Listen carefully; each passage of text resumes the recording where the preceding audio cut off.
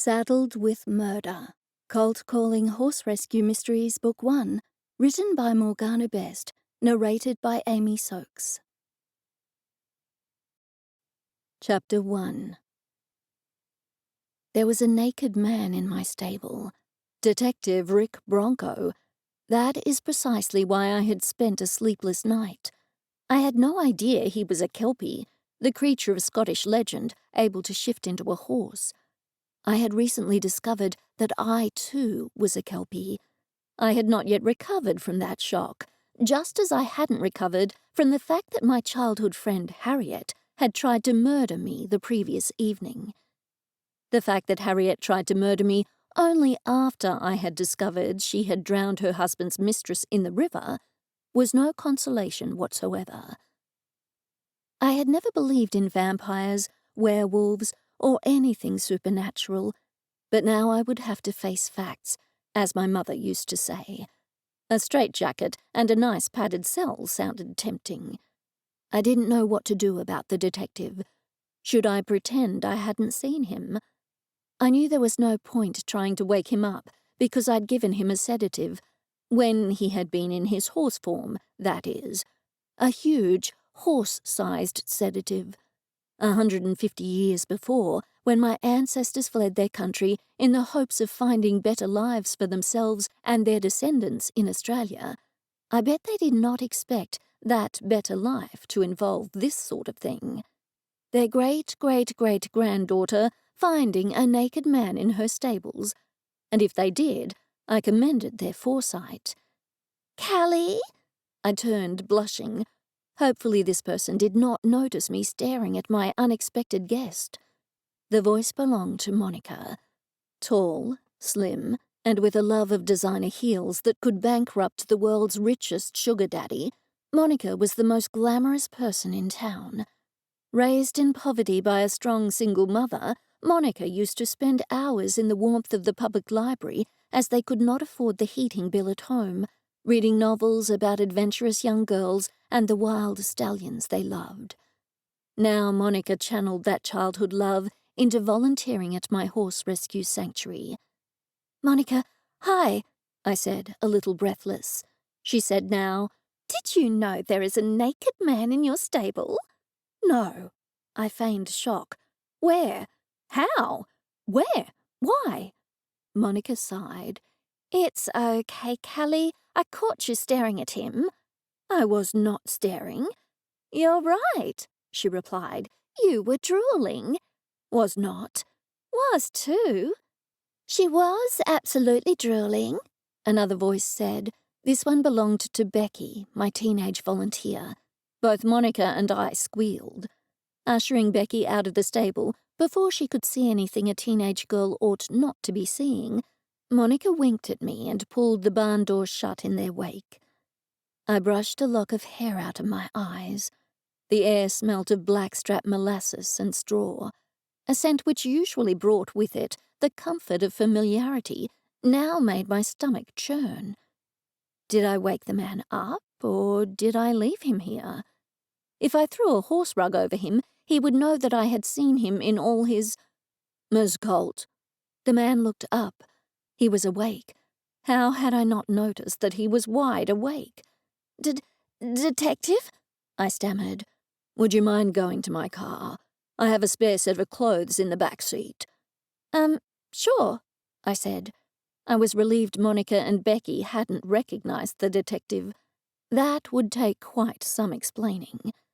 I just had to make sure they didn't discover his identity, at least until he was fully dressed. My plan was thwarted when Monica tapped me on my shoulder. "Have you called the police?" "The police?" I parroted. "About the naked man, of course." "Oh, the naked man. Yes, Detective Bronco is here now. He's asked me to take these clothes to the barn so he can give them to the man. I'll be right back." I grabbed the clothes and took off at a run. I slammed the barn door behind me and hurried over to the stall. I threw the clothes over the door without looking. "Ouch." "Sorry." I averted my eyes until Detective Bronco, now thankfully dressed, appeared in front of me. "You're a Kelpie," I said angrily. "All that lecturing, all that talk about kelpies, and you're one." I jabbed my finger into his chest. His chest was remarkably strong and hard, so I poked him again for good measure. He opened his mouth to respond, but Monica burst through the door. "Is it safe for Becky to be outside when you take that man away, Detective?" "He's quite harmless, I can assure you," Detective Bronco said. "He lives near here. His brother just came to collect him. He'd had a recent car accident and mixed up his medication. He had a rather serious concussion, you see." I was surprised Monica swallowed such an outrageous story. She smiled and nodded at the detective. She turned to go, but then turned back to us. "But I didn't see anybody drive in." "They were on foot. They went out the back way," Detective Bronco said. "They didn't want to disturb the horses, and they wanted to avoid the attention that might be drawn if they had parked in the road." "Oh, okay," Monica said. "That makes sense. Cally, are you okay?" "Yes," I said, trying to keep my voice even. "I'm just a little tired after last night, that's all." I turned to the detective, but he was already gone. I stared at the empty space in front of me for a moment before I went back to the stable. There was no one there. The detective had vanished. I don't know how he had managed it, but my heart was no less thumpity-thumping at the fact. "Cally?" Monica's voice reverberated through the barn. "The new volunteer is here." Daisy walked inside the barn. She was very pretty, short and slim, with long, silky black hair. She wasn't dressed appropriately, I was sorry to see. Her pink t-shirt was way too tight, as was her green denim skirt, which fell to the top of her green and clearly expensive cowboy boots. She demanded to see the horses, and when I said that we'd need to have a meeting first, she shook her head and pouted. Monica quickly pointed out the stalls that needed cleaning and the stalls that had already been cleaned. "What? You can't expect me to clean stalls. Are you mad?" Daisy turned up her nose. "I can't believe this barn is so old. It's in terrible shape." "You volunteered," I said as kindly as I could. "What sort of work did you want to do here? Groom the horses? Stable or fence maintenance? Mixing up feeds? Filling up waters? Cleaning feed bins? Washing rugs? These are all rescue horses, and they need a lot of loving care." Daisy's mouth formed a mean, tight line. "I hear what you're saying about taking the horses from bad situations to nice places. I'm all for that. But I don't want to do that sort of work. I want to volunteer by riding the horses." "We don't ride the horses," I said. "This is a horse rescue sanctuary, not a riding school." Daisy had a ready answer. "But you rehome them, don't you? It would be easier to rehome a well-trained horse. I've been riding since I was a baby. You can make an exception for me." I forced a smile. "We don't make exceptions." "I'll sign anything you want," Daisy said angrily. "Just let me ride a horse." "I'm sorry, I can't make exceptions for anybody." Daisy's response was to storm out of the barn. Monica and I exchanged looks of concern. I followed Daisy out of the barn, but she was walking briskly towards the parking lot. "Daisy," I called. Daisy stopped and turned around, her lips still tight. "I'm sorry you aren't happy about the work we have for you," I said calmly. "You know, we really need volunteers here. If you want to volunteer, you're going to have to get used to the fact that we don't have a riding school here and we don't ride the horses. Most of the horses here have issues at any rate." "So, what am I supposed to do?" she demanded. "I don't want to clean stalls." "There are other ways you can help," I said, "and every horse at our facility has a story. Why don't you let Monica tell you about the horses, and then maybe you can groom a horse, or just spend time with one?" "I suppose," she spat. The look she shot me was filled with venom. "But I'm not going to be happy." "We appreciate your help, whether you're happy or not," I said. She stalked back to the barn, her boots clacking like a repeat of a command that had been made and ignored. Monica shook her head. "She's a handful." "Yes, she is. Thanks for dealing with her." For the first time, I noticed Detective Bronco nearby. He was bending over the fence. I walked over to him. "I hope you don't mind," he said. "I noticed this gate was off its hinges, so I screwed it back on." "Thanks so much," I said, surprised. "That's a big help." A blood-curdling scream.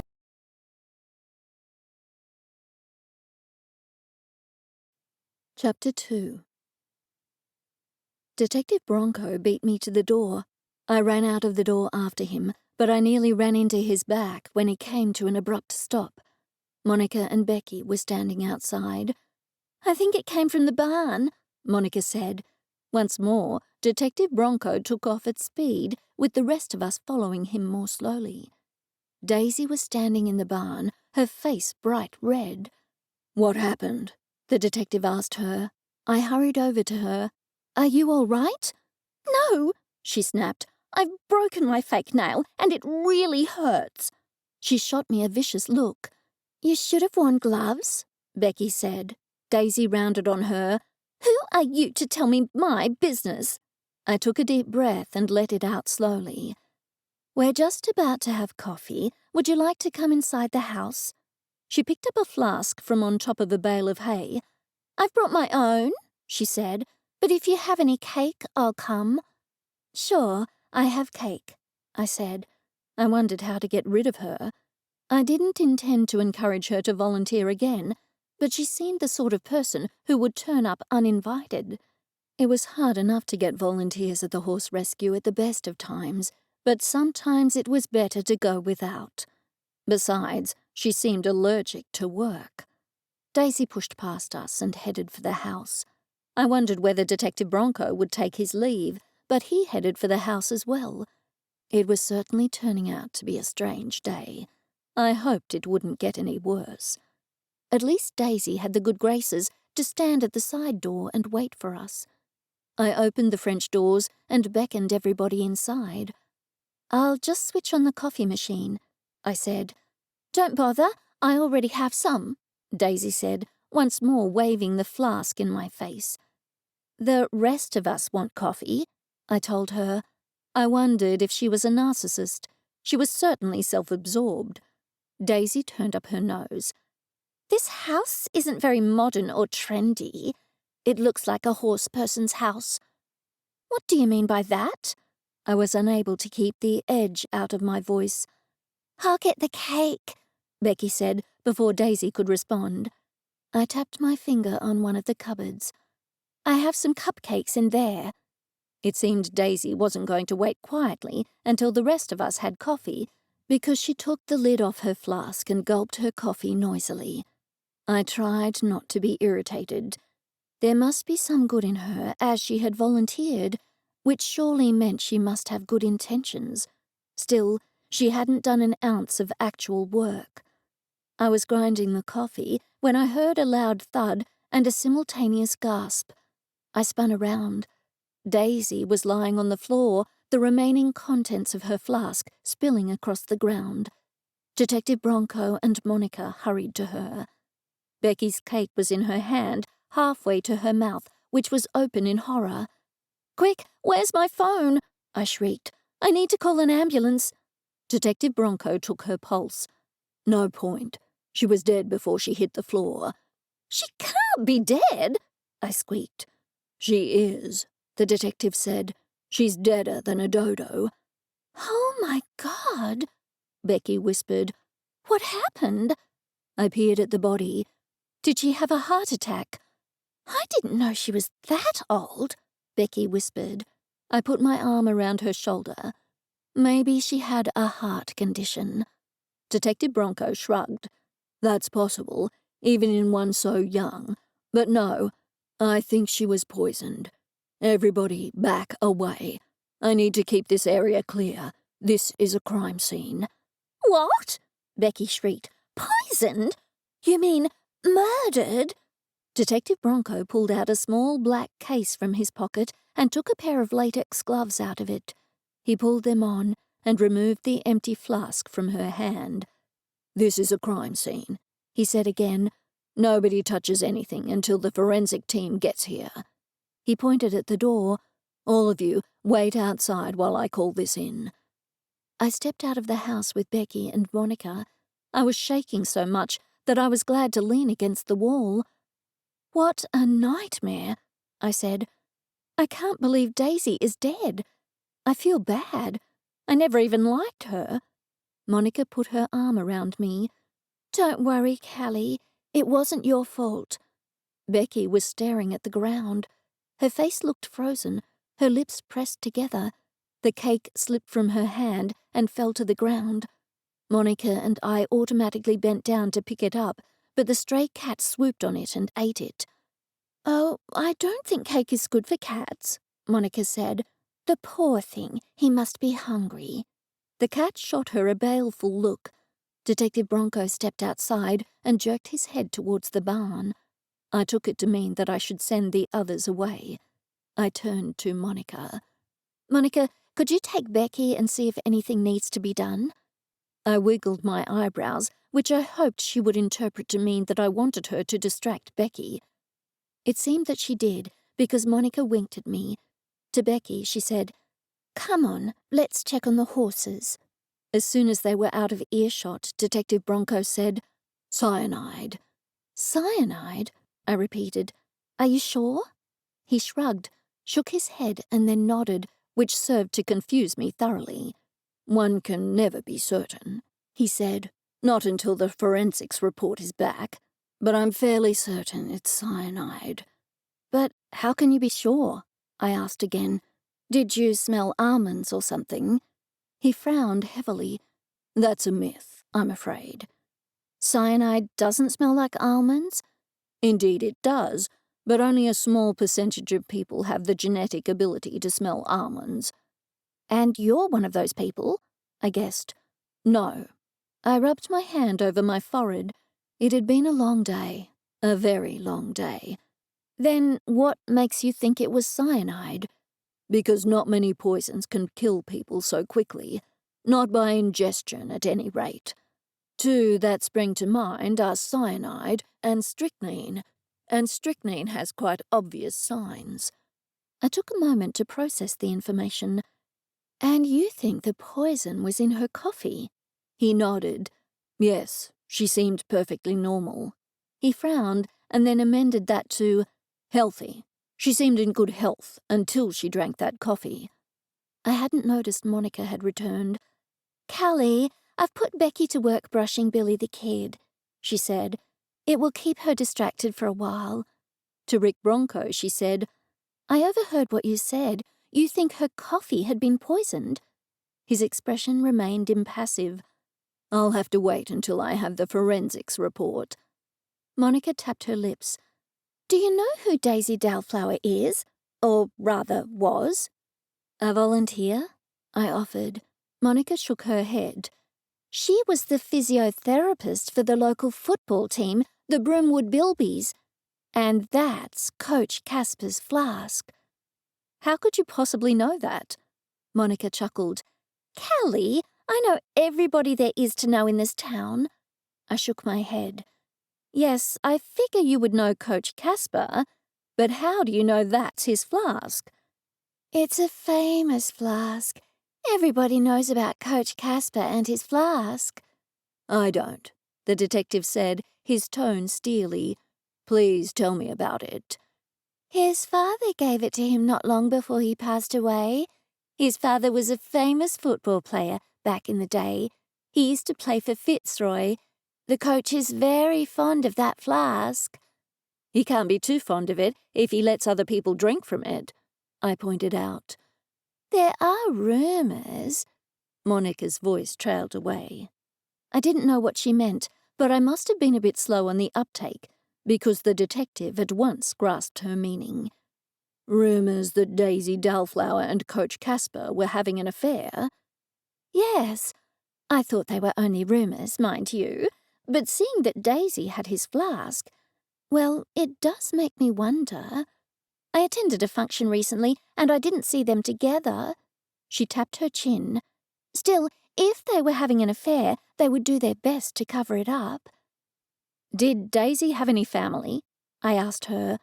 "Her parents are dead. I've been to a few functions she attended, and I haven't seen her with any friends, Monica said. The detective looked at his watch. I don't think Daisy Dalflower was the intended victim. Chapter 3. What do you mean? I asked him. He ignored me and addressed Monica. And who is this Coach Casper? What's he like? He's a famous football coach, she said. Well, famous for these parts, that is. He shook his head. No, I mean, what's he like, in general? He seems nice enough, Monica said. I felt a little hysterical. I didn't know if I wanted to laugh or cry, but the sound of sirens in the distance distracted me. Minutes later, a big white van arrived on the scene, followed closely by an ambulance. The forensics team, Detective Bronco said. He pointed at me. You stay out of the way. You are not to touch anything. I mean it. Grouchy. I looked around to see who had spoken, but nobody was there. Had I imagined it? The detective didn't appear to have heard and was walking over to the forensics team. He handed them the bagged flask. Do you think Coach Casper murdered Daisy? I swung around to Monica. I don't have a clue, to be honest. I only knew her a short time and thought she was a most unpleasant person, but that's not a motive for murder. Monica shook her head. I mean, the rumours around town are that Coach Casper and Daisy were having an affair. If that was true, then maybe she was threatening to tell his wife. I thought it over. Yes, that sounds about right to me. That would certainly be a motive. But what about the flask? I don't get your meaning. The cat coughed and rolled his eyes. Could cats roll their eyes? I had no idea, but that cat certainly had. Cally? Oh, sorry. If the coach poisoned Daisy, surely he wouldn't do so in his own famous flask. He would deliver the poison in something else, anything but that. Yes, you're right. Monica tapped her chin with a long, artificial fingernail. But, on the other hand, maybe he did that deliberately. Maybe he did that because the police would think nobody would be silly enough to do that, so suspicion wouldn't fall on him. My head was spinning. Cally, did that cat just roll his eyes? I stared at the cat. He, in turn, was staring at us as if we were both particularly dim-witted. I thought so. Maybe I should take him to the vet. With that, the cat let out a hiss and disappeared. That cat seems to understand English. At least the word vet, I said with a chuckle as I watched a car approach the house. Monica grabbed my arm. It's the detective you don't like. What's his name again? Tim Smith? Detective Tim Smith jumped out of his car and wasted no time walking over to us. You poor thing, he addressed me in a loud voice. That's 2 bodies you found in a short space of time. You should go to the doctor and get yourself checked out. The shock cannot be good for somebody of your age. Homicidal thoughts flashed through me. Why, the nerve of the man. I took a deep breath before speaking. I didn't actually find this body. She died in front of us, and in front of Detective Rick Bronco. Oh, yes. Well, if you'll excuse me, I must speak with him now. He shot me a pitying look before departing. He clearly thinks you're a fossil, Monica said. I wish I could share your amusement. I glared after the man's departing back. By the way, Detective Bronco just told me he thought the poison was cyanide. I expected Monica to be surprised, but she readily agreed. I suspected something like that. You did? She nodded. I watch all the Agatha Christie movies on TV over and over again. I know if somebody's poisoned with strychnine, they die a horrible death with an arched back and convulsions. But Daisy died very quickly. There are not many poisons that can kill somebody so quickly. That's what he said, I said. But where would anybody buy cyanide? I mean, I highly doubt it's on eBay. You'd be surprised what's on eBay.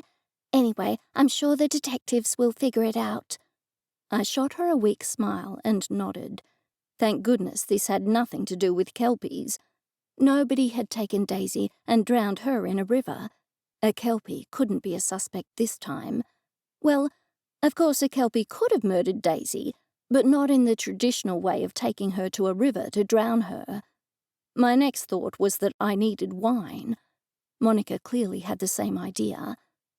"I'd love a wine right now, but we can't go into the kitchen as it's a crime scene."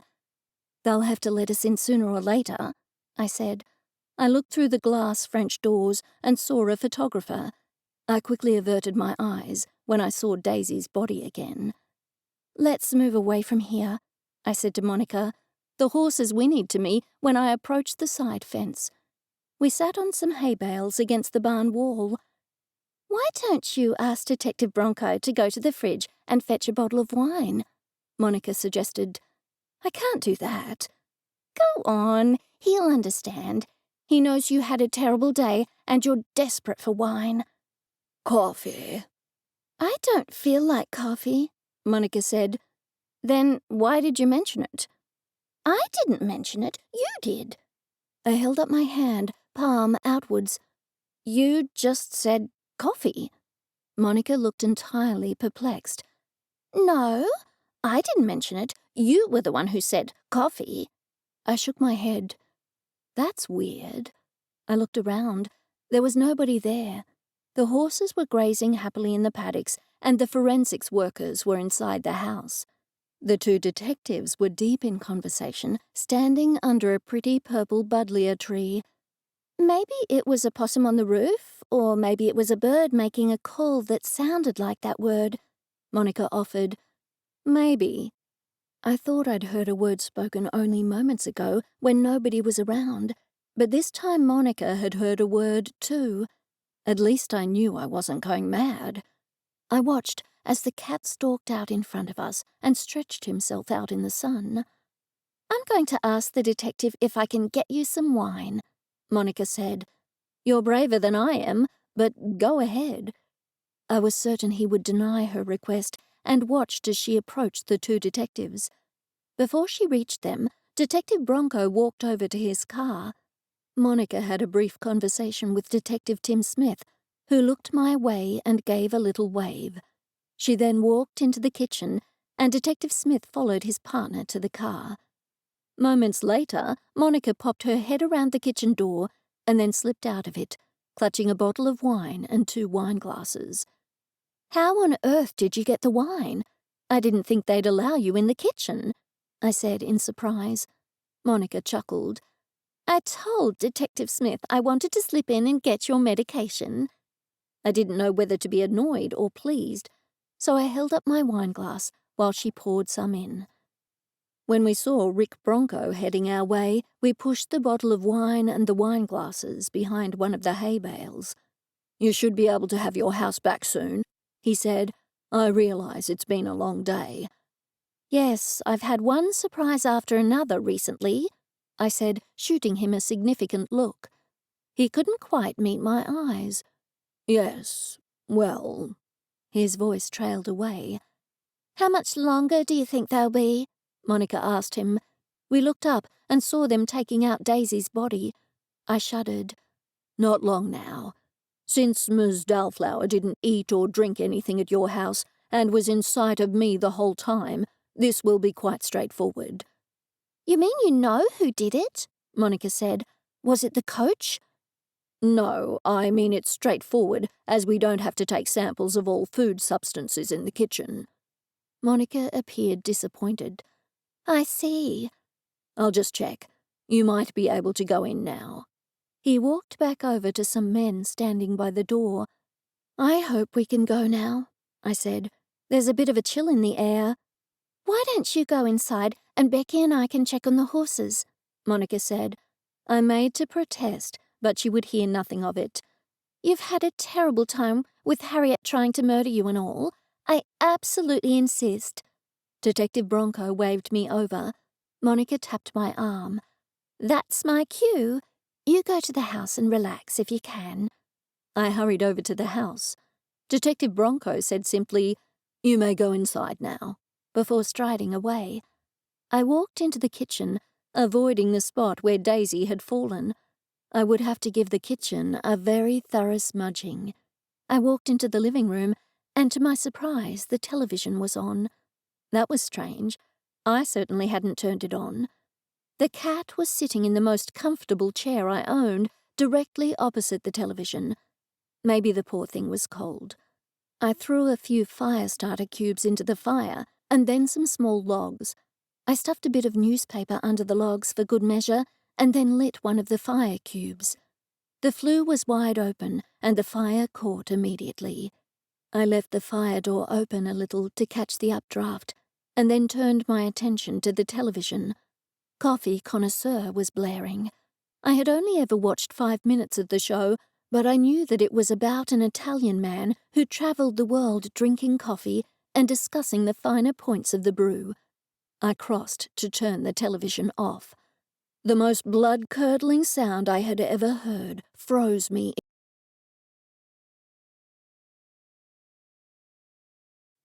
Chapter 4. It was the cat.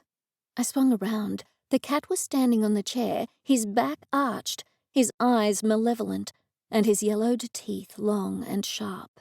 His mouth was open wide in an ear-splitting hiss.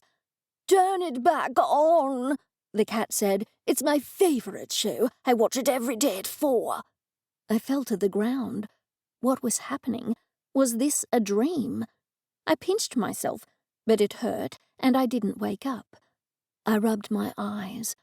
I wasn't on any medications, so what could cause these hallucinations? "Are you deaf?" the cat said. "Turn it back on.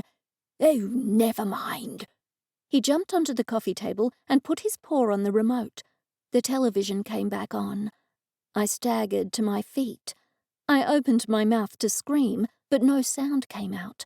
I sprinted from the room. Just as I reached the living room door, it opened, and I barreled hard into the chest of Detective Rick Bronco. He held me a moment, maybe a second too long, and then held me away from him.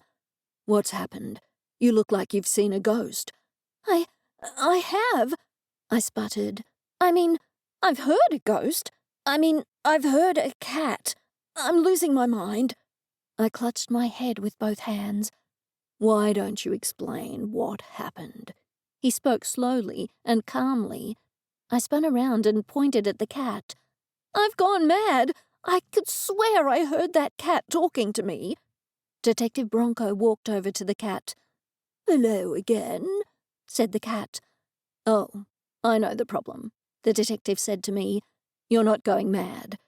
I walked over to them. "I'm not? But I could swear I heard that cat speak." Bronco shook his head. "No, this isn't a cat. This is Bartholomew Buckingham Winthrop III. There's no need to worry. This isn't a cat. He's an ancient wizard who was cursed many years ago and turned into a cat." "It was centuries ago, actually," the cat said. "Keep your facts straight." "So there's no need to worry," Bronco said again. "There's no need to worry," I screamed. "There's no need to worry because this isn't a cat that I heard speak to me, just some ancient wizard." "Exactly." The detective's tone was soothing. "She's a flighty one, isn't she?" the cat said. "A bit hysterical, if you ask me." A wave of nausea hit me, and I sat on the couch. I thought I might faint, so I put my head between my legs. Somebody patted me on the shoulder. I hoped it was the detective, not the cat. I looked up to see the cat sitting nearby, regarding me with puzzlement, and the detective looming over me. "Cats can't speak," I said. I heard my voice coming out feebly. "But he isn't a cat. He's—" the detective began, but I interrupted him. "Yes, I know. He's not a cat. He's an ancient wizard," I shrieked. The detective and the cat both nodded. I put my head between my legs again. This time when I sat up, I said, "You expect me to believe That an ancient wizard would still be alive and in the form of a cat?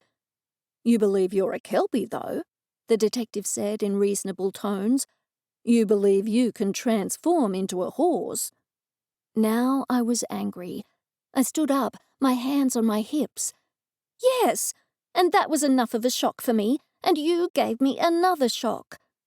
If you believe in something that normal humans would consider supernatural, it's not much of a stretch to believe in further things that could be considered supernatural, Detective Bronco said.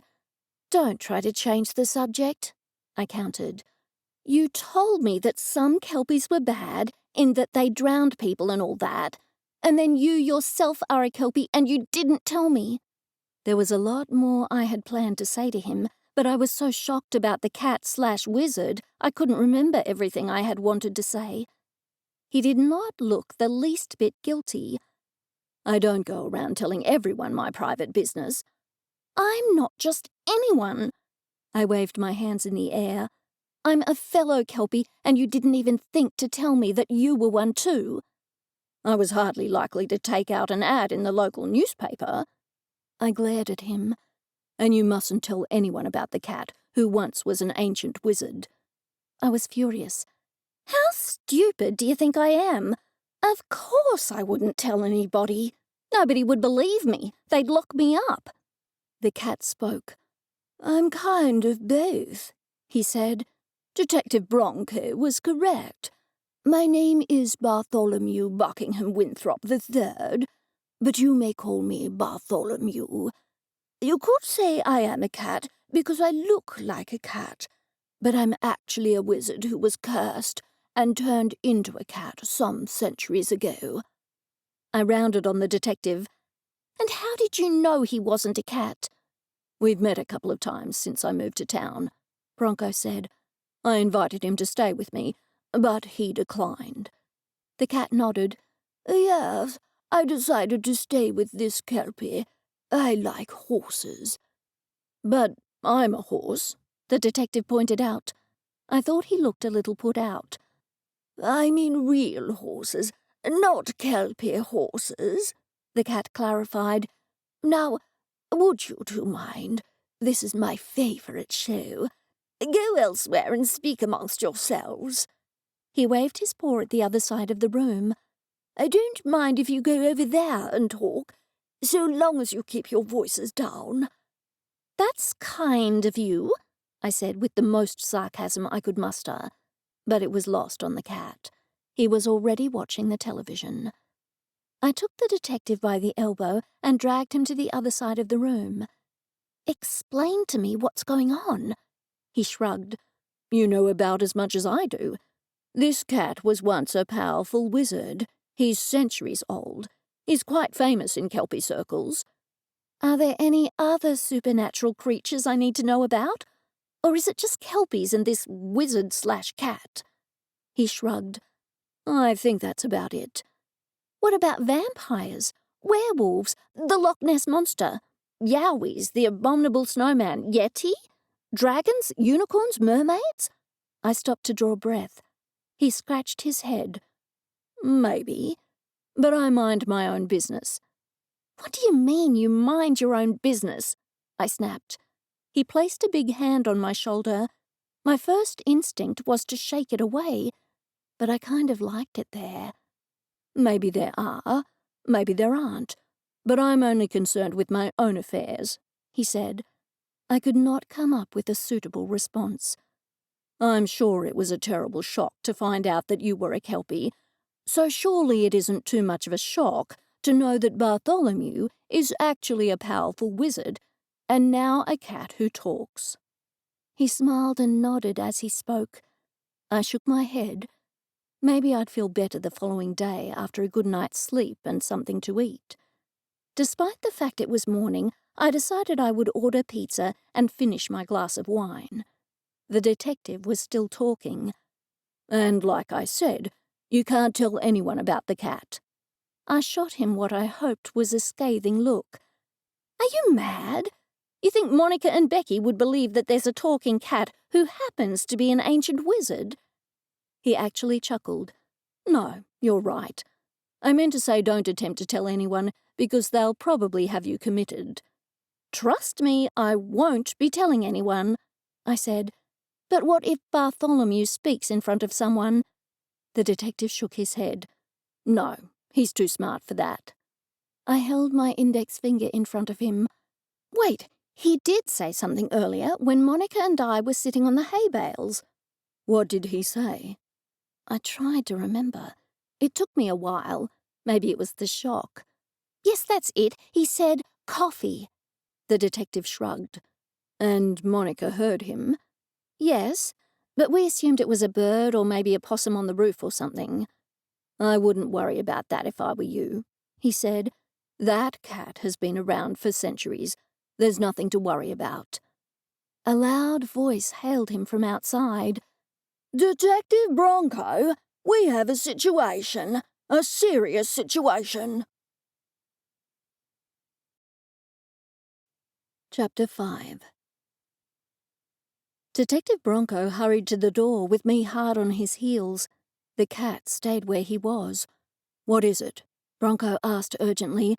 "It's a local journalist, Bob Bernstein." I looked around Bronco and saw the speaker was Detective Tim Smith. He didn't appear to have noticed me, as he was too concerned with explaining the situation. "I know you're fairly new in town, and you might not have come across him, but he's a meddling fool." "And he's here now?" Detective Smith nodded. "He's outside, asking a lot of questions. I thought you could deal with him. He obviously followed the sirens here." Detective Bronco walked outside. I made to follow him, but he pointedly shut the door in my face. I turned around and saw Monica coming through the side door. She was clutching the bottle of wine and the 2 wine glasses. I noticed they were both empty, and I wondered if she had tipped out the contents or swallowed them. "I've sent Becky home," she told me. "Everything's been done. The horses are all fed and watered." "Thanks so much," I said. Her hand flew to her mouth. "Oh, I forgot to tell you. That horse is missing." "What horse?" "You know, the horse with the injured leg." "His owner turned up." "I didn't see anybody drive in." "The owner was on foot," I lied. "He said he had parked around the corner." "I see." Monica appeared to accept my explanation readily. She would have no reason to suspect I would lie. In her wildest dreams, she wouldn't have expected there was such a thing as a Kelpie of Scottish legend, somebody who could turn into a water-loving horse. "Detective Smith said a journalist is here," I told her. Monica nodded. "Oh, yes, Bob Bernstein. He thinks he's hot stuff. A clever, investigative journalist." "And you disagree?" She shrugged. "No idea. He will want to speak to us, though." "I'll tell him that it's private property and ask him to leave." Monica shook her head vigorously. "No! We need to keep on his good side. He could get you good publicity for the charity. He's not someone you want to cross, mark my words." I was intrigued. "Why is that?" "He and Coach Casper have an ongoing feud. He always writes nasty stuff about the Broomwood Bilbies in the newspaper." I was about to ask why, but Monica pushed on. "He used to play with the coach back in the day. They didn't get along back then, and they still don't get along." "What is their specific issue?" I asked her. "Intense dislike." She broke off and chuckled. I grabbed her arm. "Monica, he could be the murderer." All the colour drained from her face. "Why would you say that?" "Because if the coach was the intended victim, then this Bob guy had a motive to murder him. Still, Detective Smith thinks the coach was the murderer." "How do you know that?" "I overheard him just before the journalist came. He was speaking to one of the forensics team. They've just left, by the way." I nodded to the door. I wanted to hear what the journalist said, but Detective Bronco shut the door in my face. "Come with me," Monica said. "There's more than one way to skin a cat." "Dreadful expression," Bartholomew called out. "Shame on you." Monica, thankfully thinking I was the one who had spoken, turned around to me. "I'm sorry. Anyway, if we crouch down under the dining room window, we should be able to hear what they say." I did as she suggested. We crawled on our hands and knees behind the dining table and sat on the floor under the big picture window overlooking the front of the garden. The detectives and the journalist were standing on the pathway directly outside the window. "I was in my car, heading back to town," Bob Bernstein said. I assumed he was responding to a question about his alibi. His next words confirmed it. "Nobody can corroborate that, but it's only criminals who need an alibi, isn't it?" He broke into a raucous laugh. I didn't know the man, but I already found him a little irritating. Then again, my nerves were on edge. "So why don't you tell me the name of the victim? It'll be all over town soon anyway." "We have no statement to make at this stage," Detective Bronco said. "You've already said that," Bob countered. "And you and the coach have a rather acrimonious relationship," Detective Smith said. "Can't stand the man," Bob said, before letting out a string of expletives. "Wait, he wasn't the one who was murdered, surely?" "No," Detective Smith said. He must have regretted his words because he quickly added, "But no more clues as to who it could be." It reminded me of how I responded when somebody asked me what happened in a movie and I didn't want to give them any spoilers. Bob Bernstein laughed again, the same harsh, over-the-top laugh. "That's a relief. Then I can't be a suspect." "Why is that?" Detective Bronco asked dryly. "Detective Smith just said the coach and I weren't exactly the best of friends, so I thought he was looking for a motive for murder. But the coach isn't dead. Here's my card. Call me if you find out anything, won't you?" I heard heavy footsteps on the pathway. I started to crawl out of the dining room, but Monica grabbed my arm and motioned that I should stay. I was about to protest because I was worried the detectives might knock on the door, but they were still speaking. "Coach Casper is the obvious suspect," Detective Smith said. I couldn't hear what Detective Bronco said in response. I tried to edge a little higher, but Monica pulled me down. "But why don't you think it's him?" Smith asked. "It was his flask," Bronco said. "He's hardly likely to murder somebody with his own flask. It's too obvious." Detective Smith disagreed. "Maybe he thought that's what we'd think," he said rather too smugly. "I told you," Monica whispered. "In my view, Coach Casper was the intended victim." Rick Bronco was speaking louder now. "We will just have to agree to disagree," Smith said. "It's obvious the coach is the murderer. We really should interview him now." "I will also need to tell him he could be in danger," Bronco said. "When the murderer discovers they have missed their intended victim, they might strike again." "Well, then, if somebody murders Coach Casper, at least you'll have the satisfaction of knowing you're right," Smith said. "Did he really just say that?" Monica whispered to me. "Yes, indeed. That's awful. Still, he was only joking." Monica frowned deeply. "It might be a joke, but it's in very poor taste." I had to agree with her. "Hey, Rick, why were you here? I mean, why were you in the kitchen when the victim was murdered?" There was a pause before he answered. "I was checking to see if Ms. Colt was all right after the perpetrator tried to murder her last night. She refused to be checked over by the paramedics, if you recall." Smith snorted rudely. "That's a bit above and beyond, isn't it?" "What do you mean?" Detective Bronco's tone was terse. "Do you always check on the health and well-being of attempted murder victims?" Once more there was a moment of hesitation before he responded. "Yes, as a matter of fact." He continued to speak, but in lowered tones, and I couldn't hear what he was saying. I couldn't hear Detective Smith's words either. We crouched there for another few minutes while the detectives argued whether Daisy or Coach Casper was the intended victim. "I think my knees have locked up," I said to Monica. "If I don't crawl out of here now, you're going to have to order a crane." Monica bit back a chuckle. "Okay, let's go into the living room. It's getting quite chilly in here." We went into the living room, where the cat was still watching Coffee Connoisseur. Monica reached for the remote. "I'll turn it off." I grabbed the remote from her hand. "Leave it. The cat likes watching it. Monica looked at me as though I had lost my senses. Are you serious? I pointed to the cat. She followed my gaze. You know, I do believe you're right. Maybe he likes watching people moving quickly across the screen. Maybe. Anyway, let's leave him to his TV, and we can sit by the fire for a moment.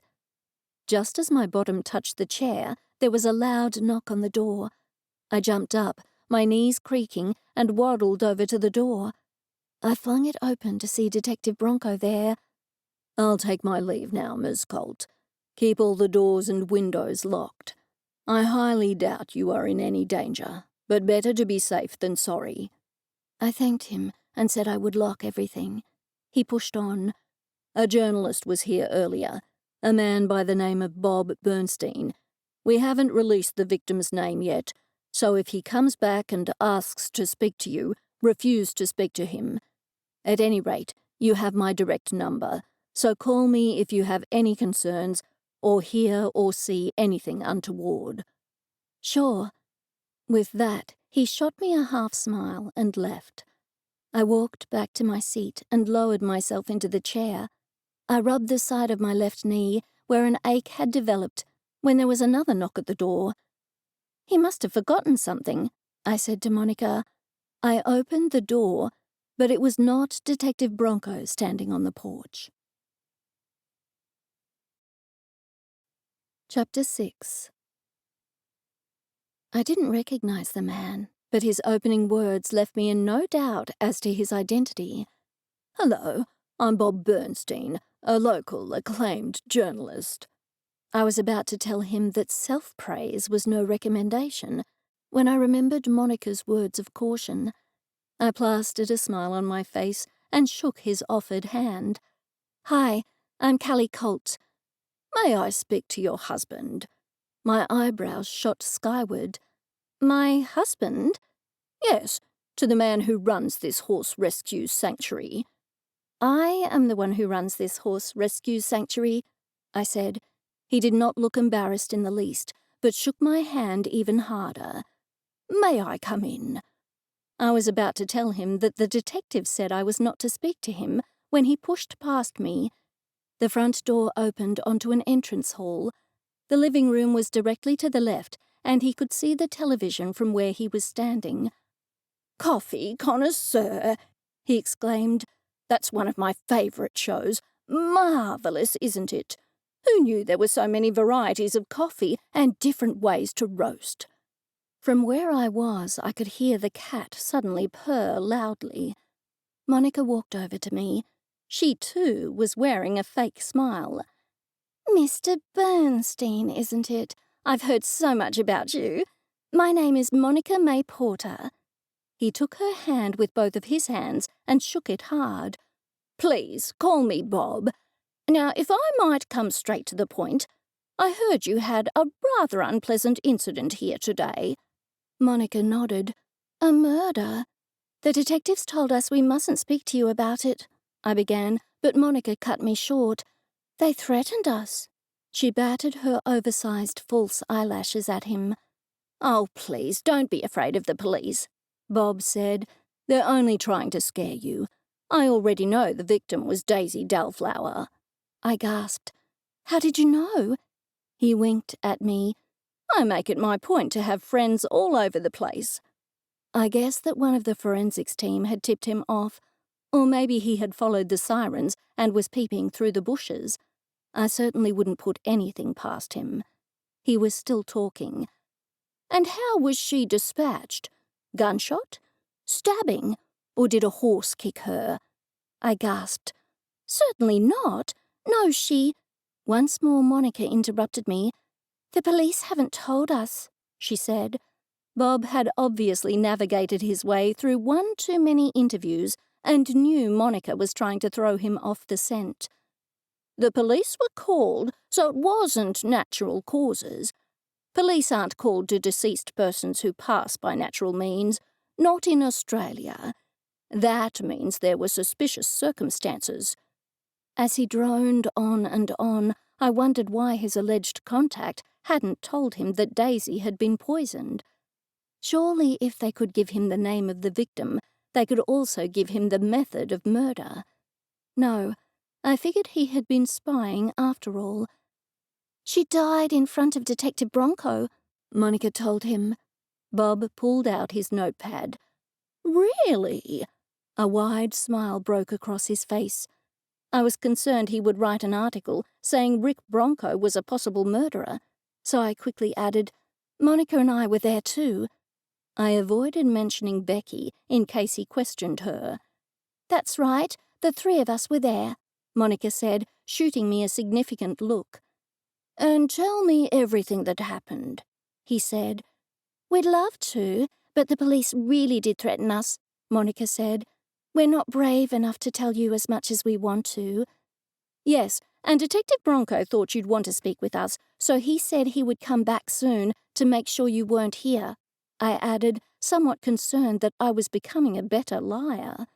That seemed to make him falter. He handed me his card. "Please, call me if you find anything more." He handed one to Monica too and winked at her. "And please call me for any reason you like." With another lascivious wink, he slipped out of the door. Chapter 7. I awoke the following morning, rolled over and checked the time on my phone. It was 7, and that meant I had slept in. I sat up, yawned and stretched. I had anticipated having a sleepless night, tossing and turning with everything that had been going on. In a short space of time, I had found out I was a Kelpie, then a good friend had tried to murder me, and then a volunteer had been murdered right in my kitchen. That reminded me that I hadn't smudged the house yet. But first things first, I needed coffee. After taking a quick shower, I dressed quickly and hurried downstairs to switch on the coffee machine. While it was warming up, I walked into my walk-in pantry to retrieve some white sage from the bottom shelf. At least, that was my intention. It wasn't there. I had to go back upstairs and rummage around before I found it. By the time I returned to the kitchen, the coffee machine was already heated, so I made myself some. I gulped a mouthful or two and then lit a candle and held the sage over the flame.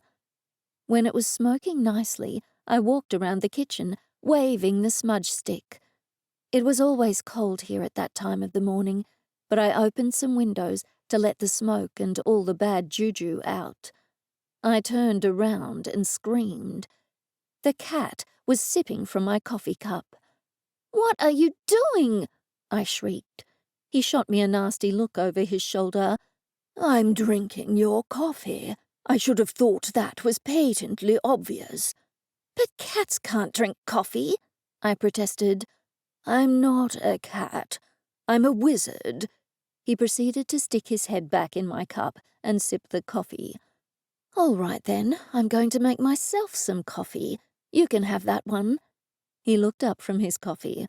"Obviously." He rolled his eyes. I made myself another cup of coffee and then took it back to the kitchen table and wrapped my hands around it. The fire was low and would need stoking, but right now I needed some coffee. After I was sufficiently caffeinated, I walked into the living room to stoke the fire and then returned. "It would make it easier if you poured my coffee into a saucer," Bartholomew said. I did as he asked. "Do you drink coffee every day?" He looked up at me, clearly shocked. "Of course. Doesn't everybody?" "But you're not a person. You're a cat." He opened his mouth, so I quickly added, "Okay, you're a wizard, but you're in the shape of a cat." "Really? Oh, I hadn't noticed." His tone dripped with sarcasm. "All right then. Every morning when I get up, I'll make you a cup, or rather a saucer of coffee." I thought he would be grateful, but his face crinkled. "Do you always drink this coffee? It's not very nice." Now I was the one who rolled my eyes. "What sort of coffee do you like?" "The very expensive kind, obviously." "If you tell me the brand, I'll buy you some." He waved one paw at me. Never mind, I'll arrange it myself." I didn't know what he meant, and I wasn't about to ask. Having a conversation with a cat, even if, or maybe because, that cat was an ancient wizard, was too strange for me to handle after only half a cup of coffee. I'd probably need at least 5 to deal with that. My usual routine was to drink 1 cup of coffee, then feed the horses, and then sit down to enjoy my 2nd cup. When I reached the feed room, I found, to my delight, that Monica and Becky had kindly mixed up the morning feeds in advance. The feeds were all in buckets, labelled with each horse's name. That would cut down my workload considerably. As I fed the horses, I thought about the murder. Could it really have been the coach? I doubted it. For one thing, I trusted Detective Bronco's instincts more than I trusted Detective Smith's. And I thought it would be rather silly of the coach to put the poison in something that belonged to him. I didn't swallow the reasoning that he did it as a clever ploy to throw the police off the scent. That didn't make sense. The cat was waiting for me when I returned to the house. "Took you long enough," he grumbled. "What do you want from me?" I asked suspiciously. He made a strange guttural sound. "I've only had 1 cup of coffee." "How many do you usually have in a morning?" I asked him. 2, maybe 3. It depends on my mood, but I must have 2 as an absolute minimum. And since your coffee is so bad, I might even have to have 4. 4? I walked past him and turned on the machine. I would have to make him a cup, or rather a saucer of coffee, before I made one for myself. Then I could sit down and relax. "You had better put another log on the fire," he said, "and then put my saucer of coffee on the coffee table in front of the fire so I can be toasty warm as I drink it." "What did your last servant die of?" I said sarcastically. He appeared to take my question seriously. "Bubonic plague." His face fell and his whiskers twitched. "Seriously?" He nodded. For a moment, I wondered if I really had lost my mind and was imagining all this. Still, I did as he asked. I stoked the fire, made him a saucer of coffee, and placed it on the coffee table in front of the fire. I returned to the kitchen and made myself a nice cup of coffee. A few minutes later, I was sitting at the dining table looking out the big windows at a car driving in. I didn't recognize the car. Maybe it was the journalist's, as I hadn't seen his car the previous day. To my surprise, a woman got out of the car. I sadly set down my coffee cup and went out to meet her. A chill of apprehension ran up my spine when I saw her. I somehow knew she was going to be trouble. I summed her up as she walked towards me. She was of a stocky build, and at first I wondered if she spent most of her time in the gym, although she certainly didn't look like a gym-going person. She was wearing a faded floral dress and big black gumboots. Clutching her oversized white handbag to her ample chest, she stomped over to me. For some reason, she reminded me of the trolls in the Lord of the Rings films. "Cally Colt," she barked at me. Her voice was deep and authoritative. My blood ran cold. "Yes?" "I'm Doris Brown." "Hello." The name didn't mean anything to me. "I just happened to be in the area yesterday when I heard of your incident, so I drove up here early this morning." I was thoroughly confused. Maybe she was a detective. "I'm from your insurance company." That explained it a little more, but I had no idea why someone from my insurance company would pay me a visit in person. "But I haven't had a theft or a fire," I said. She took a step towards me, and I involuntarily took a step backwards. "The murder?"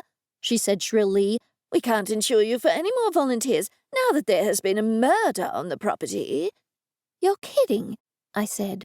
"I don't like horses," she snapped. "Dangerous animals." That got my back up. "I pay my insurance premiums," I said. "I can't run this place without volunteers. I'm working flat out 24/7 as it is. That's my decision, and it's final. I'll go to the media, I said. Everyone, apart from you, likes horses. There'll be a big outcry. I'll go to A Current Affair, I added, naming an Australian television show that often showed journalists chasing perpetrators down the street with cameras. That seemed to give her pause. Then I'll give you a week, she snapped. If this murder is not solved by that time, we cannot ensure any volunteers for your charity. Then I'll go to another insurance company. She folded her arms over her chest.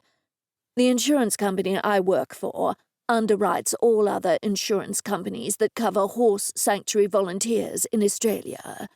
No, Miss Colt, you'll have to do as I say. No more volunteers for you unless this murder is solved in a week. It was a volunteer who was murdered, you understand. I know that, I said, but it had nothing to do with this horse rescue. The detective thinks the intended victim was a football coach. Absolutely nothing to do with horses. Her cheeks puffed up like a cane toad's. I'm sure she was equally venomous. You can talk all you like, but it won't change my mind, she snapped. A week, Miss Colt. You have a week. With that, she turned on her heel and trudged back to her car. Chapter 8. If I thought I would have time to rest and recover, I was wrong. Not long after the insurance woman's car left, another vehicle drove in. My spirits sank when Detective Tim Smith got out of the car. I was sweeping out the tack room at the time. I've come to take your statement, he said, leaning forward and speaking loudly. I already have Detective Bronco's statement and the statements of your 2 volunteers. I nodded. Would you like to come inside? He said he would, and I showed him into the kitchen. His nose wrinkled. What is that smell? You haven't been smoking illegal substances, have you, Miss Colt? Surely not at your age. I pointed to the smudge stick sitting in a bowl. I've been smudging the place. His eyebrows shot skyward, so I hastened to explain. White sage. I've used it to clear out the bad energy after the murder. I used Palo Santo sticks as well, followed by a singing bowl and a floor wash. He simply shrugged. All right, then. Is this a good time to take your statement? It's as good a time as any, I said. Do you mind if I record your statement? No, that's fine. He pulled out a little black box, fiddled with it, and placed it on the table between us. State your name, age, and address for the record. I did as he asked, and then he added his name and the time. And now, Miss Colt, please go over the events of the day in your own words. The events of the day? I said. Where did you want me to start? Start from just before the victim arrived at your establishment. I nodded. Okay. I was in the barn, and then Daisy arrived. Please call her by her full name. Okay, then. I was in the barn, and then Daisy Dalflower arrived. What was she doing here? She was volunteering. Had she volunteered before? No, it was her first time. And what were the circumstances that led to her volunteering for you? I shrugged. This is a registered charity, and I recently asked for some more volunteers on social media. Some people from the local pony club said they would help in a week or 2, but she was the first person who responded. What was her experience with horses? She had ridden show ponies when she was a child. She had been a show rider. Please, go on. I ran my hand over my eyes and tried to remember. She wanted to ride the horses, but I tried to explain that this was a rescue sanctuary and no horses were to be ridden. She refused to clean out the stalls. Anyway, we all went into the house for coffee. Becky went to fetch the cupcakes from the cupboard and she put them on the table. The victim didn't eat or drink anything from here. She didn't eat the cupcakes, I hastened to add. She said she didn't like the decorating in the house. I see. Well, it wouldn't be to a young person's taste. I shot him a glare before continuing. And then she started drinking from her coffee flask. Was that the first time you saw her drink from it? Yes, in this house. She was sitting right where you're sitting now.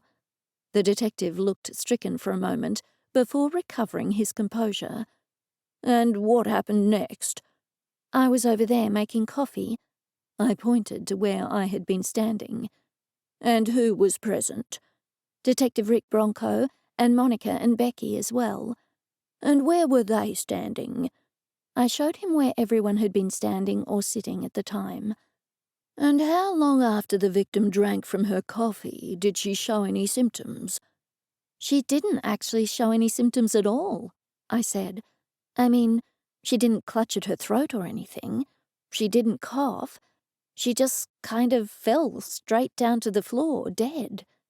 He nodded. And how long after drinking the coffee did she fall to the ground? I rubbed my temples. I'm not terribly sure, but it was quite soon after. And how much coffee did she drink? Quite a lot, actually. I remember thinking that it must have been fairly cold because she gulped a lot down in one go. Thank you, Miss Colt. You have been extremely helpful. With that, he snapped his notepad shut and turned off his machine. I hadn't realized he'd been taking notes. He stood up. Oh, Miss Colt, I forgot to ask, have you ever met the victim before? No. And you don't interview volunteers? I have them fill out forms as to their experience and stuff like that. But no, I don't interview them in person. I'm absolutely desperate for volunteers, I told him. And have you ever met Coach Casper? No, I'm more interested in AFL games, I told him. He frowned. Excuse me, I'm a rugby league guy, but doesn't Coach Casper's team, the Broomwood Bilbies, play AFL? I nodded. Yes, they play AFL, but not at AFL level. They are a local team. I'm too busy to go to many of their games, but I attend every AFL game that's up here, I said. I see, he said, although it was clear that he didn't. And you had never met Coach Casper? I shook my head.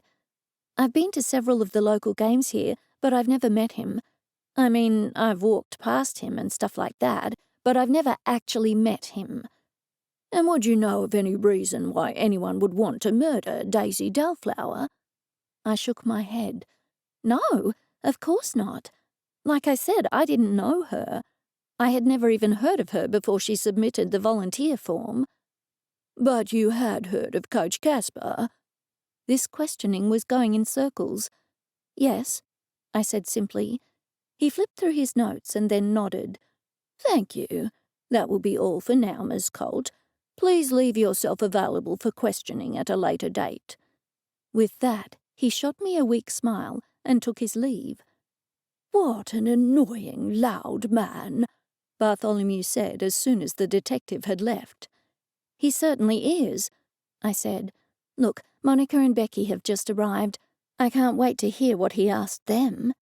I waved them inside. We passed that detective on the way, Monica said. What did he ask you? Come in, we'll have coffee and cake and I'll tell you, I said.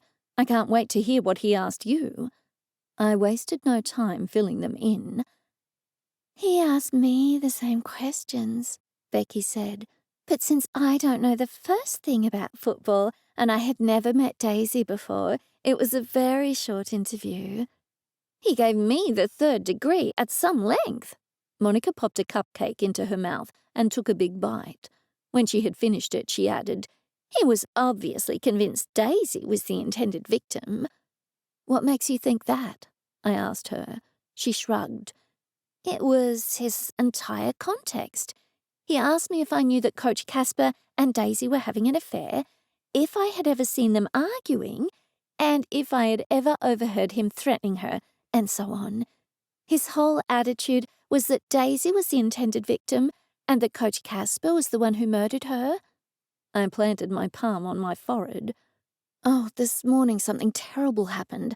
A dreadful insurance woman came here and said if the murder isn't solved in a week, she will revoke the insurance for volunteers. I won't be able to have any volunteers at all. Both Monica and Becky gasped. "That's dreadful," Monica said. "I hope the police solve it in a week, then." Becky's face turned pale. "I very much doubt that," Monica said. "I'm sure Detective Bronco, if left to his own devices, would solve it quickly enough. But with that other detective being convinced that Coach Casper is the murderer and Daisy was the intended victim, well, that will hold up the investigation for goodness knows how long." I sat down and put my head in my hands. What am I going to do? I was usually a positive person, but it was all too much. "I know. We will have to solve the murder ourselves," Monica said brightly. The cat started purring loudly. I hadn't even noticed he was sitting in the kitchen. Maybe he wanted another saucer of coffee.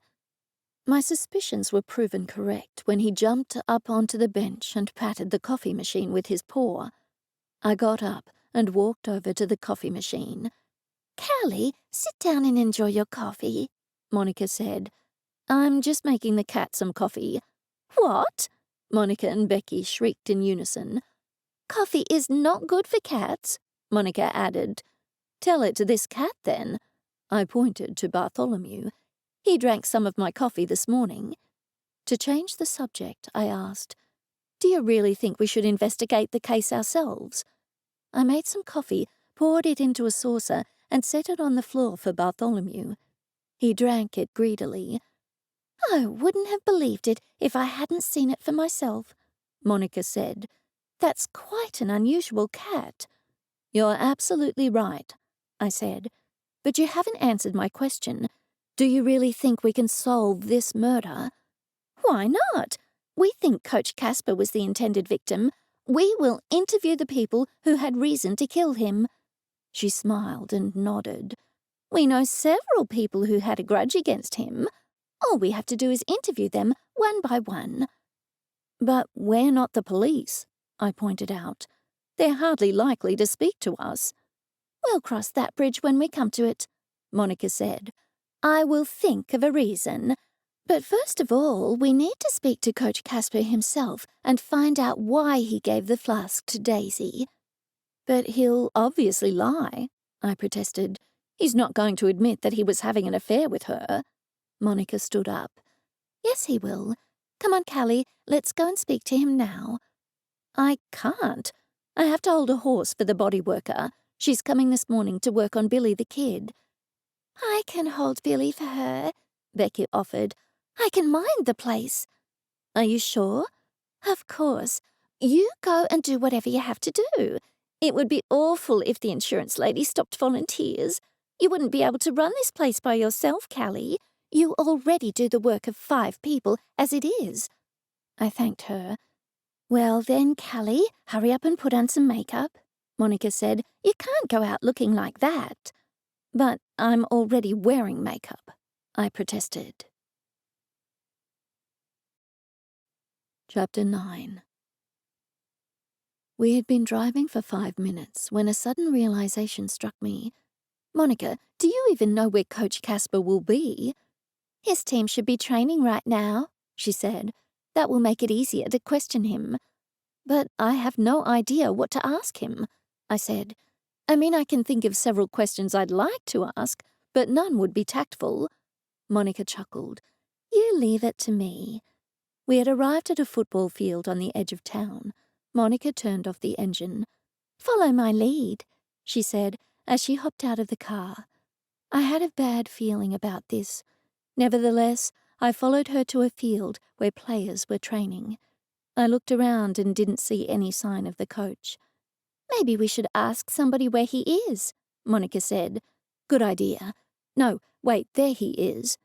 The coach was standing under a huge white gum tree by himself on the far side of the field. That was a good sign. We would be able to speak with him in private. He didn't even look up until we were quite close to him. "Coach Casper," Monica began, but he interrupted her. "Monica, hi." She smiled at him. "I'm sorry for the loss of Daisy. I know she was important to the club." He turned around, and the sun struck his face. He did look genuinely grief-stricken. He had bags under his eyes, The type of bags one only gets after crying for a long time. "Thank you," he said. Monica gestured to me. "This is Cally Colt. She runs the horse rescue where Daisy died. In fact, Cally and I and a young volunteer, Becky, as well as Detective Rick Bronco, were all with Daisy when she died." His mouth dropped open. I wondered if the police had not told him that. Monica pushed on. "Yes, Daisy was volunteering for Cally's horse rescue charity, and then we all went inside to have some coffee and cake." She paused. I wondered if I should say something, as Monica had fallen silent. I decided to add, "Daisy drank from the flask and then died very suddenly. It was your flask, I believe." Red blotches broke out on his face.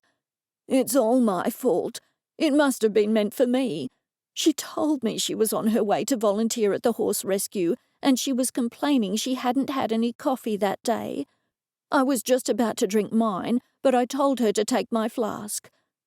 "I wonder why she didn't drink it on the way in her car," I said. He shook his head. "It wasn't one of those travel mugs. Not one for the car, I mean. It was rather difficult to get the lid off. Besides, she wasn't a big coffee drinker." "That's awful, Coach," Monica said. "That means somebody was trying to poison you.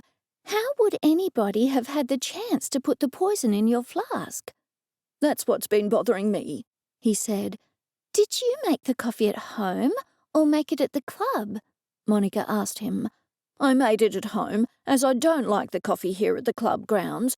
I always keep the flask in my office, and absolutely everybody has access to it. I told that to the police, and nobody would necessarily see anybody coming or going, because so many people are always milling around." He planted his hand on his forehead. "It was meant for me, and now poor Daisy is dead. It's all my fault." "Detective Smith seems to think Daisy was the intended victim," I said. I looked at Monica to see if she thought I shouldn't have said it, but she gave a little nod. "Daisy?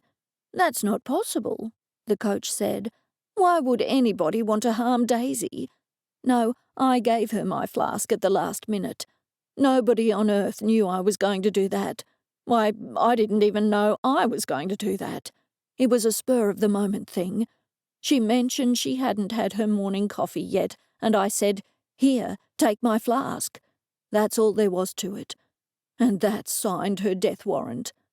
He looked as though he would burst into tears. "Was there anybody who wanted to harm Daisy?" Monica said. She held up one hand, palm outwards. "I'm sure you are the intended victim, but I just wanted to ask to make sure." If the coach thought Monica's question was strange, he did not show it. "No, everybody liked her." That, at least, I knew wasn't true. She had been thoroughly unpleasant in the short time I had known her. "Did she have a husband or a boyfriend or anything?" Monica asked. The coach looked at the ground. "No, nothing like that." "And, Coach, would anyone want to murder you?" Monica asked him. He nodded, but then shook his head. "I've made quite a few enemies in my time, but to go as far as murder? I don't think anyone in the whole AFL game has ever been murdered, but there are plenty of enemies here and there within the game. No, it can't be anything to do with the game. Maybe somebody put something in my coffee, hoping to make me a bit sick. I think it was a prank gone wrong." Monica and I exchanged glances. It was clear the police hadn't told him it was cyanide. "Yes, possibly." Monica patted his shoulder. "I'm awfully sorry about all this, Coach." "Thanks, Monica. You've always been a good supporter of the club. I appreciate it." We nodded to him and walked away. When we were out of earshot, I asked her, "What do you think?" She shrugged. "He had been genuinely grieving." I readily agreed. "I thought so too. It seems clear to me he didn't murder Daisy. I have no idea why Detective Smith is so convinced." "At least we found out that anybody and everybody had access to his flask," Monica pointed out. "Yes, and that he prepared it at his house. That makes the wife a suspect." And they don't have any children, so she would inherit everything, Monica added. I stopped and turned to face her. Is he extremely wealthy? Yes, didn't you know? I shook my head. No, I didn't think coaches got paid that much. Monica chuckled. I'm sure they don't, not in the local league at any rate. No, he's the son of the cattle baron, Charlie Caspar. I gasped. You're kidding. I didn't make the connection, despite the fact the name is an unusual one. Didn't he die some years ago? I saw it on the news. Yes, he did, and Coach was the sole heir. He sold off the cattle stations and bought that huge property on the edge of town. He must have investments and a stack of money in the bank, and if he was murdered, his wife would inherit it all. Maybe he had life insurance too. We had started walking again. Monica disagreed with me. Trust me, his wife wouldn't need life insurance money. Coach Caspar would have millions just sitting in the bank. I gasped. That's a motive if ever I heard one. Plus, if she found out he was having an affair with Daisy, she would have one awfully big motive to murder her husband. We discussed the matter while driving back in the car. We didn't come to any further conclusions, only that the wife was the prime suspect and that we would need to speak with her as soon as possible. When we arrived back at the horse rescue, I asked Monica, when should we speak to the coach's wife? Today, of course, Monica said. We can't leave it until the last minute to solve this case. Anyway, I thought it over. We'll tell Mrs. Coach, that's what everyone calls her by the way, about the insurance person. We come clean and tell her we have to solve the murder within a week. We'll ask her if she knows who would want to harm her husband to see if she lets anything slip. Plus, we will do our best to suss out whether she knew about the affair. That sounds like a plan, I said. Monica, you're good at this. Monica chuckled. Becky came over to greet us. The body worker just left, she said. Thanks for doing that. And you had a delivery. I scratched my head. A delivery? I wasn't expecting anything. Are you sure it was addressed to me? She nodded. Yes, I had to sign for it. It was addressed to Cally Colt. I was a little intrigued.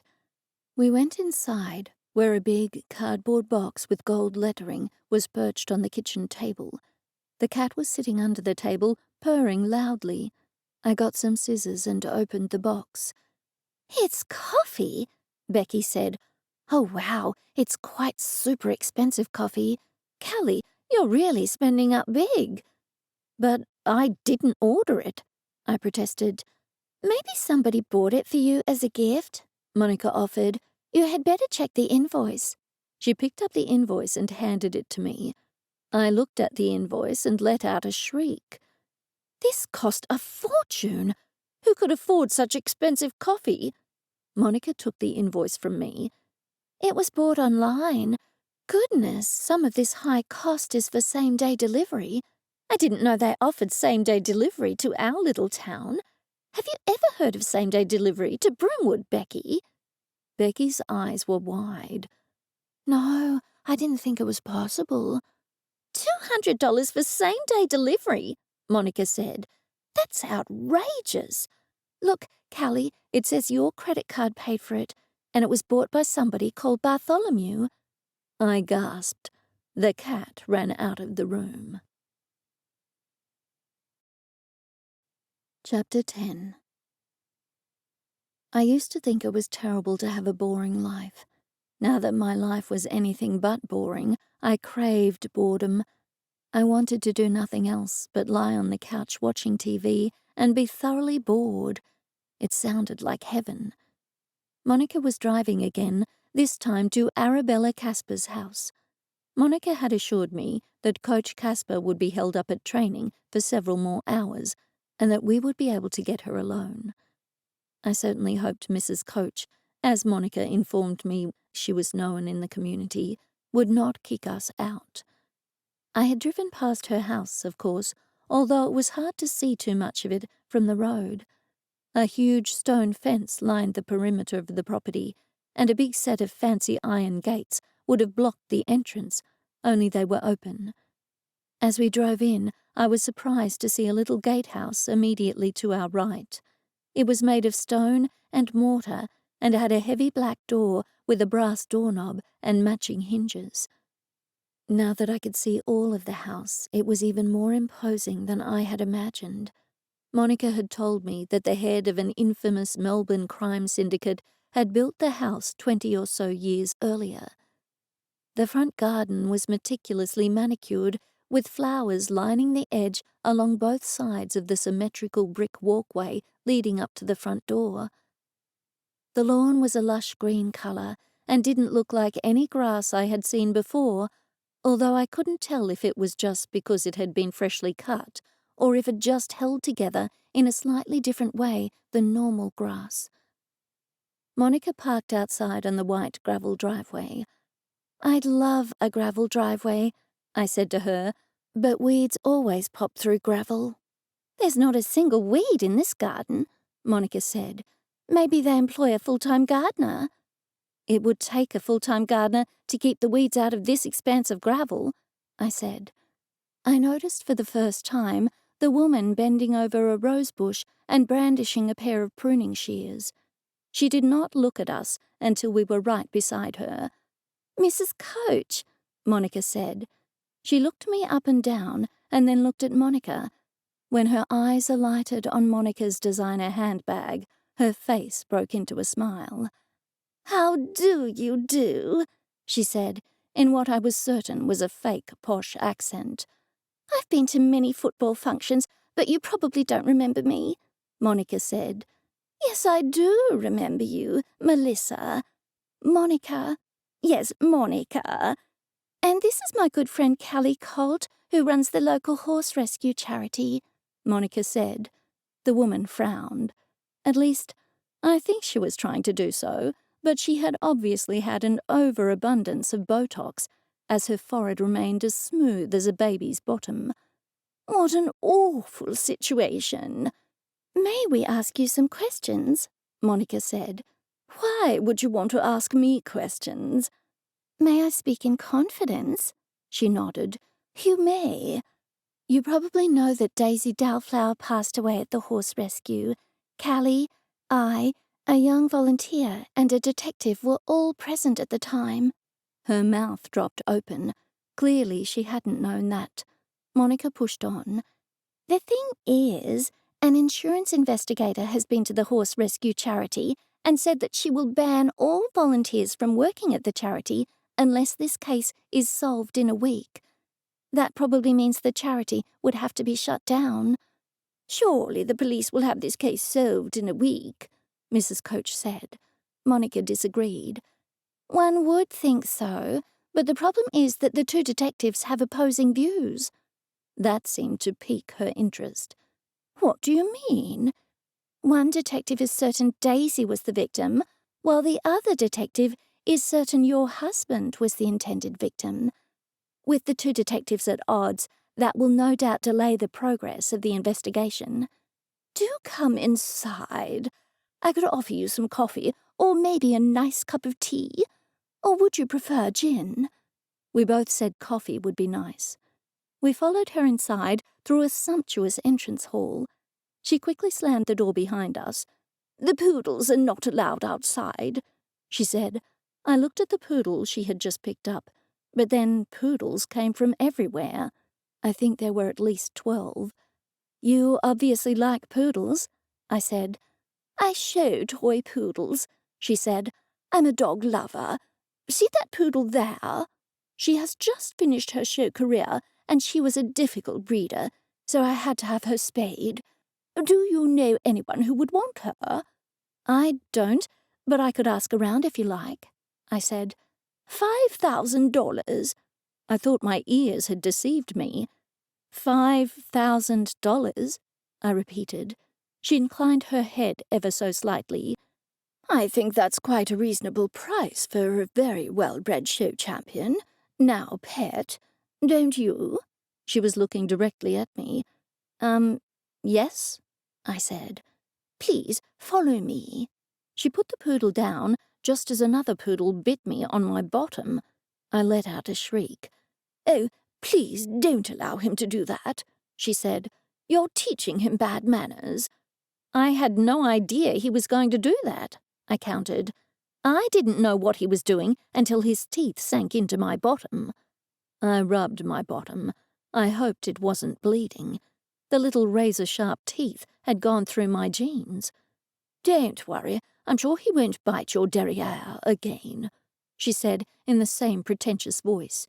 "He prefers ankles. They are easier to reach, you see. But please don't allow him to bite you again, as it will prompt bad manners." She sighed. All the way to the living room, the dog kept trying to bite my ankles. To avoid him, I tried to get in front of Monica, but she tried to get in front of me. Still, we reached the living room with our ankles and bottoms intact.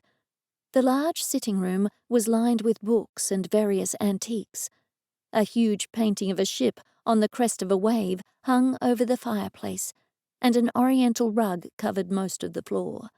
I promptly sat down. It was easier to guard both bottom and ankles that way. Mrs. Coach shot us a shrewd look. "So, I expect that you're investigating this case so you can save your horse rescue sanctuary." We both nodded. "Most admirable," she said. "I'm an animal lover myself." "Stop that, Lucas!" she screamed at a nearby poodle. "Don't lick his ear. That causes infection." She stood up and pranced out of the room, looking for all the world like one of her toy show poodles. It was only then I noticed she had been wearing a big string of pearls while in the garden. Who does gardening while dressed to the nines? I certainly didn't, but each to their own.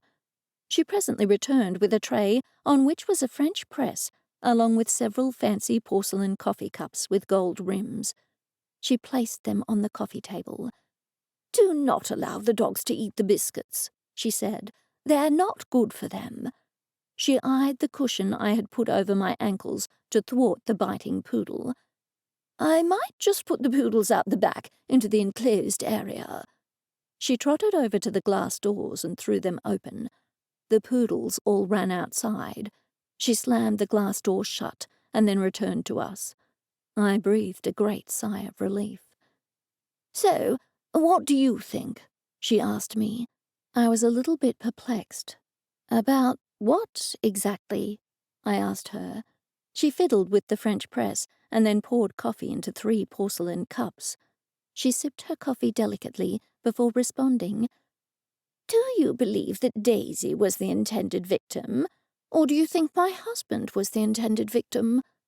"We think Coach Casper was the intended victim," Monica said. "What do you think?" "It seems logical to me," she said. "The poison was in his flask, so why would he be silly enough to give the poison to that girl in his own flask?" "That's exactly what Monica and I think," I told her. "Yes, no doubt the detective who thinks Daisy was the intended victim suspects my husband is the murderer, because nobody would think my husband could be stupid enough to put the poison in his own flask." She broke up and gave an apologetic little laugh. "I'm not explaining it very well." I hurried to reassure her. "Oh yes, that's exactly what he must think. We have discussed this between ourselves." I pointed to Monica and then back to myself. "Besides, your husband wouldn't have any motive for killing Daisy," Monica said. "Only that he was having an affair with her, if you call that a motive," Mrs. Coach said. Monica and I both gasped. "Don't look so surprised," she said. "Surely you have heard the rumors." "We have heard the rumors," Monica admitted, "but we had no idea whether they were true." Mrs. Coach chuckled. "Oh, they're true, all right." "You're kidding, but you don't seem upset." I set down my coffee cup. "Upset? My husband and I are not in love, if that's what you're thinking. We simply tolerate each other. I help him with his image, and he helps me financially." She gestured around the room. I took the opportunity to study it in more depth. It looked like something out of a museum, with elegant period furniture, original oil paintings, silk tapestries on the walls, and other objects that were probably worth a fortune. She pushed on. Every time he has an affair, I scold him terribly, and he buys me something. Last time it was a Lady Dior handbag. The time before, it was a Chanel handbag. The time before that, it was Christian Louboutin shoes. I was aware that my mouth was hanging open. You don't mind that he has affairs? Mind? Why would I? I always do well out of it. I certainly make him pay for it, metaphorically and figuratively speaking. She gave a polite little chuckle. While I was pondering this, Monica spoke. Assuming your husband was the intended victim, would you happen to know of anyone who would want to harm your husband? Mrs. Coach pursed her lips and sipped her coffee before responding. And this is in confidence. You won't tell anybody what I said. I've told the police, of course, but I've asked them not to tell my husband, and I'll ask you to do the same. We certainly won't tell your husband, I said, wondering what she was going to say next. I don't have any proof, mind you, but I suspect my husband has been blackmailing the vegan, Lucky Jones. Lucky Jones? Monica said. I've never heard of him, I admitted. Who is he? He owns that raw vegan cafe in town, Monica said. What's the name of it again? She tapped her head. Rawsome, Mrs. Coach supplied. Yes, that's him. You're right, he does own the raw vegan cafe. He used to be a player, you know. Monica nodded. Yes, that's right. He did his hamstring very badly, and then after that he helped your husband coach. He's an assistant coach, isn't he? She nodded. Yes, he volunteers as a line coach. But why would he have a motive for murdering your husband? I asked her. I am getting to that, if you would allow me to continue. Her expression was pained. Lucky Jones was lined up for a big contract with the juice company. My husband never liked him. The club committee insisted he should be a line coach when he volunteered. Anyway, my husband saw him in his car once eating bacon. He was eating bacon, Monica said, but he has that raw vegan cafe, and he has that YouTube channel where he talks all the time about vegan meals. Mrs. Coach nodded happily. Exactly, but my husband photographed him eating bacon. He was eating a bacon and beef burger. My husband showed me the photos of the bacon. How can your husband be certain it wasn't vegan fake bacon? I asked her. There are several brands of it on the market now. Because it was still in the wrapper of a well-known food chain that doesn't do any vegan food at all, she said with a smile. My husband was blackmailing him. I did look through all his papers for proof, but I couldn't find it. I assume it's cash that's changing hands, and my husband has been too smart to allow any bank records. On what grounds is he blackmailing him? Monica asked her.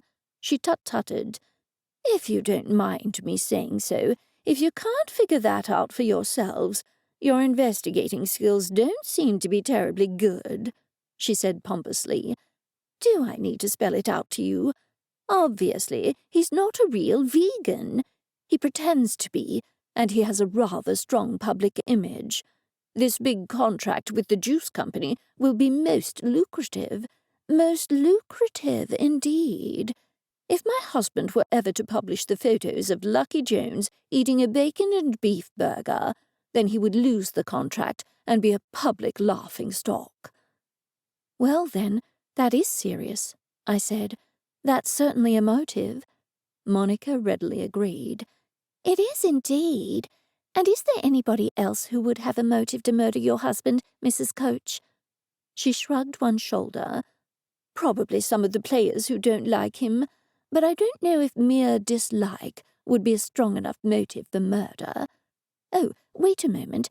There's that dreadful journalist Bob Bernstein, a most appalling man.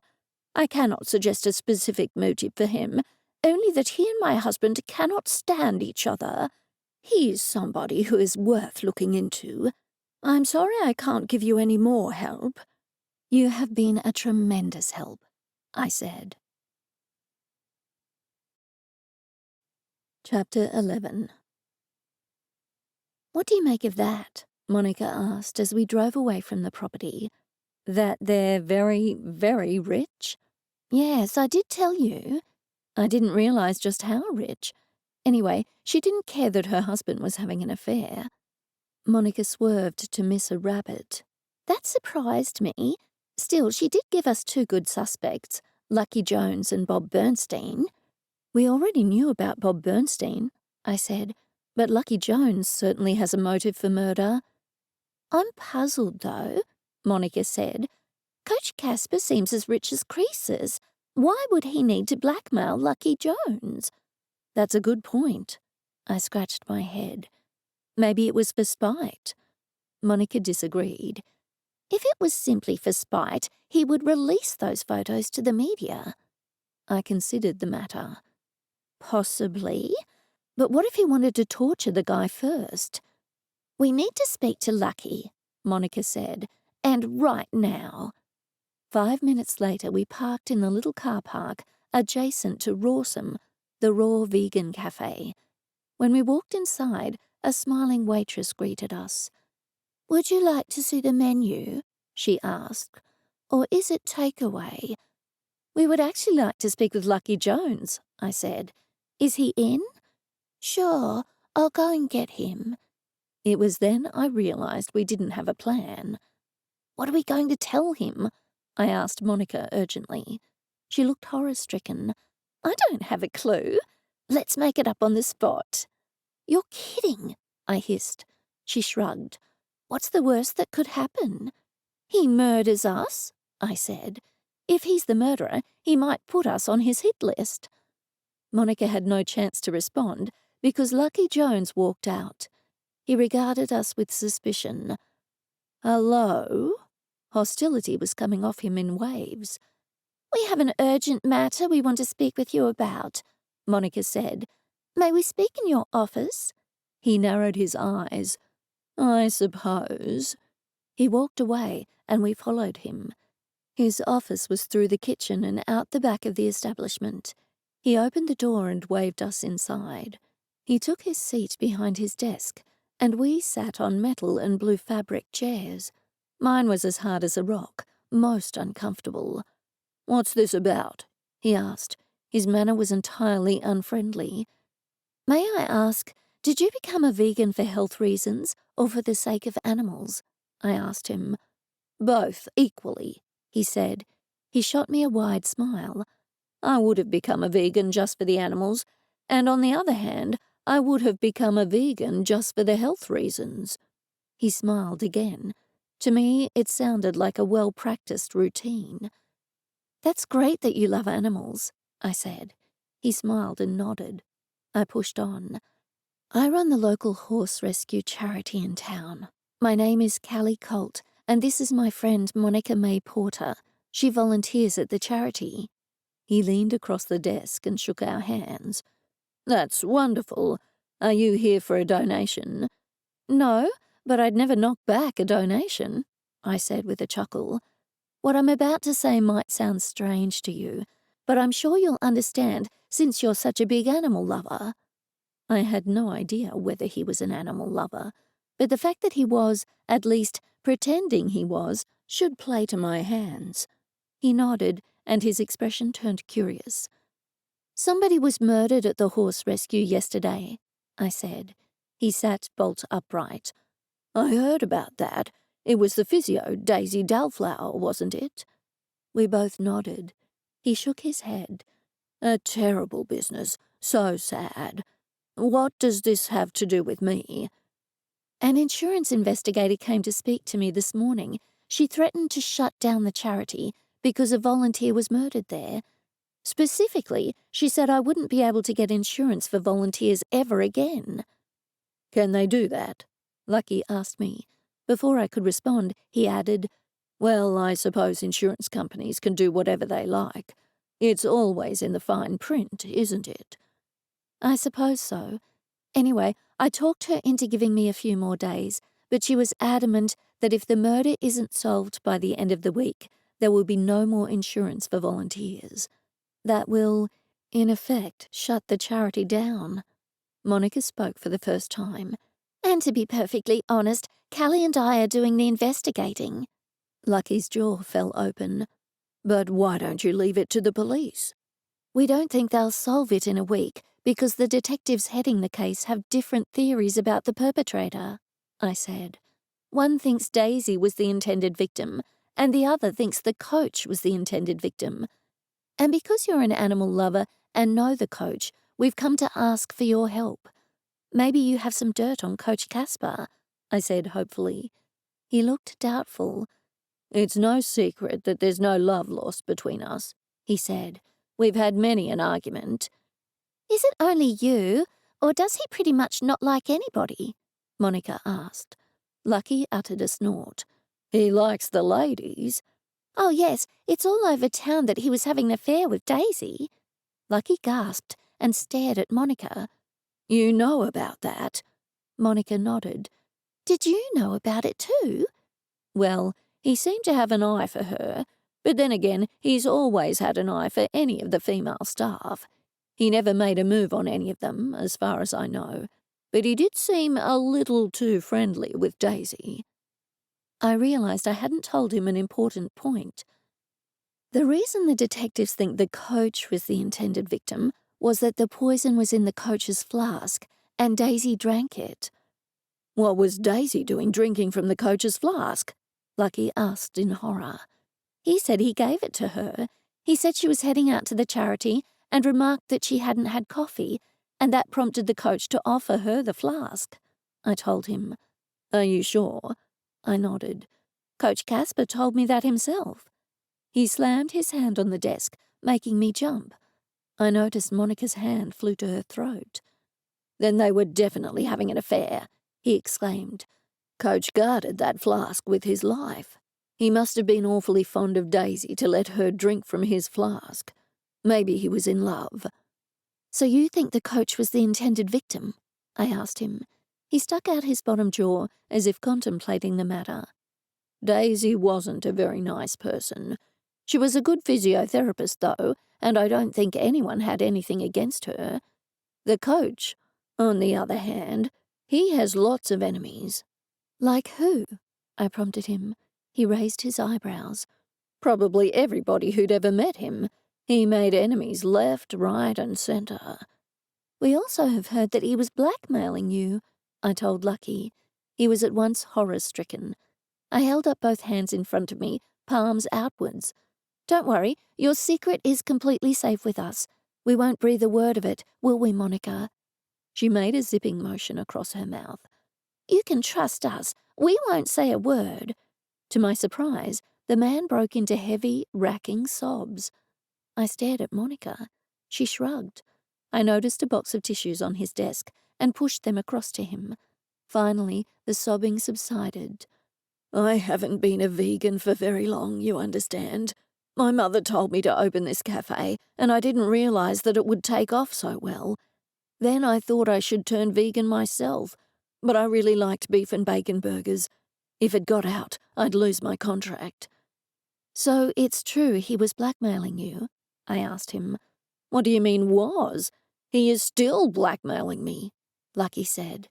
Please don't breathe a word of this. It will be the end of me if you do. Seriously, we won't say a word about it, I assured him. But I don't understand. Coach Casper is a very wealthy man, so why does he need money from you? I don't know. I actually asked him that. And what did he say? Monica asked him. He shrugged. He didn't answer. I think he just wants to torment me. Do you have to pay him on a regular basis? I asked him. He nodded. And it's a huge sum. In fact, I will need the juice contract to keep paying him. What if you go to the police? I suggested. I know you don't want it to become public, but maybe they could pay him a visit. They could tell him they know he's blackmailing you and give him some sort of a cease and desist order or something. He shook his head. Actually, I was thinking about it. But now if they find out he's blackmailing me, they'll think I tried to murder him. Do you have any idea who would want to murder him? I asked. Maybe Bob Bernstein. Do you know him? He's a local journalist. We've met him, Monica said. He and Coach Casper can't stand each other. Coach had some dirt on Bob. You know how Bob won the Australian Country Town Journalist of the Year award? No, I said. Well, Monica said, yes. Lucky raised his eyebrows once more. You haven't heard of the Australian Country Town Journalist of the Year award? I shook my head. It's very prestigious, Monica told me. And it comes with $100,000 prize money. I was impressed. Wow. Why have I never heard of it? They both shot me blank looks. Lucky cleared his throat. Anyway, Bob Bernstein won it for an interview with a secret and unnamed crime syndicate boss. It appeared to be an impressive interview, but Coach Casper found out it was fake. I was confused. Hang on a moment. You'll have to explain this in a bit more detail. There was no interview.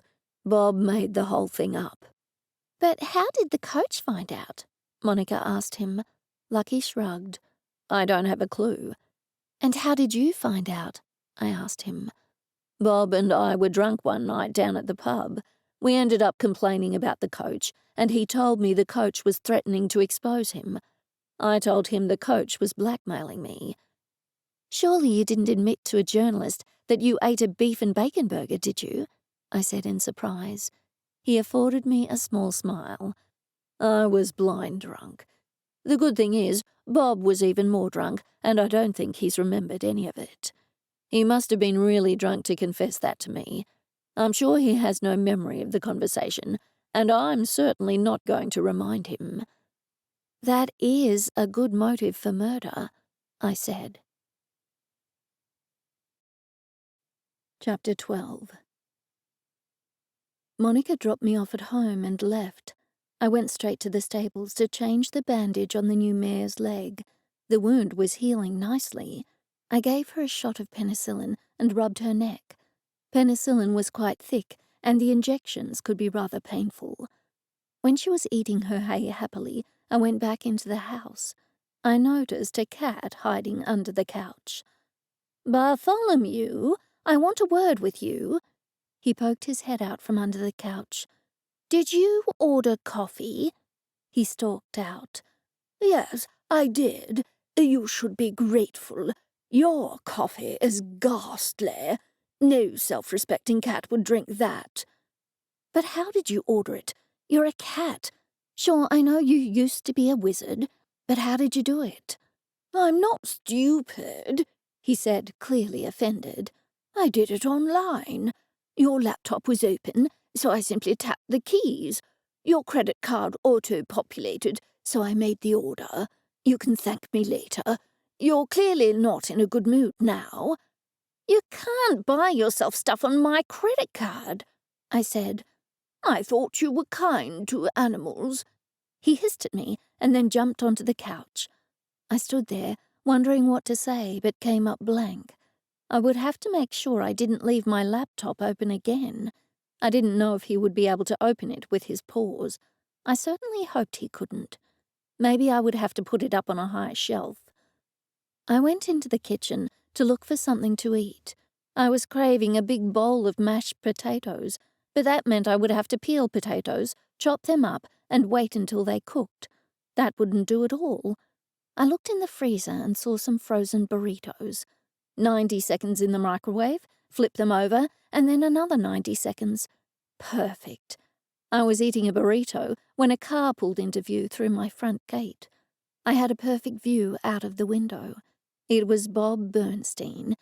He was clearly here to question me, but I would somehow have to question him. This was going to be difficult. I wished Monica had been here to help me. I would just have to wing it. I remembered that Monica said he could help the charity, so maybe if I told him about the insurance investigator, I could ask him to help. Also, he might let something slip. I opened the door and smiled widely. Would you like some coffee and some cupcakes? Bob seemed surprised at the good reception. Sure, that sounds good, thanks. I ushered him into the kitchen. I flipped on the coffee machine and then fetched some cupcakes and set them on a plate on the table. "Those look good," he said. He stuffed the biggest one, a triple chocolate cheesecake, into his mouth. By the time I had made him a cup of coffee, all the cupcakes had gone. I replenished the plate. "I figure you're here to ask me some questions," I said. He nodded. "I know everything now. Daisy Doubtflower was the victim. It was her first day volunteering here. One of the detectives thinks she was the intended victim, but the other detective thinks Coach Casper was the intended victim. One of the detectives thinks the murderer will strike again. You're not a suspect, because one of the detectives was here when she died while drinking from the coach's famous flask." "Then you know everything," I said. "What questions do you need to ask me?" He held his index finger in the air. "I don't know the poison," he said. "That will be interesting." "Yes, it will," I said. "I'm wondering if you can help me. Actually, I mightn't need help, but if it all goes downhill, I will definitely need your help then." He leant across the table. "I'm intrigued. What's all this about?" Once more, I recounted the story of the insurance investigator. "A rather mean woman, an insurance investigator, came here this morning and said she would shut the charity down." "Insurance investigators don't have the authority to shut down a charity," he said in surprise. I shook my head. "I worded that wrongly. No, she said the insurance company wouldn't sign off on any more volunteers for health and safety reasons." He nodded slowly. "Oh, I see. Because Daisy was a volunteer." "Exactly. Anyway, long story short, she said if the murder isn't solved in a week, they won't sign off on any more volunteers. I already do a ridiculous workload here, and there's no way I can run the charity without volunteers." "And you want me to write a story?" I shook my head. "Not yet. Only if the murder isn't solved in a week and she makes good on her threat." "I'd be happy to," he said. "That doesn't sound good at all. The murder was nothing to do with your charity, given that the poison was clearly intended for Coach Casper." I sipped my coffee. "That's right. And if the detectives can't agree, then this murder won't be solved any time soon." He polished off the last cupcake. I hadn't had a single one. "What did you come here to ask me?" He pulled a notepad from his pocket and flipped it open. "How long has Daisy been volunteering here?" "That was her first day," I told him. He seemed surprised. "And did she mention the coach?" I shook my head. "No, I didn't know she was drinking from his flask until Monica told me. Apparently it's quite a well-known flask." "It is indeed. And what exactly happened?" I wondered how much I should tell him. I wanted information from him, so I thought I should answer. "We were all working with the horses, and then we came inside for coffee. Monica put some cakes on the table, and I made the coffee." I didn't want to mention Becky because I didn't want him to question her. Clearly, his sources hadn't mentioned her. "And then what happened?" "She didn't drink anything here. She drank the coffee quickly. I remember that because I thought it must have gone a bit cold, and then she just fell down." "She died quickly?" I nodded. "Very quickly." He stroked his chin. "Not many poisons can kill that quickly." "So everybody tells me," I said. "Now, Bob, can I ask you a question? I'm going to have to solve this murder myself if I'm going to keep this sanctuary going." "Sure, but I don't know how I can be of any help." "I wanted to know if the coach had any enemies." He laughed. "Dozens of them, but as for which one wanted to kill him, I don't have a clue." "I heard he was blackmailing people." "Where did you hear that?" I shrugged. "Small town, bush telegraph. Word gets around." "Meaning you won't reveal your sources?" I chuckled. "Exactly. And I did hear something, Bob. I can assure you I won't tell a soul, but I wanted to know if it's true." A slow red flush travelled up his face. "What is it?" "I heard that the coach found out your award-winning interview with the crime boss was pure invention." Bob gasped. "Where did you hear that?" "Bob, I'm sorry, but I'm sworn to secrecy. The person who told me only told me to help me keep my sanctuary open, and they have assured me they won't tell a single soul. They, too, have had terrible problems with Coach Casper. I consider the person who told me this as suspect in the murder because they had a problem with the coach. This is why I want to know if this is true or whether they've made it all up." I thought Bob would lie, but to my surprise he didn't. "It's true," he said, "but if you tell anybody, I will deny it." "I definitely won't tell anybody," I said. "Was the coach blackmailing you?" "Blackmailing me? No, that man has more money than everyone else in town put together. No, he's just holding it over me, using it as leverage. He's so smug that he's got something over me that he can use against me. That's why I've had to write glowing articles lately about his team." It dawned on me. Aha, so that's his motivation. You have to say nice things about him and his team. Bob sighed long and hard. "I do." "But how on earth did the coach find this out?" "I don't have a clue," Bob said. "My wife knew all about it, though. I'm guessing she found out about my little indiscretions and told Coach Casper so he could get back at me." That sounded rather strange to me. Why wouldn't she go to the media? Why would she tell Coach Casper, of all people? "She was fed up with me because I had one too many, indiscretions. So she went to the coach and told him everything." "And when was this?" I asked him. "The week before last. I'm only guessing, mind you. She flat out denied it, but I did see her speaking to the coach in town the week before last." I contemplated the situation. The timing certainly fit. Did Bob want to do away with the coach before he could make it public? "You know who I suspect?" Bob said. "No, who?" "Sam Lydon. He threatened to kill the coach." "He did? Why?" "I don't know the specific incident that set it off, but everyone knows because Sam yelled at him and said he was going to kill him. He was only just recently delisted, but he's a veteran of the club. He wanted to play another year. Coach said he'd sign him for another year, but he dropped him at the last moment. Sam has just lost his job, and that money was all he had coming in. Now he's badly financially impacted, all thanks to Coach Casper." Chapter 13. When I got home, Detective Rick Bronco's car was there. My stomach sank. I knew I was in trouble. He was leaning against his car, a black Mustang, his hands folded over his chest.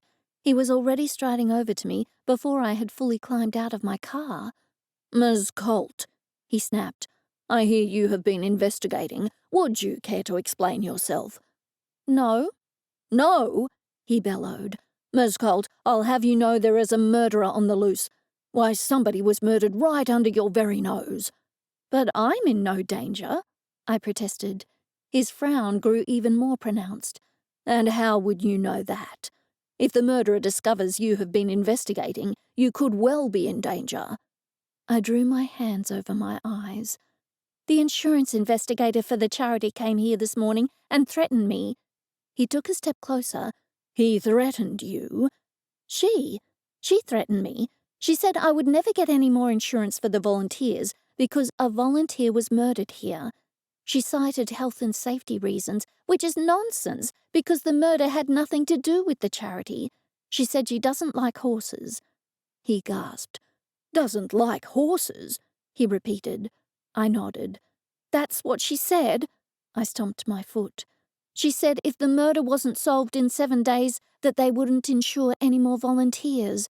That means I would have to shut down the charity because I need the volunteers to keep it running." Tears sprang to my eyes. I dug my fingernail under my thumbnail to try to keep them at bay. "Cally," he said, but could say no more as another car drove down the driveway. I spun around. It was Monica. She jumped out of the car and hurried over to us. "Have you solved the murder yet?" she asked the detective. "Not yet. Ms. Colt has just told me about the insurance situation." Monica nodded. "Yes, that's why it's urgent that you solve the case." He sighed. To be perfectly honest, Detective Smith is convinced that Daisy was the intended victim. He has all the resources going in that direction. I've assigned a uniformed officer to coach Casper, but the situation is thwarting my investigation." "Who do you think did it?" I asked him. His mouth formed a scowl again. He waved his index finger at me. "No more investigating, Miss Colt. Is that clear?" With that, he strode back to his car. "What was he doing here?" Monica asked me. "He was telling me I can't do any further investigating. He'd heard what we had been up to." "What specifically?" "He didn't say." Monica nudged me with her elbow. "I think he has a thing for you, Cally." I snorted. "Don't be ridiculous." She winked at me. "And maybe you have a thing for him." "What?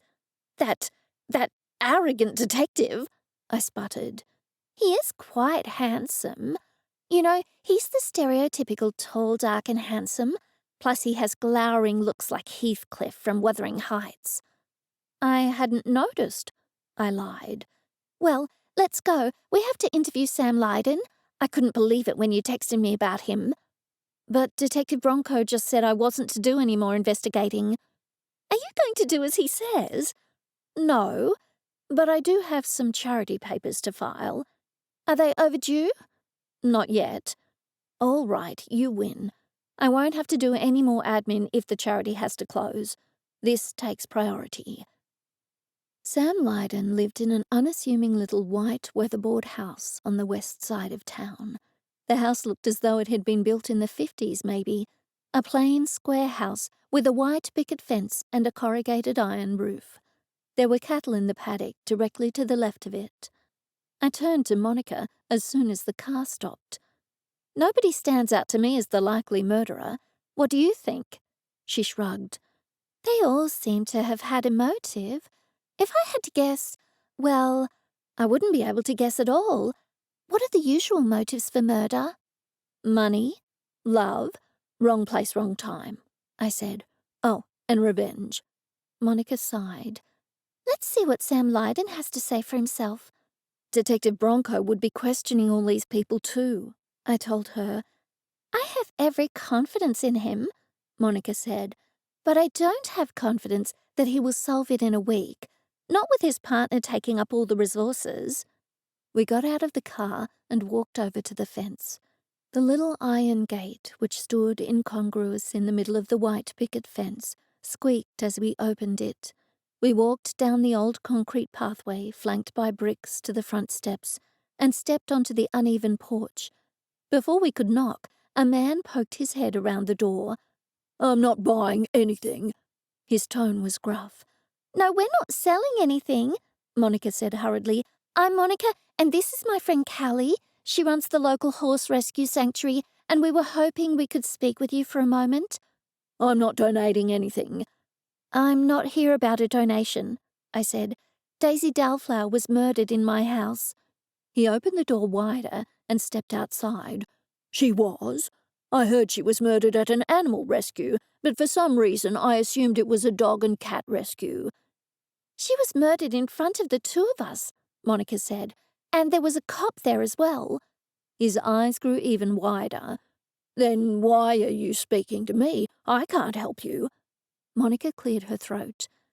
"The police think the coach was actually the intended victim, but we think the coach did it."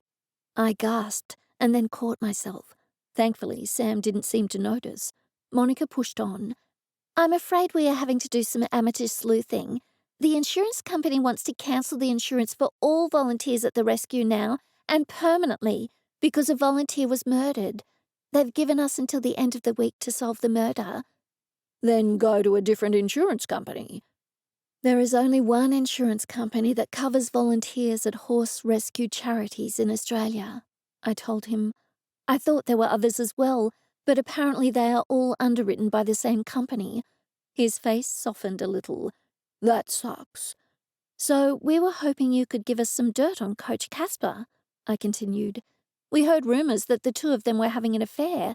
Do you think he could have killed her?" Deep furrows formed in his forehead. "Someone was trying to kill the coach. It's all over town that Daisy had his flask. and that in itself proves they were having an affair. Coach wouldn't let anyone touch that flask. He's never let anyone touch it before." "Surely he had affairs before," Monica said. "He has, but he wouldn't let any of those women touch the flask." "We heard he treated you badly," Monica said. His face contorted in anger. "You think I'm a suspect, don't you? You should be looking at Dr. Boris Boggins." Were my ears deceiving me? Were the doctor's parents massive Tolkien fans? "Bilbo Baggins?" I repeated. He snorted rudely. "No, Boris Boggins. He's the club doctor. Coach Casper was putting pressure on him to give the players illegal performance-enhancing substances, but he refused. They were always arguing. I heard Coach threatening him." "Exactly how did he threaten him?" Monica asked. "I didn't hear it all, only that Coach Casper said if Dr. Boggins didn't do as he asked, he'd make sure he lived to regret it." "Maybe Coach Casper was blackmailing him," I offered with a shrug. "Well, it's none of my business." With that, he slammed the door in our faces. Chapter 14. The Broomwood Medical Centre was a small complex of buildings with separate entrances. Monica and I went to the building where the waiting room was located. I asked the receptionist if I could see the doctor, and she asked, "Which one?" "Boris Boggins." "I'm sorry, he's busy." "Oh, wait, it's a personal matter." "If you don't mind waiting, it could be a while. He's with a patient." "I don't mind," I told her as I sat down in a chair and pulled out my phone, starting a game of Candy Crush. "What are you doing?" Monica asked me. "I'm acting normal, that's what. You know, non-suspicious," I told her. "Maybe there's a vending machine around here. I'm starving. I could do with some peanuts." "I don't think they have those anymore because of all the allergies." We had to wait a full 15 minutes for Dr. Boggins, but it seemed like an hour. Finally, the receptionist told us he was free. We knocked on his door. "Can I help you?" Dr. Boggins was a middle-aged man with a bald head and a full brown beard and moustache. He was wearing a white shirt and jeans. His eyes were bloodshot, and I was surprised to see he was sweating profusely, given the weather was cool. "We want to talk to you," Monica said, "about Coach Casper." "What about him?" It was obvious to me he was nervous. "Are you detectives?" he asked us. "We are helping the police," Monica said. Once more, it was all I could do not to gasp. Wasn't impersonating a police officer a serious crime? I supposed she wasn't impersonating an officer, simply saying we were assisting. Still, I figured it was probably some sort of crime. It couldn't have been legal. "Please, have a seat. I can't give you long, I'm afraid. It's been a rather busy day. Been a case of one snake bite after the other." "Snakes?" I exclaimed. He nodded. "Thankfully, nothing serious. No eastern brown snakes." "I thought it wasn't hot enough for snakes at the moment," I said. He shrugged. "That's a common misconception.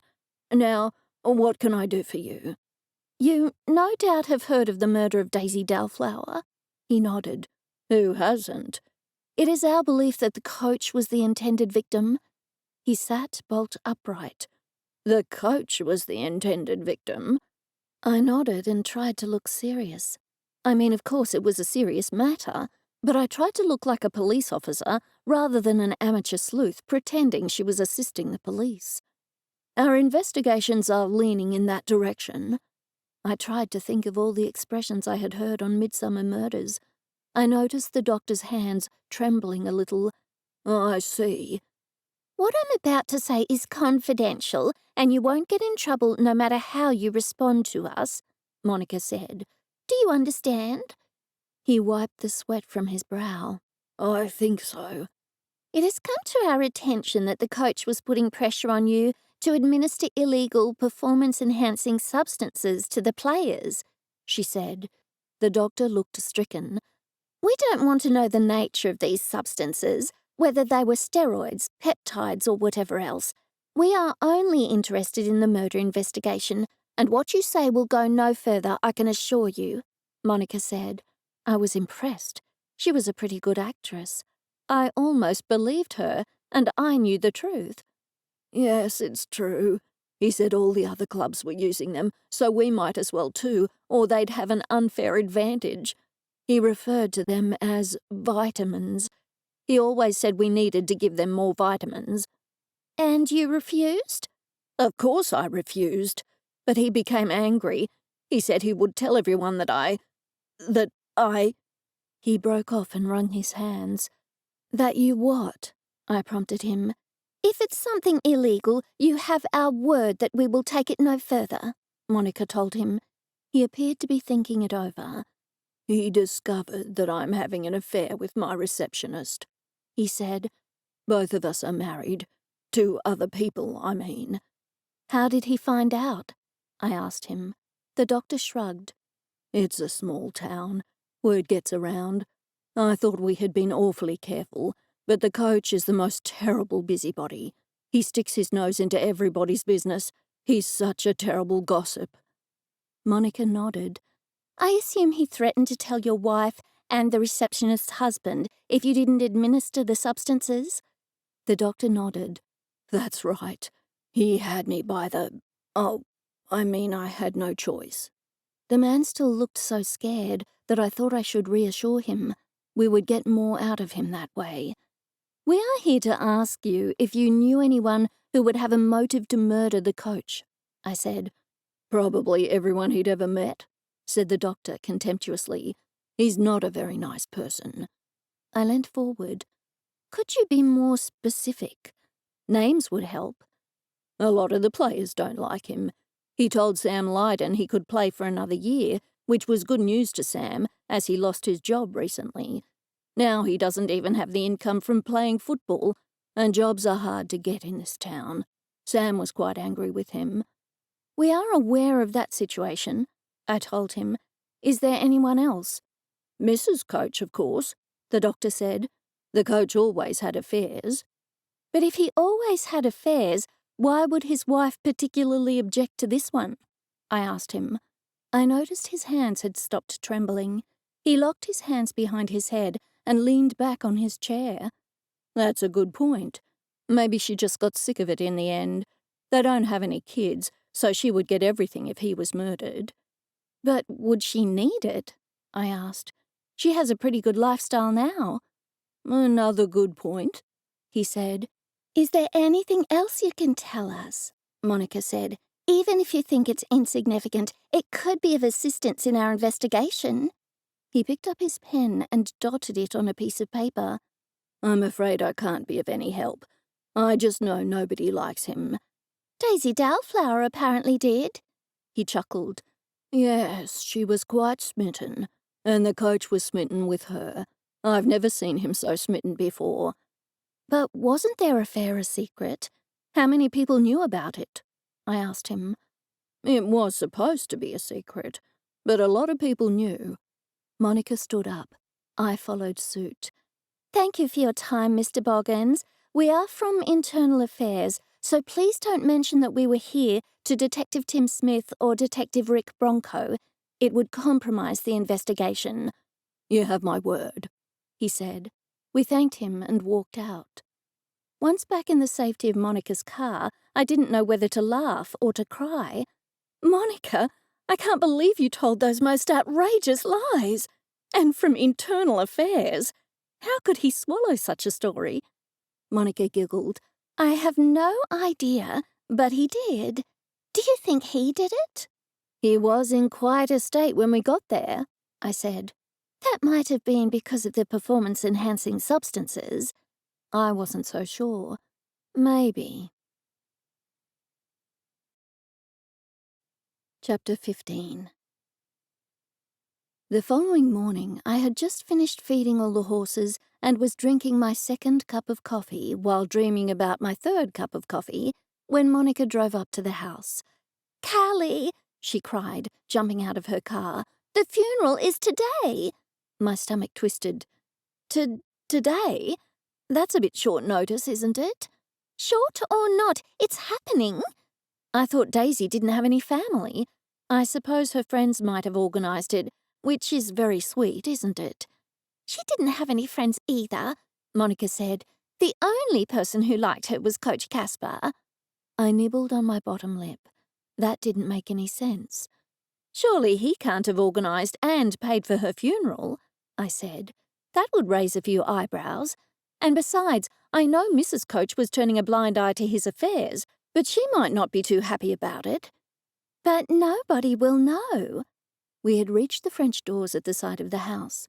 I opened them and let Monica inside. I was about to ask her if she wanted some coffee when I noticed the cat was tapping my phone with his paw. My breath caught in my throat.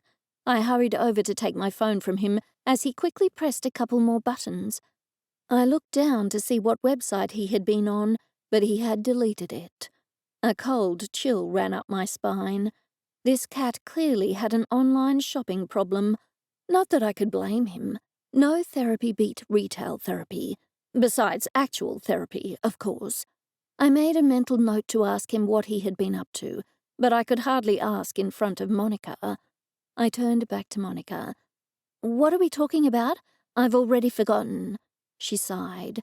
"You were saying it wouldn't be good if it got out that the coach was paying for the funeral, but I said nobody would know." "Uh-huh."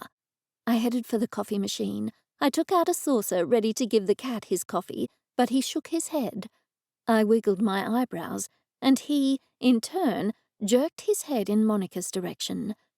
"Monica, while I make the coffee, would you mind seeing if the fire needs stoking? Maybe throw another log on it?" "Sure," she said as she left the room. "I don't want the coffee in that saucer," Bartholomew hissed. There was never a moodier cat, not even Garfield on a Monday. "Then what saucer do you want it in?" I asked him, trying to keep my voice level. I didn't want Monica to walk back in and catch me arguing with a cat. "The Tiffany's saucer." I wondered if I had heard him correctly. Maybe Detective Smith was right, and my hearing was starting to go. I bent down. "What did you say?" He sighed. "Do I have to repeat myself? I said I'm waiting for the Tiffany's saucer. The saucer from Tiffany. I just checked the tracking, and it will be arriving any minute." I didn't know whether to be angry or relieved. I was angry that he had bought something else, but I was relieved that he had been only checking the tracking on my phone and not buying something else. I certainly hoped that was the case. My stomach clenched at the thought. "How much did that cost?" I asked. "How much did what cost?" Monica asked me as she walked back into the kitchen. "I was talking to myself," I said. "The price of hay has gone up, and I was wondering by how much." "That can't be good," Monica said. "Look, you have a delivery." A yellow truck pulled up in my driveway. I hurried out to the driver. I signed for the parcel automatically and then wondered if I should have. Still, it would be hard to dispute a charge like that. I took the parcel inside, grabbed some scissors, and opened it. "What is it?" Monica asked me. "It's for the cat," I said. "You're certainly spoiling that cat." The cat smiled at me. I had never seen a cat smile before. It was rather unnerving. Monica and the cat were the only ones smiling when I saw the dollar figure on the invoice. $290! I shrieked. $290! A cat bowl in fine bone china. "Surely you checked the price before you bought it," Monica said. "My eyes must have been deceiving me." Monica chuckled. "Well, if you weren't looking at prices, just as well you didn't buy the small dog bowl in sterling silver. That's a few $1,000s. "Shush, don't let the cat hear you say that. You'll give him ideas." Monica laughed as though I had said something funny. I shot the cat the meanest look I could muster, but he sat there unperturbed. He raised his paw and pointed to the coffee machine. Grumbling, I crossed the kitchen floor and made the cat a cup of coffee, which I poured into his Tiffany saucer, all the while glaring at him. His purr grew louder and louder. "The funeral will be a good opportunity to check out the suspects," Monica said. "We can see how they all interact with each other." "I hope we can figure out who the murderer is," I said. "Time is ticking by. and so far all we have are dead ends. No pun intended. And so, an hour or so later, I was driving Monica to the local community hall where she told me the funeral would be held. "How did you find out about the funeral?" I asked her. "Did you see it on Facebook or something?" She opened her handbag and showed me an invitation on fancy parchment paper with silver lettering. "You actually received an invitation?" She nodded. "I did. It was in my letterbox this morning." "I don't think I got one." I quickly amended that to, "But I didn't check my letterbox this morning." "I'm sure there is one sitting there for you too," Monica said. "It's obviously the coach who organised all this.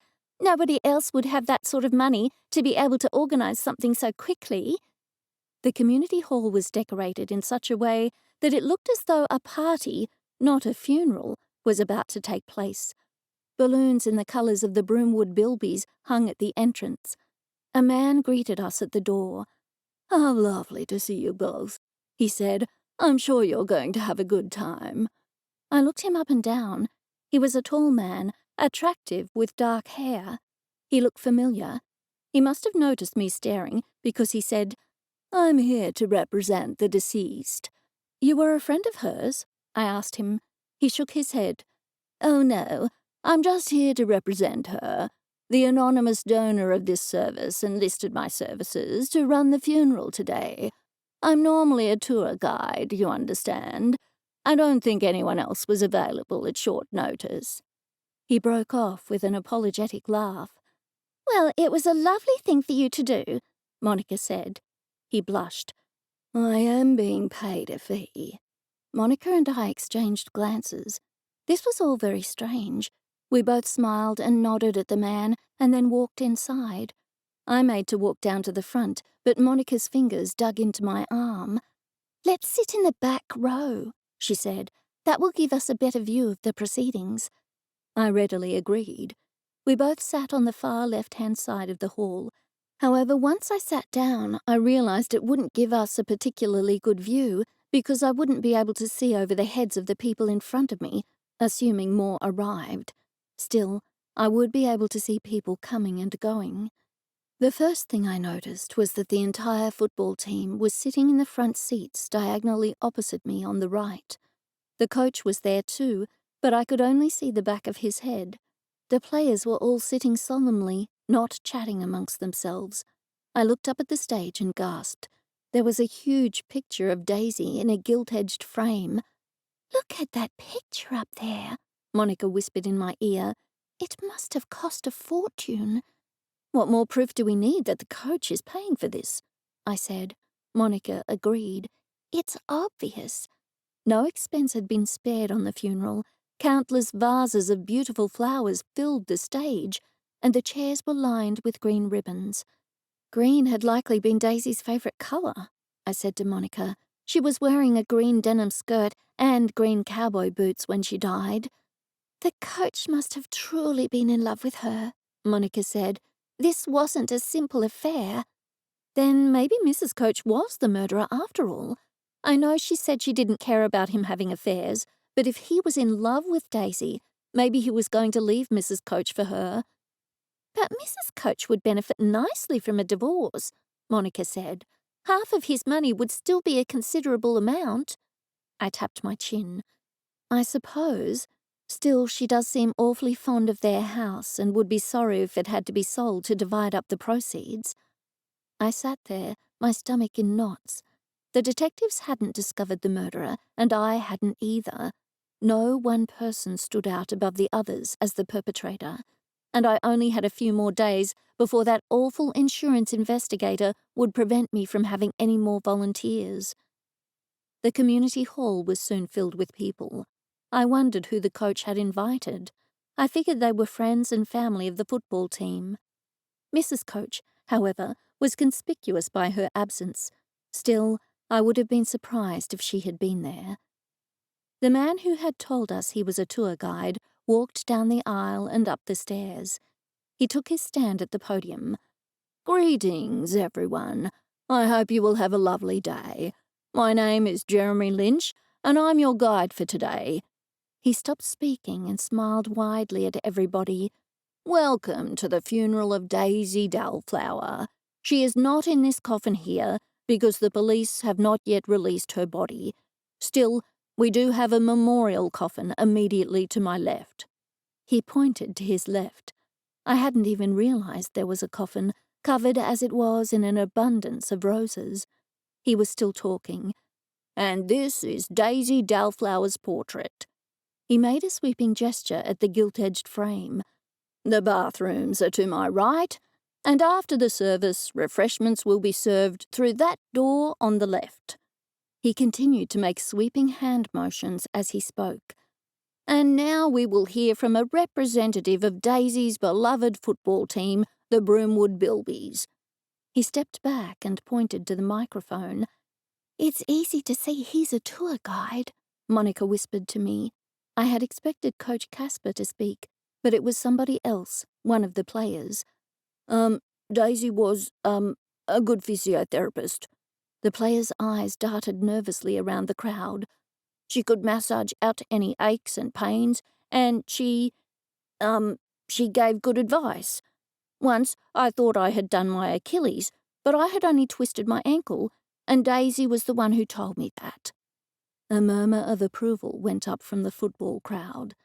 The man stopped speaking and stood there, dumbstruck, looking for all the world like a kangaroo in the headlights. The tour guide walked over and tapped him on the shoulder. "Surely there's something else you'd like to say about Daisy?" The man continued to look blank, so the tour guide added, "Anything? Anything at all?" There was a hint of desperation in his voice. "Yes, Daisy was short. She was good-looking. All the players thought she was a good physiotherapist." He planted his palm on his forehead. "I've already said that." He turned back to the tour guide. The tour guide made shooing movements with his hands. "Go on, you're doing well," he said in a stage whisper. "The coach liked her." The man's hand flew to his mouth. "I mean, the coach only liked her because she was a good physiotherapist, and that kept all his players ticking along nicely." He let out a big sigh of relief. I could feel the tension emanating from the coach from where I was sitting. "Thank you, that was a wonderful eulogy," the tour guide said. "And now we will play Daisy's favourite song. You may return to your seat," he said, as the man was still standing there, frozen to the spot. The sound of "Ding Dong, the Witch is Dead" filled the room. The coach jumped up and sprinted to the tour guide. For one horrible moment, I thought he was going to tackle him. "It's the wrong song!" he yelled. "Somebody switch them!" The two men looked around the stage. Finally, the coach shrugged and returned to his seat. The tour guide consulted his notes.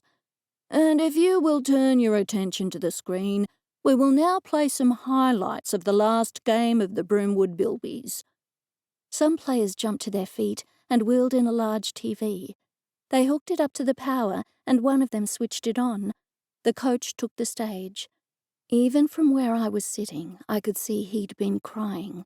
He was holding a long pointer. As they showed highlights from the last game, the coach pointed out each injury in turn and how Daisy had fixed it. He then burst into tears and returned to his seat. The tour guide once more took over. "Thank you, Coach Casper. Yes, it's terribly upsetting to lose such a good physiotherapist.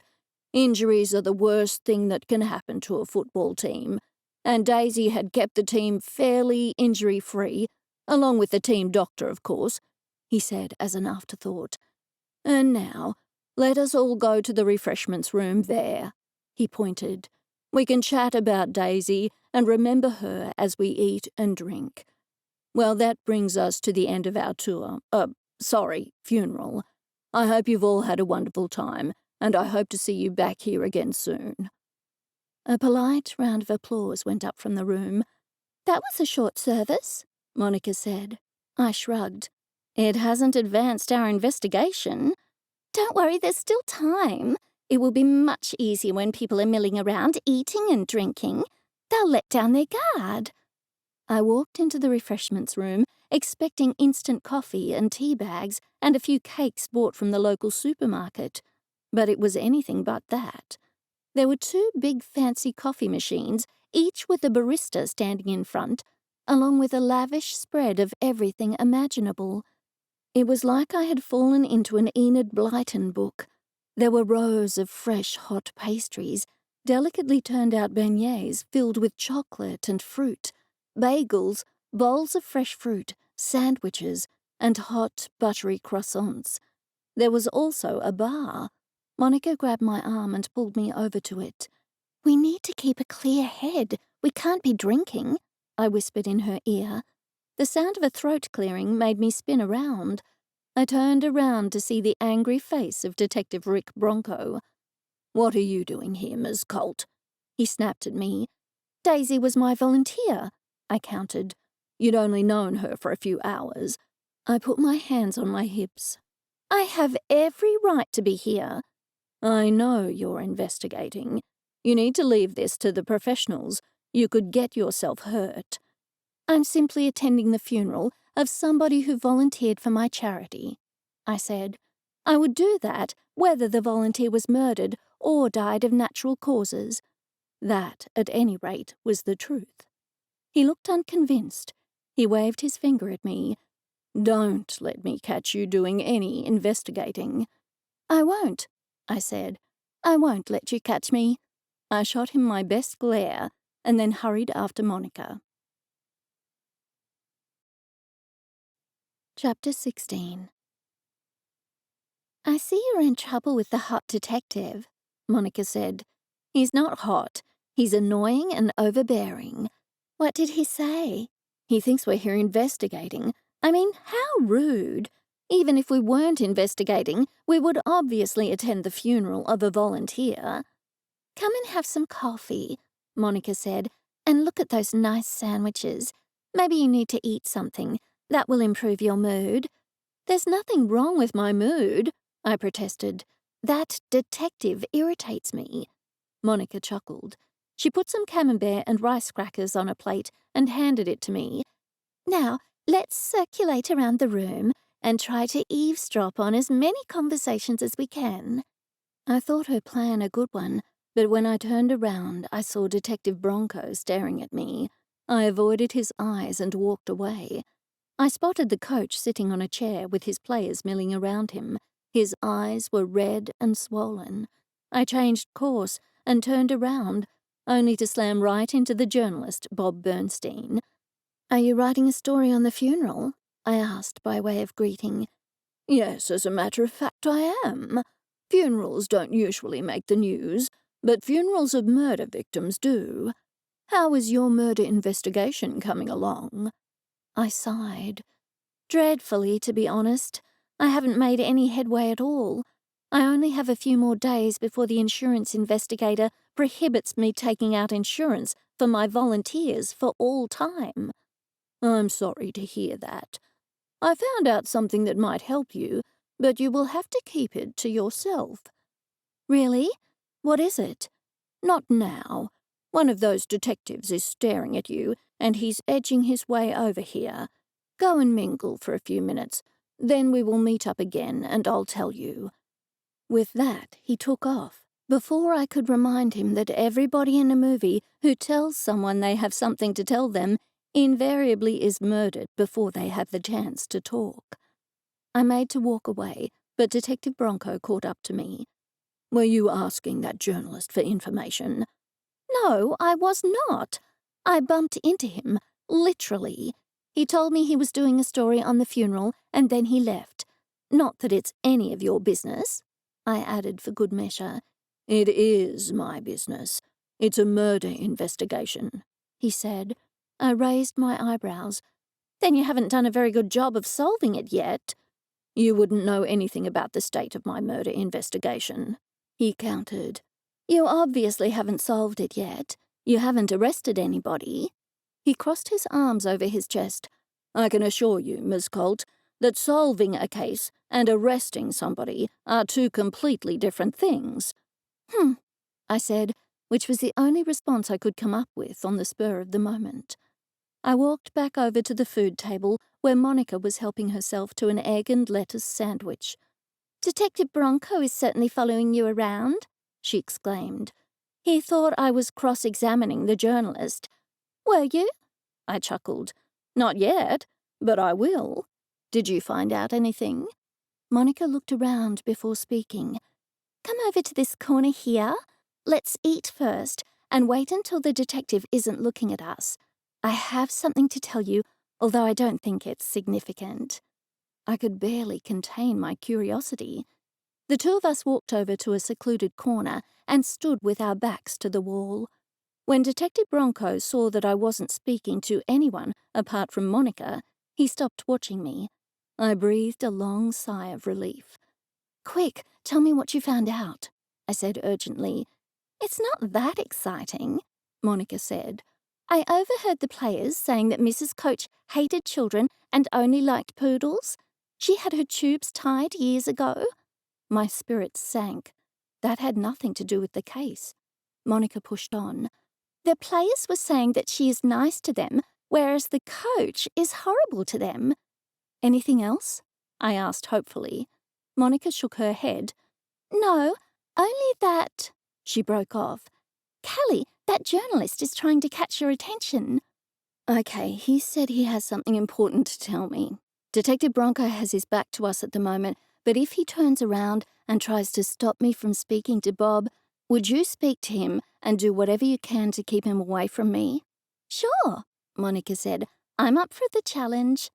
When I reached Bob, I said, if Detective Bronco tries to come over here, Monica said she'll do her best to thwart him. Good to hear. He looked around and then lowered his voice. I found out the type of poison. Wasn't it cyanide? He shook his head. No. Then what was it? I asked urgently. It was paraquat. I'm sorry, what did you say?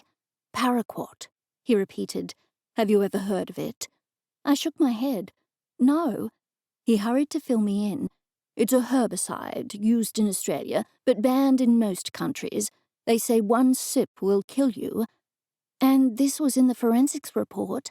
He nodded. I have a contact on the inside. Don't ask me who, because I can't tell you. His tone was firm. No, I wasn't going to ask you. He nodded. And this narrows it down, don't you see? Not really, I admitted, feeling like the most hopeless sleuth on the planet. Cyanide is very hard to get, whereas paraquat is relatively easy. It's used on many Australian farms. That's all very interesting and everything, I said, but everyone in town would have access to a farm. The coach had access to a farm, Bob said. His father had cattle farms. But that was years ago, wasn't it? He shook his head. Coach Casper had huge cattle stations in Queensland, which he sold off after his father died, but he kept a small sheep and wheat farm just to the south of here. Obviously, he has a manager running it, but he visits it on a regular basis. And they have this what? Paraquat. Yes, they would have some there, no doubt. It's a widely used herbicide. But why would the coach murder Daisy? I asked him. That's the $6 million question, isn't it? Bob looked around once more before continuing to speak. The poison was in his flask. He was the one who gave the flask to Daisy. He's the obvious suspect. Only everybody thinks the fact he gave the poisoned flask to Daisy makes it far too obvious for him to be a suspect. What if the reverse is the case? And all this expense at her funeral and him pretending to cry, it's all for show.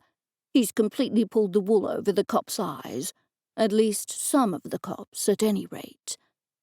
But I don't understand. What possible motive could he have had? He was having an affair with her. Maybe he was afraid she would tell his wife, Bob suggested.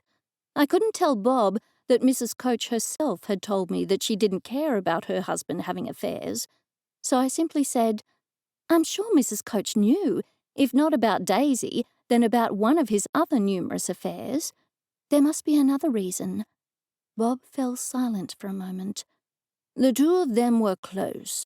Maybe he has a criminal secret, and she found out about it, and he decided to do away with her. Aha! What is it? I asked him. The house he lives in was built by the head of a known crime syndicate. It's all coming together." "What is it?" I was entirely exasperated. "Quick, tell me before Detective Bronco sees us talking." "Coach Casper bought the house directly from the seller. It didn't go through a real estate agent. The seller didn't like real estate agents, if you can believe the local gossip. Anyway, whatever the case, he sold it directly to Coach Casper, and they have kept in touch." "How do you know that?" I asked him.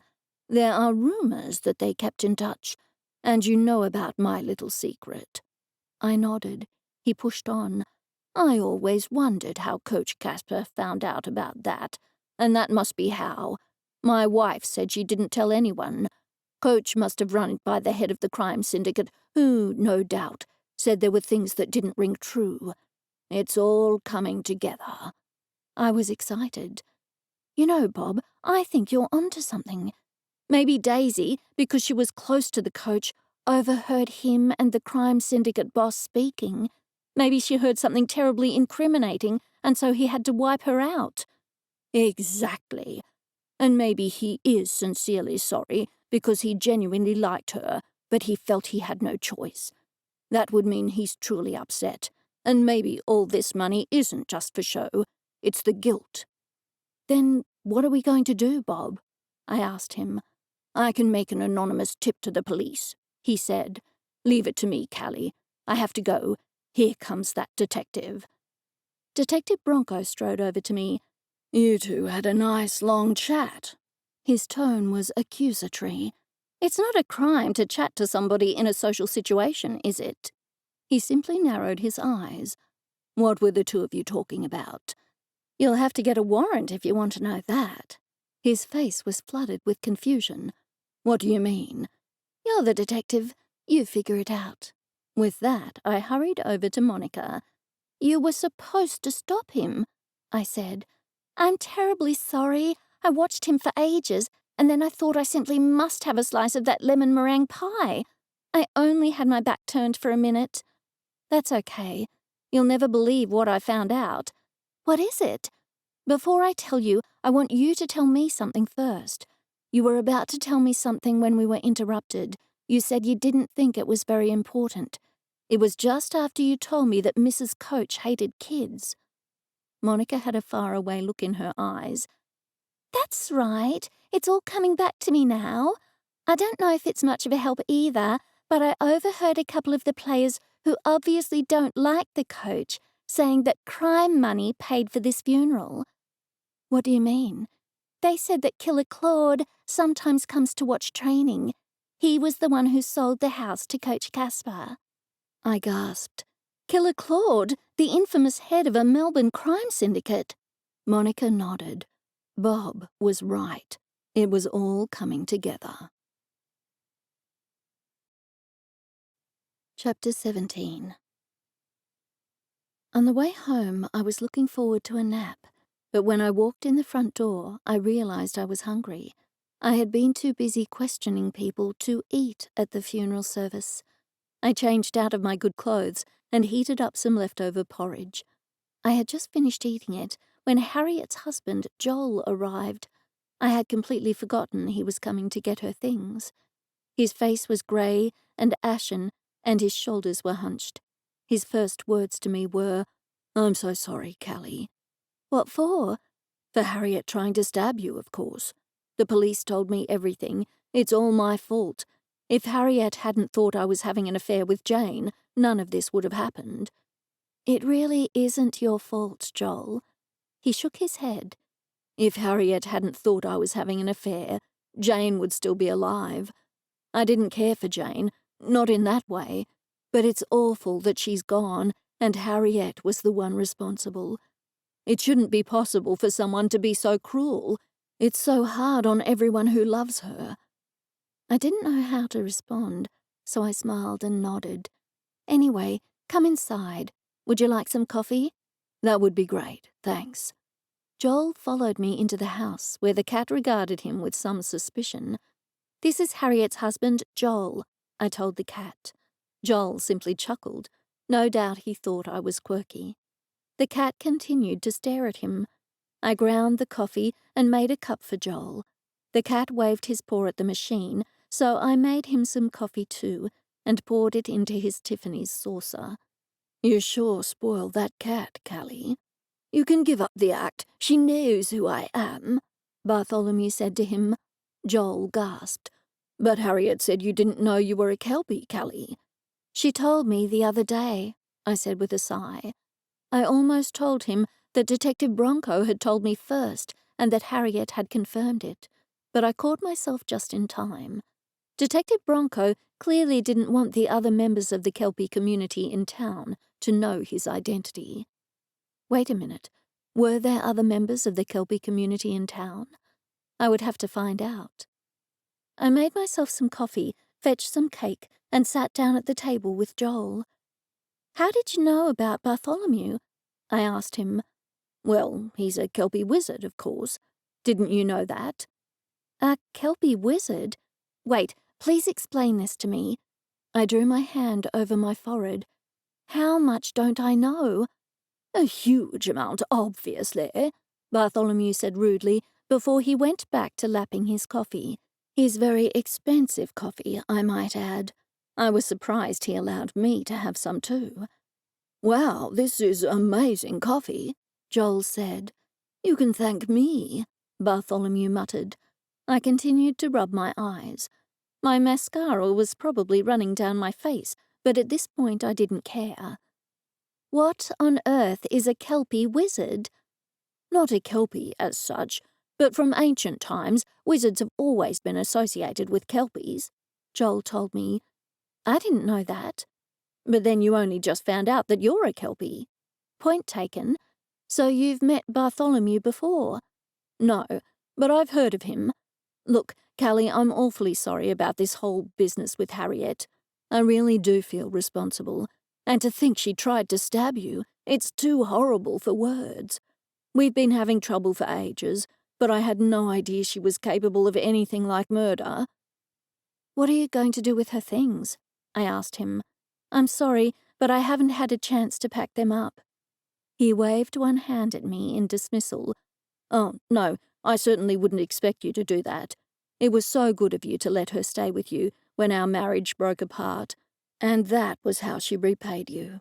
His face fell. "Where is she now?" I asked him. "She's in the Southport watch house awaiting her bail hearing." I gasped. "You don't think she will be granted bail, do you?" He reached across the table and patted my hand awkwardly before snatching his hand away. "No, you don't have to worry about that. I'm certainly not going to put up any money for her bail, and nobody else I know will. Besides, the prosecutor is going to say she's a flight risk. There's no way she'll get bail. Don't worry about it." "I'll try. Joel, on the off chance that she does get bail, could you let me know immediately?" "Of course I will.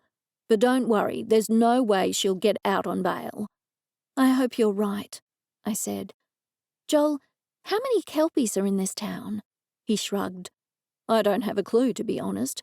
Maybe there aren't any more." "So you don't all hang out or anything?"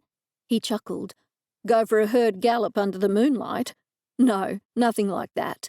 Your parents, my parents, and Harriet's parents were all good friends back in the day. They weren't particular friends with anybody else in town, which leads me to believe there are no other Kelpies in Broomwood." "I wonder why my parents never told me I was a Kelpie." Joel shrugged. "Harriet wondered the same. She thought your parents were trying to protect you." "Protect me from the knowledge that I'm a Kelpie? That seems a bit strange." He shook his head. "No, to protect you from the hunters." "Hunters?" My blood ran cold. All the oxygen seemed to drain from the air. "Hunting what?" Joel hesitated. "Kelpies. Kelpies are hunted by hunters." "Hunted?" I shrieked again. "Why?" "It's a long story." He rubbed his eyes. "But let's just say Harriet was right. Your parents didn't want you to know you were a Kelpie because they knew the hunters would come after you." "Are there many of these hunters?" I whispered. "Nobody knows. But centuries ago there were two main groups, the Order of St. Michael the Archangel and the Knights of the Regent." I'd been in danger from hunters all this time. Who are they? Why are these hunters after kelpies? I began to feel warm. Joel was still talking, but I wasn't really listening, and I was hot, very, very hot. I was long past hot flashes, so this was something else. Stress, maybe? I could feel the blood pounding through my body, and the room felt very small. I tried to take a deep breath, but it seemed difficult. Cally? I blinked. I felt hot and cold and sweaty, and I could feel my cheeks burn. What did you say? He stared at me as if I were going mad. You're changing colour. You're going a sickly shade of green. I panicked. I'm going to turn into a kelpie right in front of you? No, that's not happening, Joel said. You're getting sick. It's the shock. I took a deep breath. I'm okay. I wondered why Detective Bronco hadn't told me about the hunters. Don't worry much about it, Cally. Harriet had a premonition that hunters were close to Broomwood, but she must have been wrong. They're more myth than anything these days. Nobody has seen hunters for decades, and not in Australia. Do they hunt all kelpies, or just particular ones? He nodded solemnly. All kelpies, I'm afraid to say. Look, your parents were simply being overly cautious. I didn't share his confidence. How do you know this is just a myth? I spoke with someone who used to live in Scotland.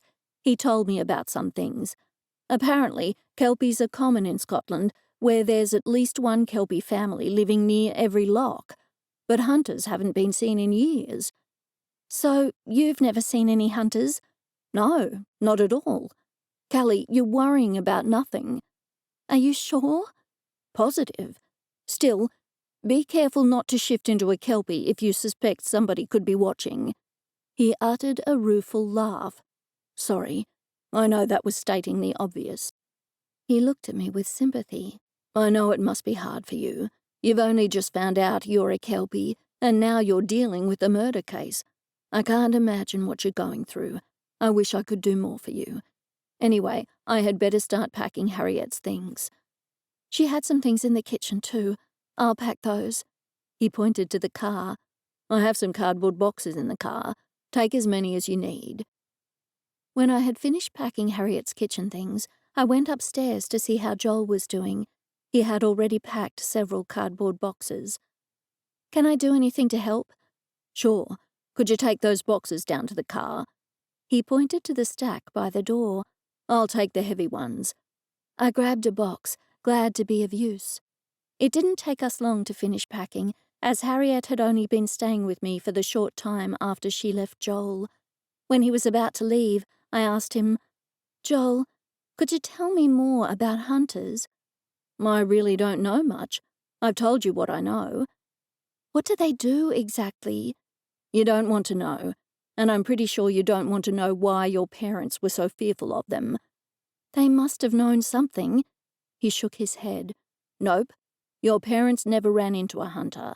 Like I told you, it's more mythology than real life these days. I shook my head. And don't worry about Harriet's premonition that hunters were coming to Broomwood. He gave me a hug. Cally, I'm sorry. I don't know anything more. Just know that the hunters were dangerous, but I doubt they are around these days. Thanks, Joel. I watched him drive away. Chapter 18. There was a Mustang on the road that ran parallel to my house. I only knew what a Mustang was because my mother was obsessed with Steve McQueen.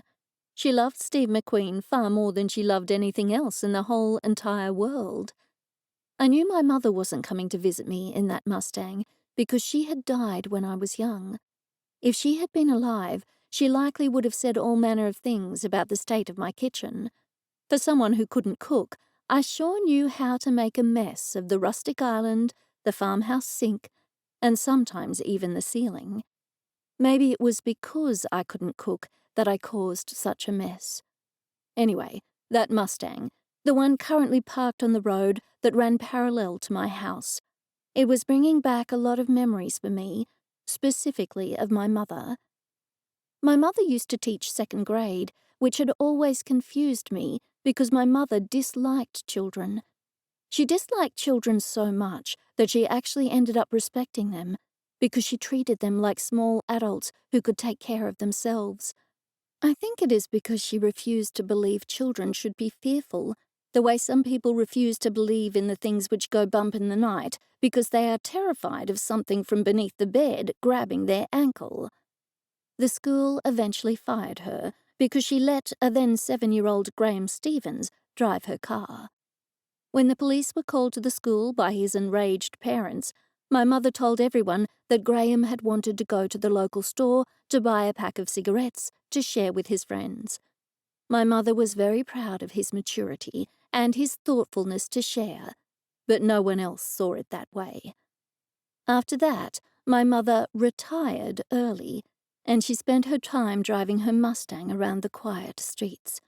Men liked to talk to her, not because she knew about cars, but because she didn't really know a thing, and they could show off all of their knowledge. My mother had the art of giggling and batting her eyelashes, a trait I did not inherit, which is why I had so much trouble charming men like Detective Rick Bronco. It would have been handy to have my mother's flirtatious energy to help in my murder investigation. I looked over the fence, wondering who on earth was driving the Mustang parked so conspicuously on the road running parallel to my house. I mean, a murder had taken place on this very property, so I was understandably a little jumpy. Narrowing my eyes, I managed to make out the silhouette of 2 young men. When they abandoned the Mustang and started to venture closer to my house, the hair on the back of my neck stood on end. They were handsome young men, which made me feel a little bit more relaxed. Then I came to my senses. Why on earth did I think they were harmless just because they were handsome? It must have been all those movies I had watched as a child, where all the heroes were debonair and the villains always looked like hideous goblins. The 2 young men must have been brothers, twins even, because they were nearly identical, apart from a slight height difference. They were both tall, dark, and handsome. I walked out to meet them. "Hi, I know somebody who loves Mustangs as well," I said in a friendly manner. I was trying to keep the air of suspicion out of my voice. The shorter brother smiled, while the taller of the 2 kept a neutral expression on his face. "Ah," the taller one said, "maybe we've seen them around the local car shows." The shorter brother raised his eyebrow, as if the 2 men had never been to a car show in what was sure to have been their very short lives. Just how old were these men? They managed to look both 50 and 30 at the same time. It was indeed strange. "Do you mind if we use your phone?" the shorter brother asked. "We seem to have run out of battery on both our mobiles, and our car is giving us a bit of trouble." I didn't want these 2 strange young men in my house. I needed to come up with a reason to shoo them away. "My name is Ichabod," the tallest offered, perhaps sensing my discomfort. My jaw dropped. "Ichabod?" He laughed. "I get that reaction a lot. It's actually a family name. I think I'm probably the 19th Ichabod in my family. That's the curse of being the firstborn son." "My name is Crane," the shorter added. Ichabod Crane? These 2 were clearly giving me fake names. Ichabod Crane was the hero in The Legend of Sleepy Hollow. I tried to keep the smile on my face. "I know what you're thinking, that we are using fake names, but I assure you my name is Ichabod and my brother's name is Crane. Here, look at our licenses." Both brothers flashed their driver's licenses as if they were police officers showing their police badges. Sure enough, their names were Ichabod and Crane. Their parents had a lot to answer for, really.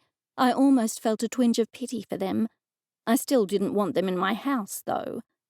"Well, Ichabod and Crane," I said, "my phone is dead and I don't have a landline. But if you wait in my kitchen, my volunteer, Monica, will be by soon, and she has 3 phones, and I'm sure she would be fine with you using one of them."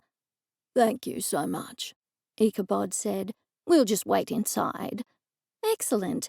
Help yourself to any of the drinks in the fridge. I'm afraid I must keep on with the work outdoors. No rest for the wicked." I laughed a little too loudly and stood there watching as they both walked into my home. I didn't want Ichabod and Crane in my house, but I didn't really have another choice. I hope they didn't realize that the landline was working. I mean, who has a landline these days? Apart from me, of course. I absolutely loved my landline. Still, it was an unlisted number, and nobody ever called me on it. The landline took me back to being young and calling my friends at all hours of the day and night, while my dad grumbled in the kitchen about me killing off my brain cells. He might have been right about the brain cells, because it was awfully daft to invite two strange men into my house. But I had an inkling, a feeling of dread about their Mustang. I wanted to go and check out what was inside. I didn't consider myself a particularly sneaky sort of person, but the death of my volunteer had set my teeth on edge, which was more than understandable, in my opinion. Suddenly, these two strange men appeared in town after she died. I considered it was my neighbourly duty to investigate them, because what if they were the culprits and they intended someone else in town some harm? I walked calmly away from my home, and when I was out of sight, I rummaged through the pocket in my jeans and pulled out my phone. I called Monica's number. "Monica," I hissed, "I need you to come back here as soon as possible. I need you to lend your phone to two strange men." "Strange men?" Monica replied. "And two of them? I thought you had a crush on Detective Rick Bronco." I dropped my phone. It fell in the mud. After I dragged it out and cleaned it with the hem of my blouse, I spoke to Monica in a harsh voice. "I have zero interest in that smug, stuck-up, egotistical, very tall and very handsome detective. Did you hear what I said about Ichabod and Crane?" "You mean from that movie with the headless horseman?" "Sleepy Hollow, yes. There are two men in my house whose names are Ichabod and Crane." "They've given you fake names," Monica exclaimed. "I always give people fake names, but that's only for tax evasion reasons." "I don't have time to ask you about that now, Monica. They showed me their IDs. Those are their real names." "Have you never heard of a fake ID?" Monica said. I could have slapped myself. Of course they could be using fake IDs. Well, a Rose by any other name would still look as handsome and come across as creepy. "I'm going to investigate their Mustang. I need you to come over and distract them while I do." "I want to investigate a Mustang too," Monica said. "I'm there already." "How are you there already?" "I thought it was Detective Rick Bronco's car. I pulled over to see if he was okay. This is a different colour, though. It's more of a green colour." "Highland green," I said, "like Steve McQueen in the famous movie." "How exciting," Monica said in her happiest sing-song voice. I had already reached her, so she hung up the phone and spoke to me in person. "I love looking through people's stuff, especially when they have no idea that I'm looking through their stuff. It's such a rush." "Monica, have you ever snooped through my stuff?" "Of course I've snooped through your stuff, Cally. For all I knew, you were a complete sociopath, and I couldn't work for a sociopath. Not again.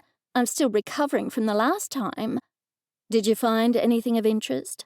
Monica snorted. "Of course I didn't find anything of interest. It's you." I tried not to be offended. "I'm sure I have a lot of interesting things in my home." I had some knitting magazines from the 70s. They were very rare and in extremely good condition. Sure, they weren't the most scandalous objects, but non-scandalous things could be interesting too. "So," Monica said as she looked over her shoulder, "where are Keyboard and Blaine?" "Who?" "The men who own this Mustang." "Oh, Ichabod and Crane. Yeah, they're waiting in the house." Monica gave a little jump. "They can't see us from the house." I shook my head. "No windows overlook this part of the road." "I see.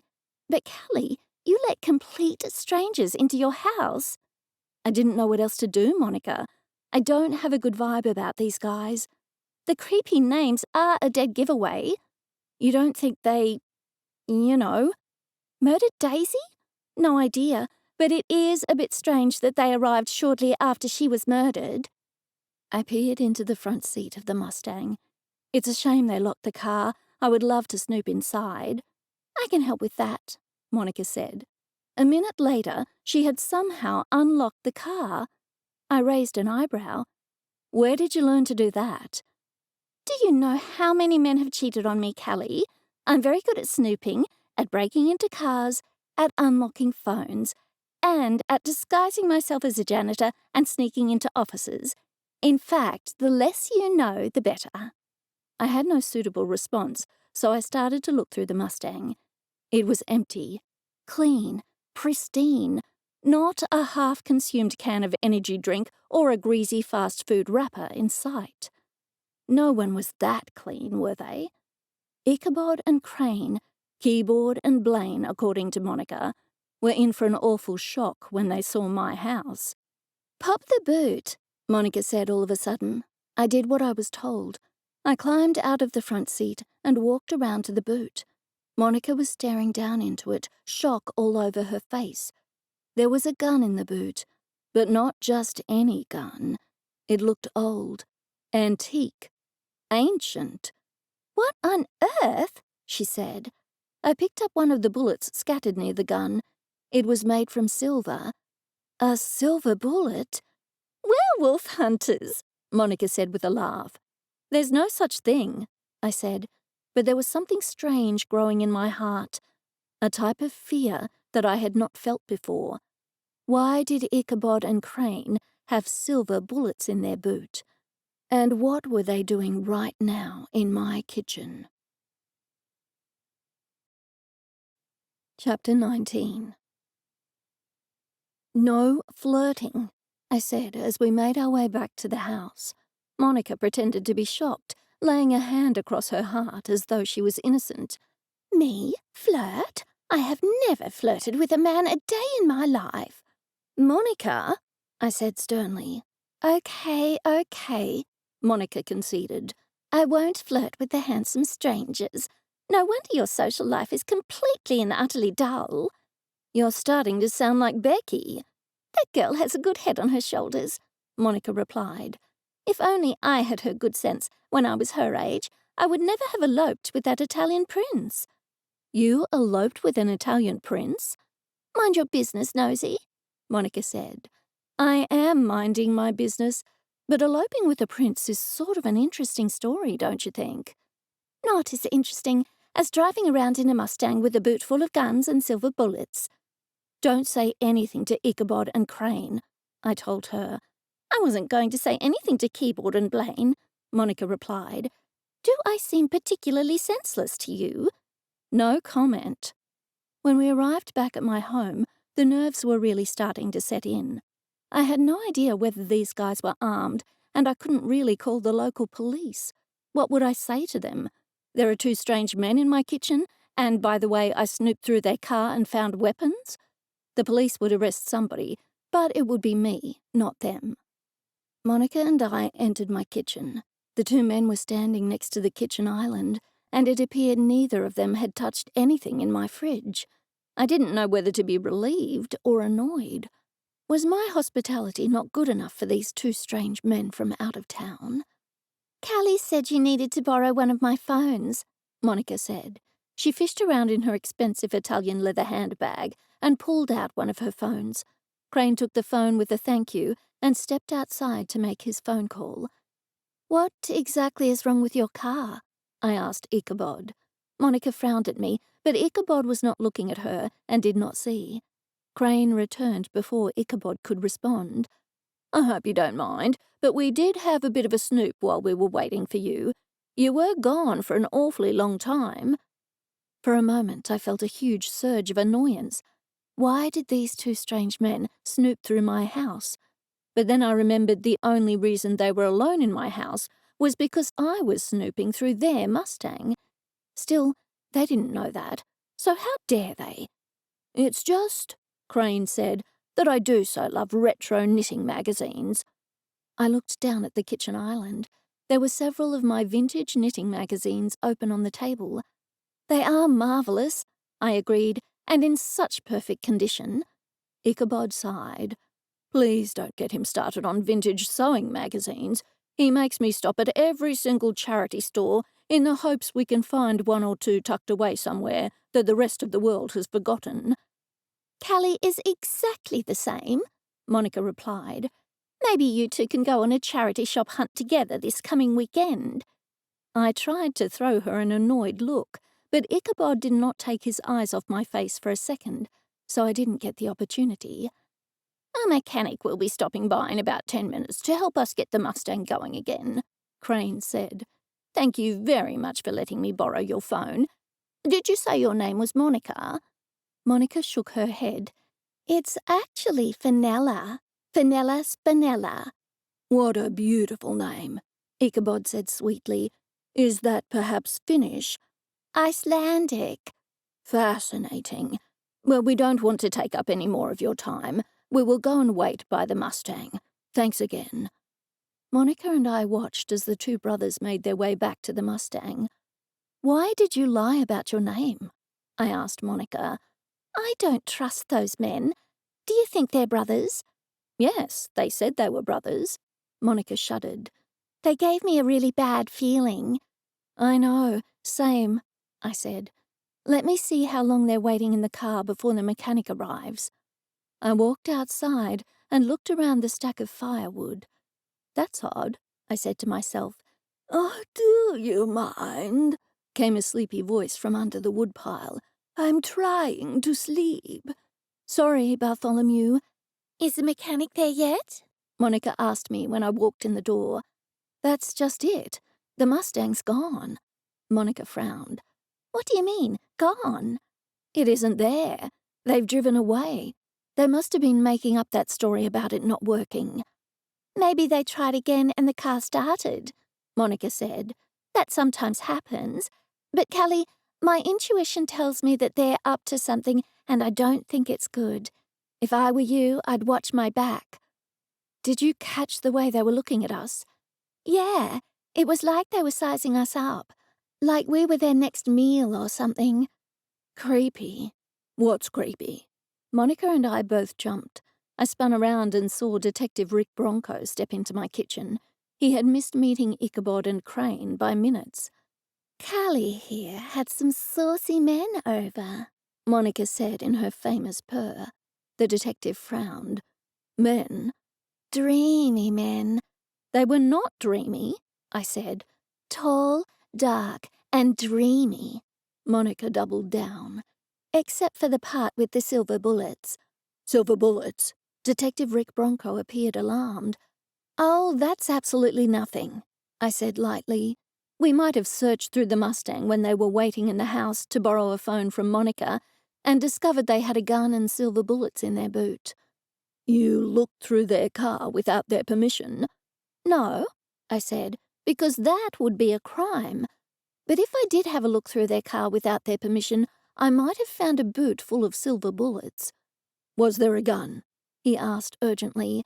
Yes, Monica said. It was a revolver. Was it a Colt? I don't know, Monica replied. I don't know much about guns. Have you seen a gun before? I asked her. Well, yes, but this one was small, Monica said. She held her hands apart to show the size. About this big. My father had a gun, but it was much bigger than the gun in their boot. It was for shooting snakes. Anyway, I must run. When you called me, Cally, I was on my way to my lip filler appointment. Good luck, I said, and thanks for the help. As soon as Monica left, Detective Bronco turned to me. Okay, he said. Now why don't you tell me exactly what happened from the beginning? I filled him in about the strange names, the gun, and the silver bullets. Do you think they are hunters? I concluded. How do you know about hunters? Joel was here earlier to fetch Harriet's things. He said that my parents never told me I was a Kelpie to protect me from hunters, although he did say that hunters died out years ago. Is that right? He hesitated before speaking. I thought that was the case. I hoped that was the case. He sighed long and hard. And? I prompted him.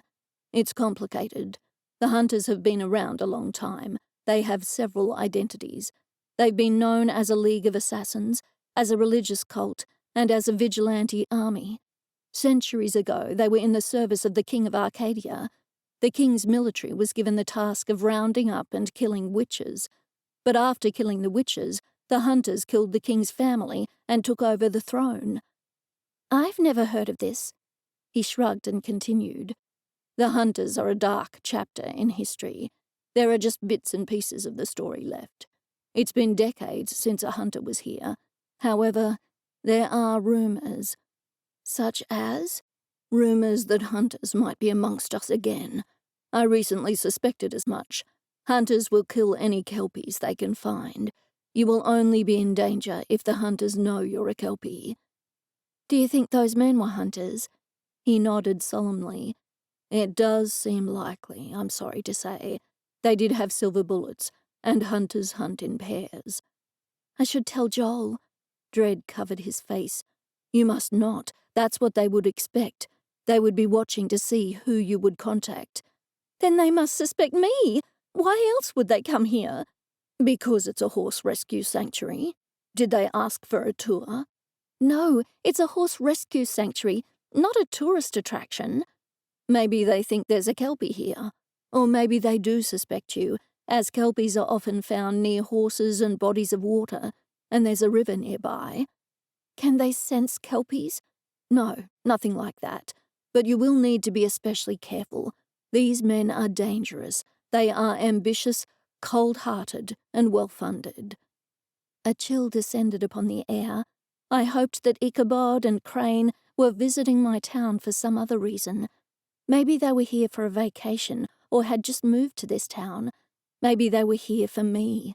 I didn't want to entertain the fact that running a horse rescue sanctuary made me a suspect in their eyes, but it was the only conclusion I could draw. Chapter 20. I ran to the pile of firewood where I had last seen the cat. I wasn't watching where I was going and tripped over the wood splitter. I picked myself up, dusted off my hands, and called out to the cat. "Bartholomew! Bartholomew!" He stalked out of the woodpile, grumpy. "Stop screeching like that," he grumbled. "You know how sensitive I am to noises. You're hurting my delicate ears." "Tell me everything you know about hunters." Bartholomew curled a lip as if I'd just asked him to divulge the secret hiding place of a scrumptious piece of tuna. "Hunters?" he said, his brow furrowed. "Why do you ask?" "They're coming for me." "What makes you think that?" "Joel said Harriet had a premonition that they were coming to Broomwood. The two men who were just here are probably hunters. They had silver bullets in their car." Bartholomew shrugged. "Maybe they were hunting werewolves." "Is there such a thing as werewolves?" "You would have to ask the hunters." I stomped my foot. "Bartholomew, tell me what you know about hunters." "Hunters are a secret order," he said. "Very few people know anything about them. They're highly reclusive. They hunt anything with supernatural powers." "Tell me everything you know." "They're an ancient order. They've been around for a very long time." I was exasperated. "That's it?" "No." I waved my hand at him. "Then please go on." "They started out as a group of fanatical followers of Empedocles, an ancient Greek philosopher, although some date them much earlier, to Sumerian times. They became known as hunters, although that's simply an English translation. They had several ancient names. Empedocles believed that all shifters were evil and that they should be hunted down and destroyed. Hunters became very good at hunting shifters," Bartholomew added. "And as for silver bullets—" "Yes?" "In horse form, kelpies can only be killed by silver bullets, which dissolve them into some sort of ghastly, squishy, jelly-like mess." I shuddered. "There are plenty of legends about kelpies drowning people in ponds. I suppose that's why the hunters think all kelpies are evil." "The Erk Ushka." "Excuse me?" Bartholomew sighed. "The Erk Ushka is also a horse shifter and is often mistaken for a kelpie. However, while only some kelpies drown their victims, the Ushka will always kill their victims, or at least try to. I've never heard of an Ushka? Maybe you've heard of them by their Irish name, Ishka. No, Bartholomew pushed on. If somebody rides an Yushka, the rider is safe on dry land. But once the Ushka smells water, their skin turns adhesive. They run for the nearest body of water and drown the victim, who can't jump off due to the Ushka's adhesive skin. Then they eat the victim, everything apart from the liver. I pulled a face. Ugh, I can see why the hunters don't like them. Bartholomew shook his head vigorously. Don't make the mistake of thinking the hunters are capable of logic. They are fanatics. Centuries of fanaticism shape their actions. The screech of tires made me spin around. My heart sank when I saw it was the dreadful insurance investigator. She wasted no time getting out of her car and stomping over to me. "Have the police solved the murder yet?" she asked by way of greeting. "No, but I have it on good authority that they're about to close the case at any minute." I tried to keep my expression neutral as she searched my face, no doubt looking for any sign of the lie that it was. "Who told you that?" she snapped. "I'm not at liberty to divulge that." I watched her face turn a deeper shade of red with each word I spoke. "You'd better not be trying to trick me." Her voice had an edge to it. I drew myself up to my full height. "Not at all." She looked pointedly at her watch, a big silver thing with lots of dials. "You don't have much time." "But I do have some time," I reminded her, "and it might come down to the wire." "I'm not giving you an extension of time, even if you beg," she snapped. "Keep that in mind, missy." As she pushed past me and plodded back to her car, I had fantasies about pushing her over and releasing Greta Garbo to sit on her. Still, if I did that, she would see to it that I never had another volunteer. But it was nice to think about it. "What a human," Bartholomew said when she drove away. "What do you mean?" I asked, confused. "It's a saying," he said. "You humans often say, 'what a cow,' but cows are lovely, and sometimes people are not." "You know, I agree with you," I said. "Let's go inside and have some coffee." I made to walk, but a searing pain ran up my leg and into my left hip. It felt as though I had been stabbed in the hip. Not that I had ever been stabbed, but that's what I imagined it felt like. Bartholomew looked over his shoulder. "What's the matter with you?" "It must have happened when I tripped over," I said. I took a tentative step forward. "I can hardly put any weight on my leg." By the time I got inside, it was even worse. I could only walk sideways, like a crab. The pain was excruciating. "You'd better go to a vet," Bartholomew said. "A doctor?" "Whatever. But make me some coffee first, if you would be so kind." I half-hopped, half-crab-shuttled sideways over to the coffee machine and managed to put the saucer on the ground for the cat. Luckily, my handbag was sitting on the kitchen table because I didn't think I would be able to go upstairs to fetch it. Navigating the stairs would be hell. I hobbled out to the car and sat in it. I knew there was a person in town who was qualified both as a medical doctor and a chiropractor, so I called her at once. When I explained the situation, she told me to go straight in. I was greatly relieved to find parking directly outside her clinic. It took me an age to get from my car to her clinic's front door, moving sideways bit by bit. I stood at the reception desk and leant on it for support. A woman walked out. "I'll be with you in a moment," she said. "Please take a seat." I hobbled over to the seat and sat down. It was another 5 or so minutes before her patient left. The woman beckoned to me. "Come in." Her manner was entirely gruff. "Sit in that chair," she barked. "What seems to be the problem?" "It came on me suddenly," I told her. "I have dreadful pain in my left hip, and it doesn't seem to work. I can only walk a little bit at a time. It happened when I tripped over a wood splitter." "Please allow me to be the judge of the cause," she said. She continued to ask me questions, such as had I ever been an athlete, Did I run long distances and the like? I'm going to send you for some x-rays, she said. As this is an emergency, bring them straight back to me. You don't need to make an appointment. I thanked her. What do you think is wrong with me? It could be a number of things, she said. How old are you? 60? 60? Then it's obvious you need a hip replacement. I was shocked. A hip replacement? But I was fine this morning. It only happened when I tripped over. If you have hip pain and are 60, you obviously need a hip replacement, she said dismissively. She shot me a pitying look. These things happen as we age. She scribbled on a piece of paper.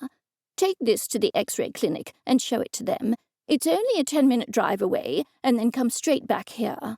She shoved a piece of paper across her desk at me. What's the address? It's on that paper there. Her tone was scathing. I didn't like the woman, but that didn't mean she didn't know what she was doing. I tried to stop a tear from falling. It seemed I was done for, an old fossil. I was falling apart, disintegrating. I took the paper and made my way back to the car, little bit by little bit, and gingerly lowered myself into my seat. The people at the X-ray place told me I didn't have long to wait. They told me to wait in a little hallway and someone would be ready for me soon. They were right. It wasn't long before a young man fetched me to the X-ray room. An older woman walked in and took over from him. Gosh, the doctor wants a lot of X-rays, she said. I suppose she wants to figure out what's wrong with me, I told her. The woman consulted the notes. Oh, you're 60.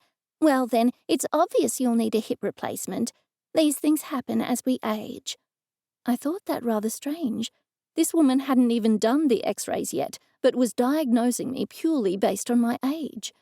The doctor hadn't said a hip replacement was necessary until she heard my age. After all the X-rays, I slowly made my way back to the waiting room, where everybody stared at me hobbling sideways. After a few minutes, a receptionist waved me over. Here are the X-rays for your doctor, she said. I thanked her and tottered back to my car. This time, when I returned to the doctor, she waved me in straight away. She hung my X-rays on a machine and let out a gasp. This is an emergency, she said. You have severe arthritis. But I was fine this morning, I protested. It only happened after I tripped over. At your age, it's obvious what the problem is, she said.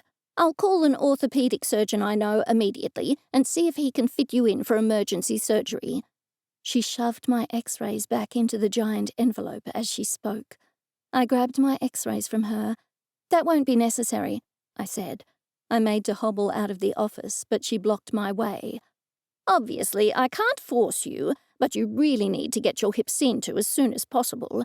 There's no point putting your head in the sand, as it will only get worse. Can I pay now and leave? Certainly. All the while when I was paying, she continued to tell me I needed an immediate hip replacement, and even followed me out of her office onto the street. I got back in my car and was about to drive off, biting back the tears, when I saw a big sign across the road, physiotherapist. What can it hurt? I said aloud. I grabbed my X-rays and headed across the road. The physiotherapist had a tiny office. She didn't have a receptionist. The doctor's office had also been tiny, and she hadn't had a receptionist either. The physiotherapist poked her head around the door and saw me hobbling sideways. What happened to you? She asked. I tripped over a block splitter and now I can't walk at all, I said.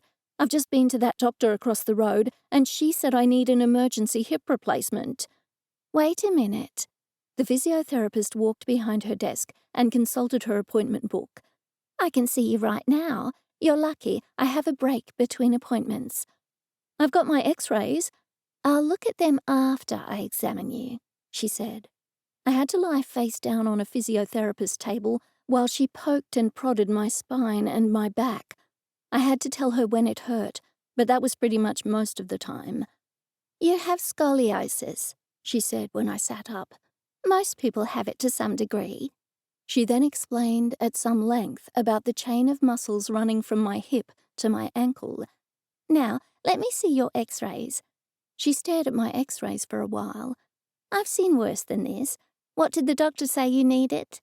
She said I need a hip replacement in my left hip. She snorted rudely. Your left hip is exactly the same as your right hip. Did you say you went to the doctor directly across the street? I nodded and pointed out of her window. Yes. She rolled her eyes. I shouldn't say this, but plenty of her patients come to me. She is friends with an orthopedic surgeon, and some people think she gets a kickback from referrals. I was aware my jaw had dropped open, so I shut it. So I don't need a hip replacement? Certainly not.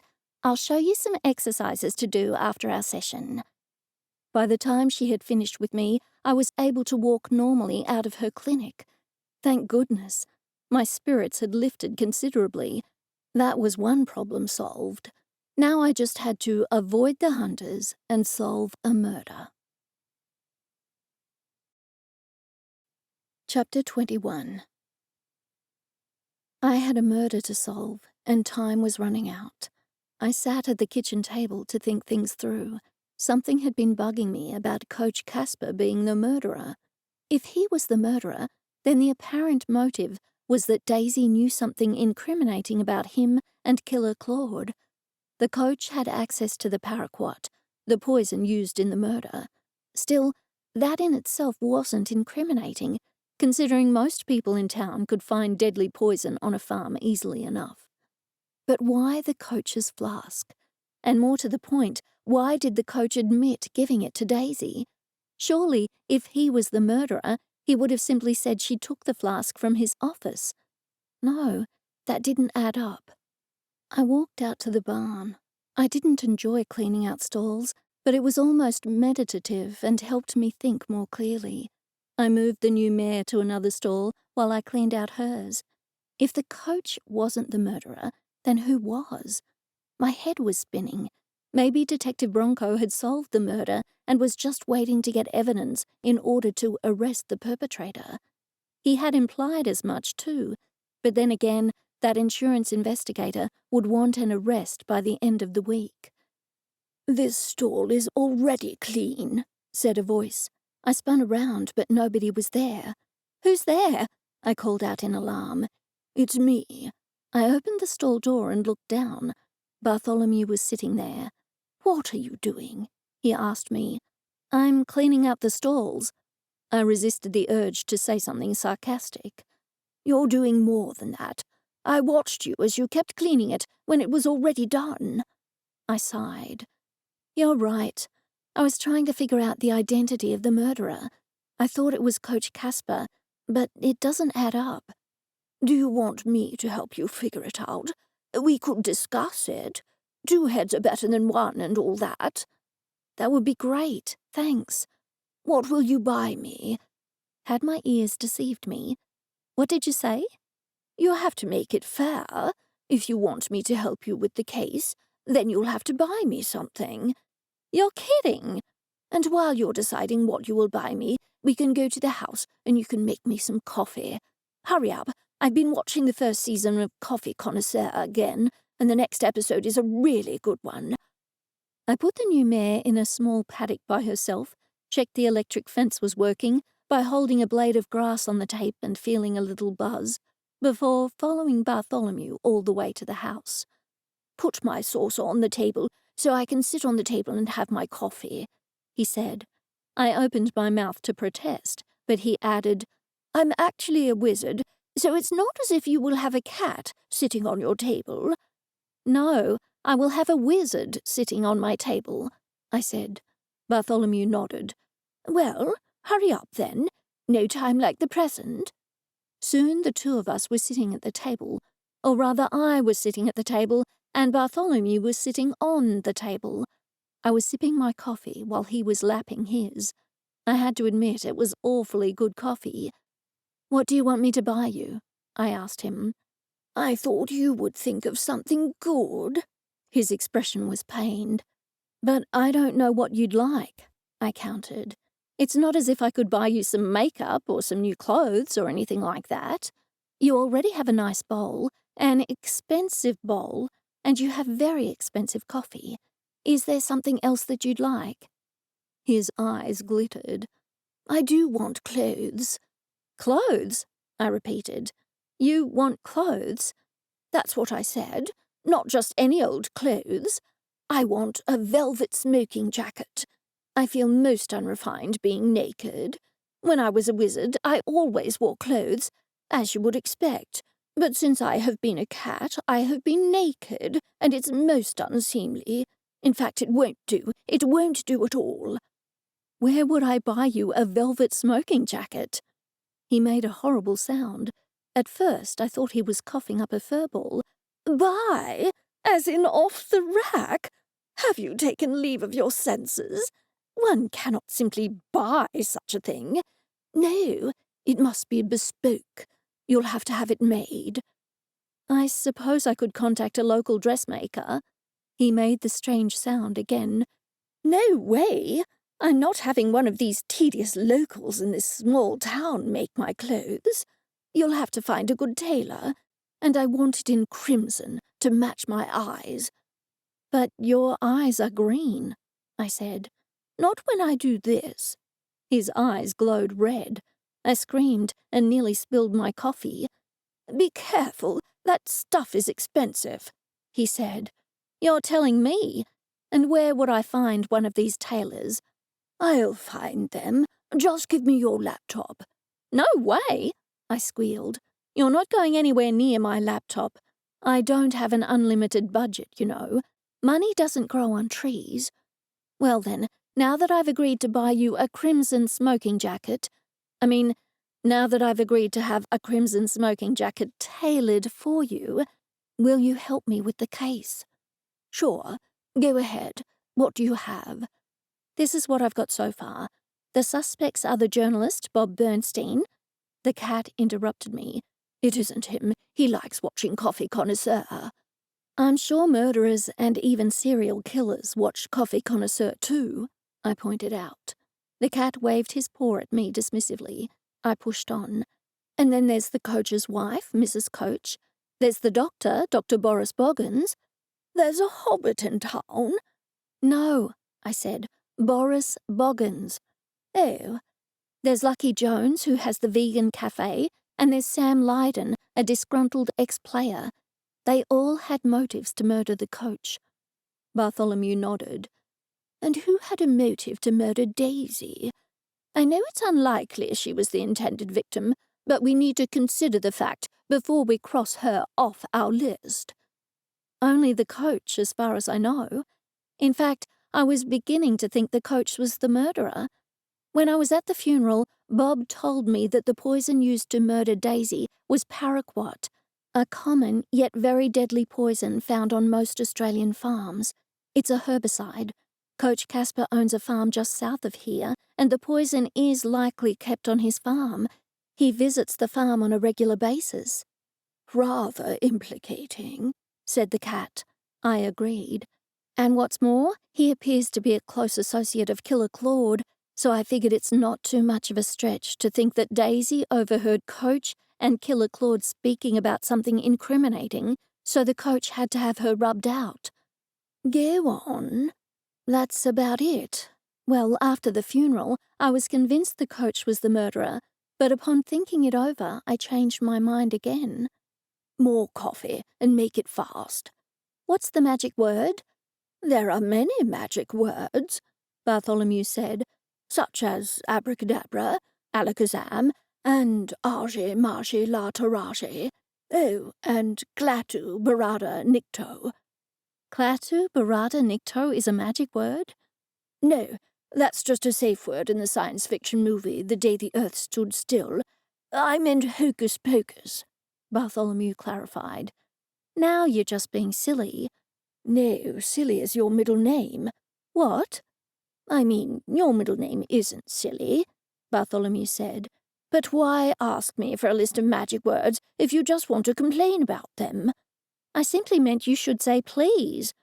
"Please, and hurry up about it."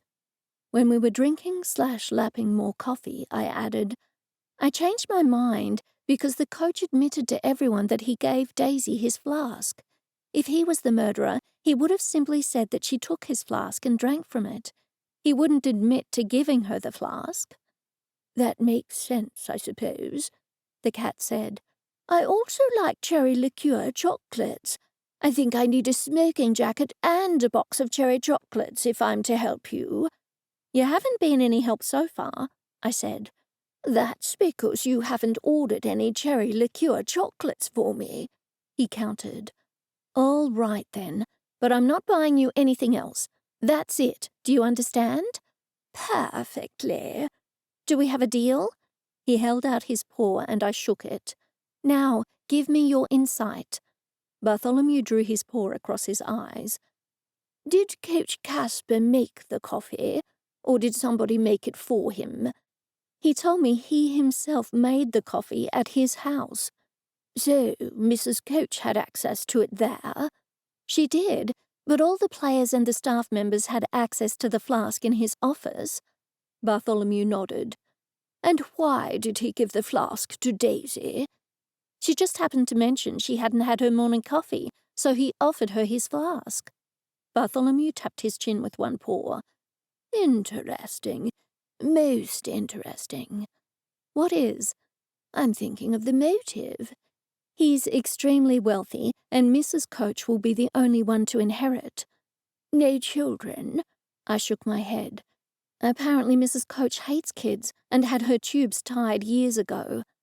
Could she have murdered the coach because of his affair with Daisy?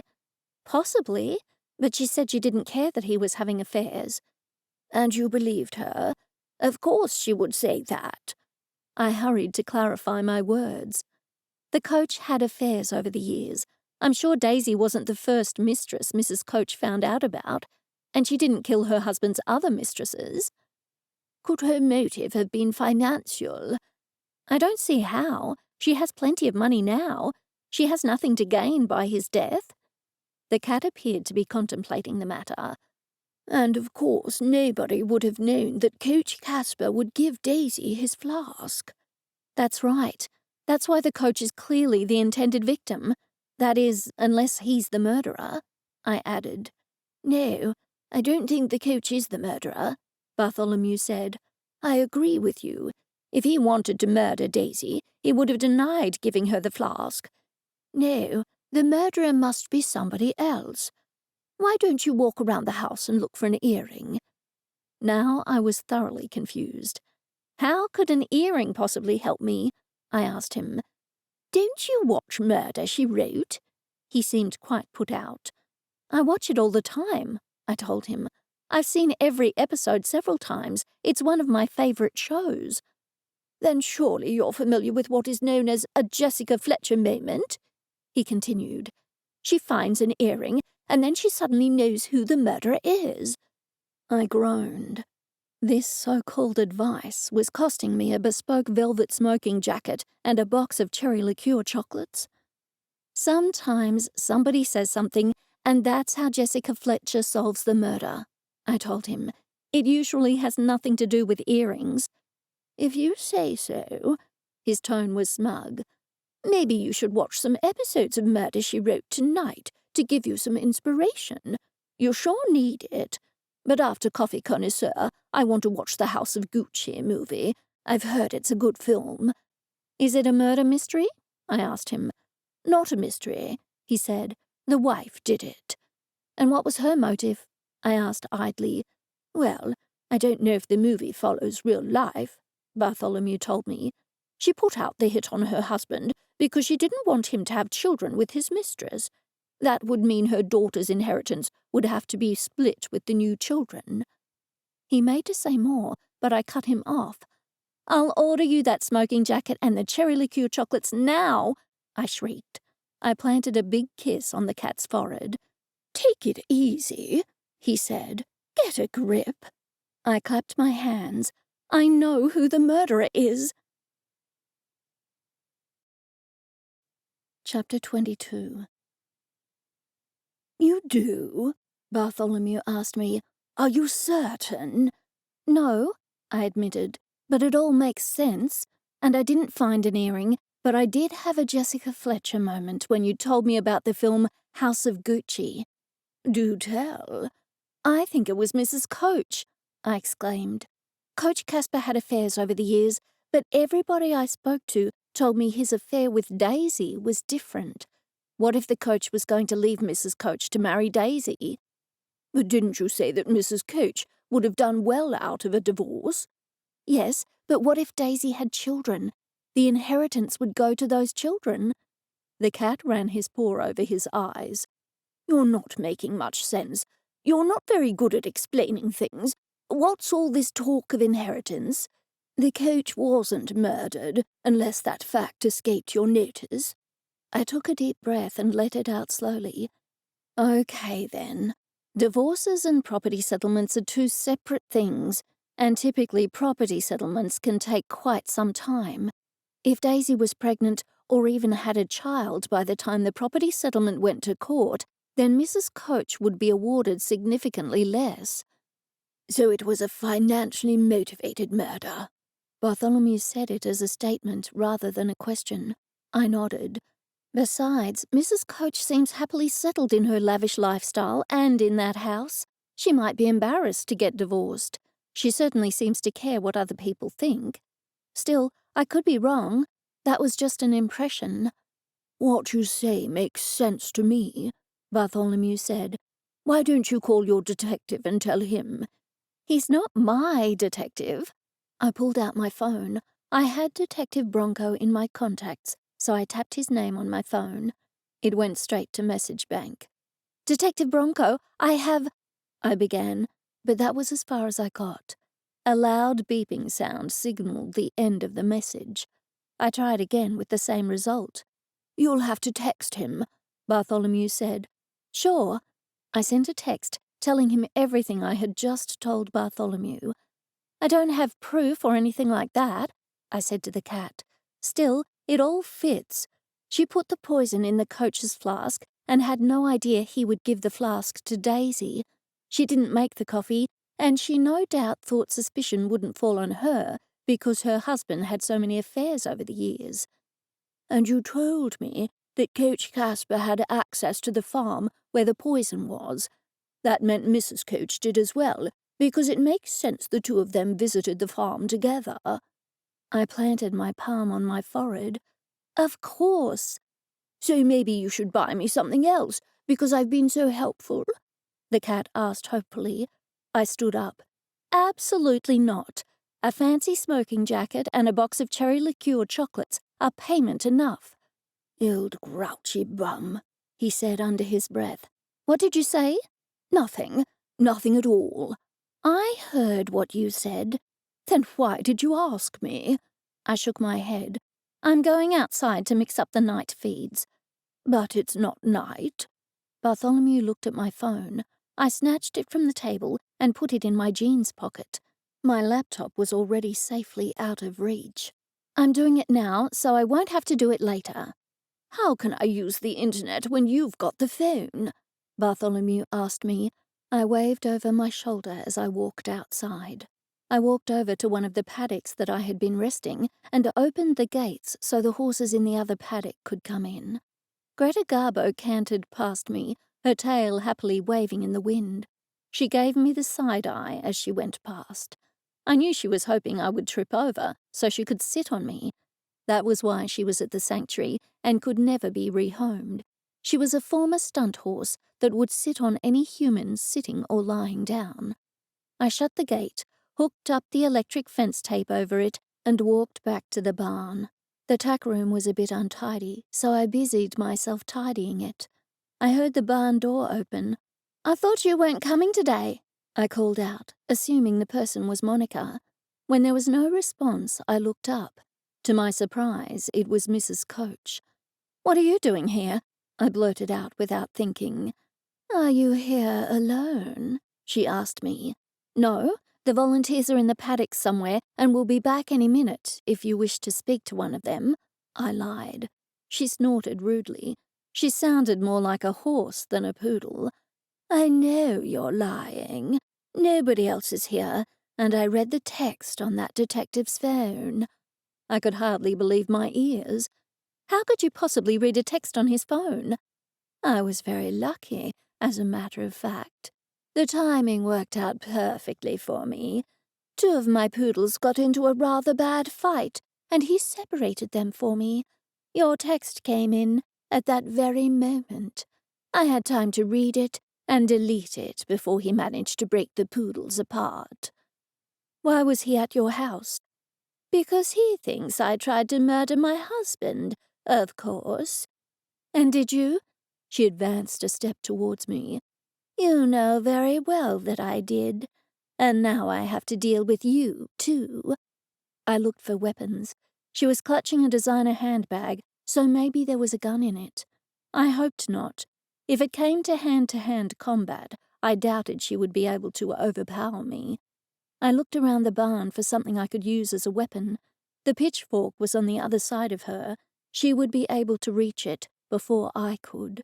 To my dismay, she reached into the handbag and pulled out a gun. And how exactly do you plan to do away with me? Shooting me will seem entirely suspicious. Why?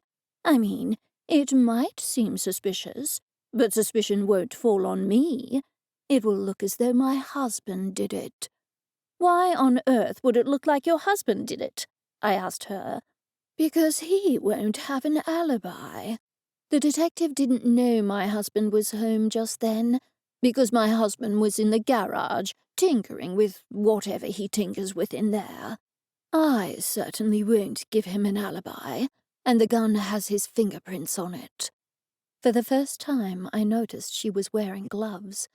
Somebody would have seen you drive in, I said. She shook her head. No, I walked in here over the back way through the bushland. Besides, I'm not wearing any jewelry, so no one will know it's me.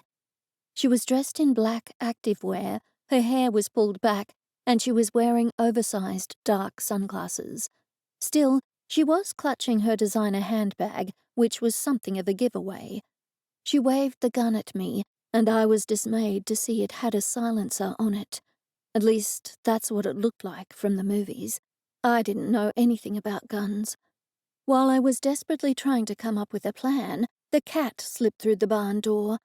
I watched as he sized up the situation. "You've got yourself into quite a pickle," he said. Mrs. Coach jumped. "Who said that?" She swung around and waved the gun behind her. "Come out if you know what's good for you." "You wouldn't shoot a cat, would you?" Bartholomew said. "A poor, defenseless cat." Mrs. Coach backed away and looked down at the cat. He lifted up one paw and waved at her. "I've called the police and told them you admitted to the murder of Daisy Doubtflower and that you're here with a gun trying to shoot Cally," the cat said. Mrs. Coach had not regained her composure.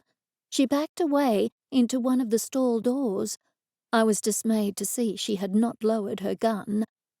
"I must have taken the wrong medication," she muttered to herself. "I'm hallucinating. I think I'm imagining a cat speaking to me." Her voice rose to a high pitch. "I'm not a cat. I'm an ancient wizard," Bartholomew told her. His eyes glowed red. "I had an argument with a witch over the coffee trade, and she cursed me and turned me into a cat." Mrs. Coach gasped in horror. While she was otherwise occupied, I reached for the phone in my back pocket, and as carefully as I could, tapped the call button again so it would automatically call my last call, Detective Bronco. I looked for an avenue of escape. There was no point hiding in one of the stalls, because she would find me in seconds. I was too far from the back of the barn to try to leave by the back door. "Put the gun down, and I won't have to use my powers on you," Bartholomew said in commanding tones. "You're not real! You're not real!" she squealed. "Get away from me! Get away from me!" "Mrs. Coach has just admitted to trying to poison her husband and now is pointing a gun at me," I said as loudly as I could for the benefit of the phone. That proved to be a mistake, because she swung around and aimed the gun at me. It all seemed to happen at once.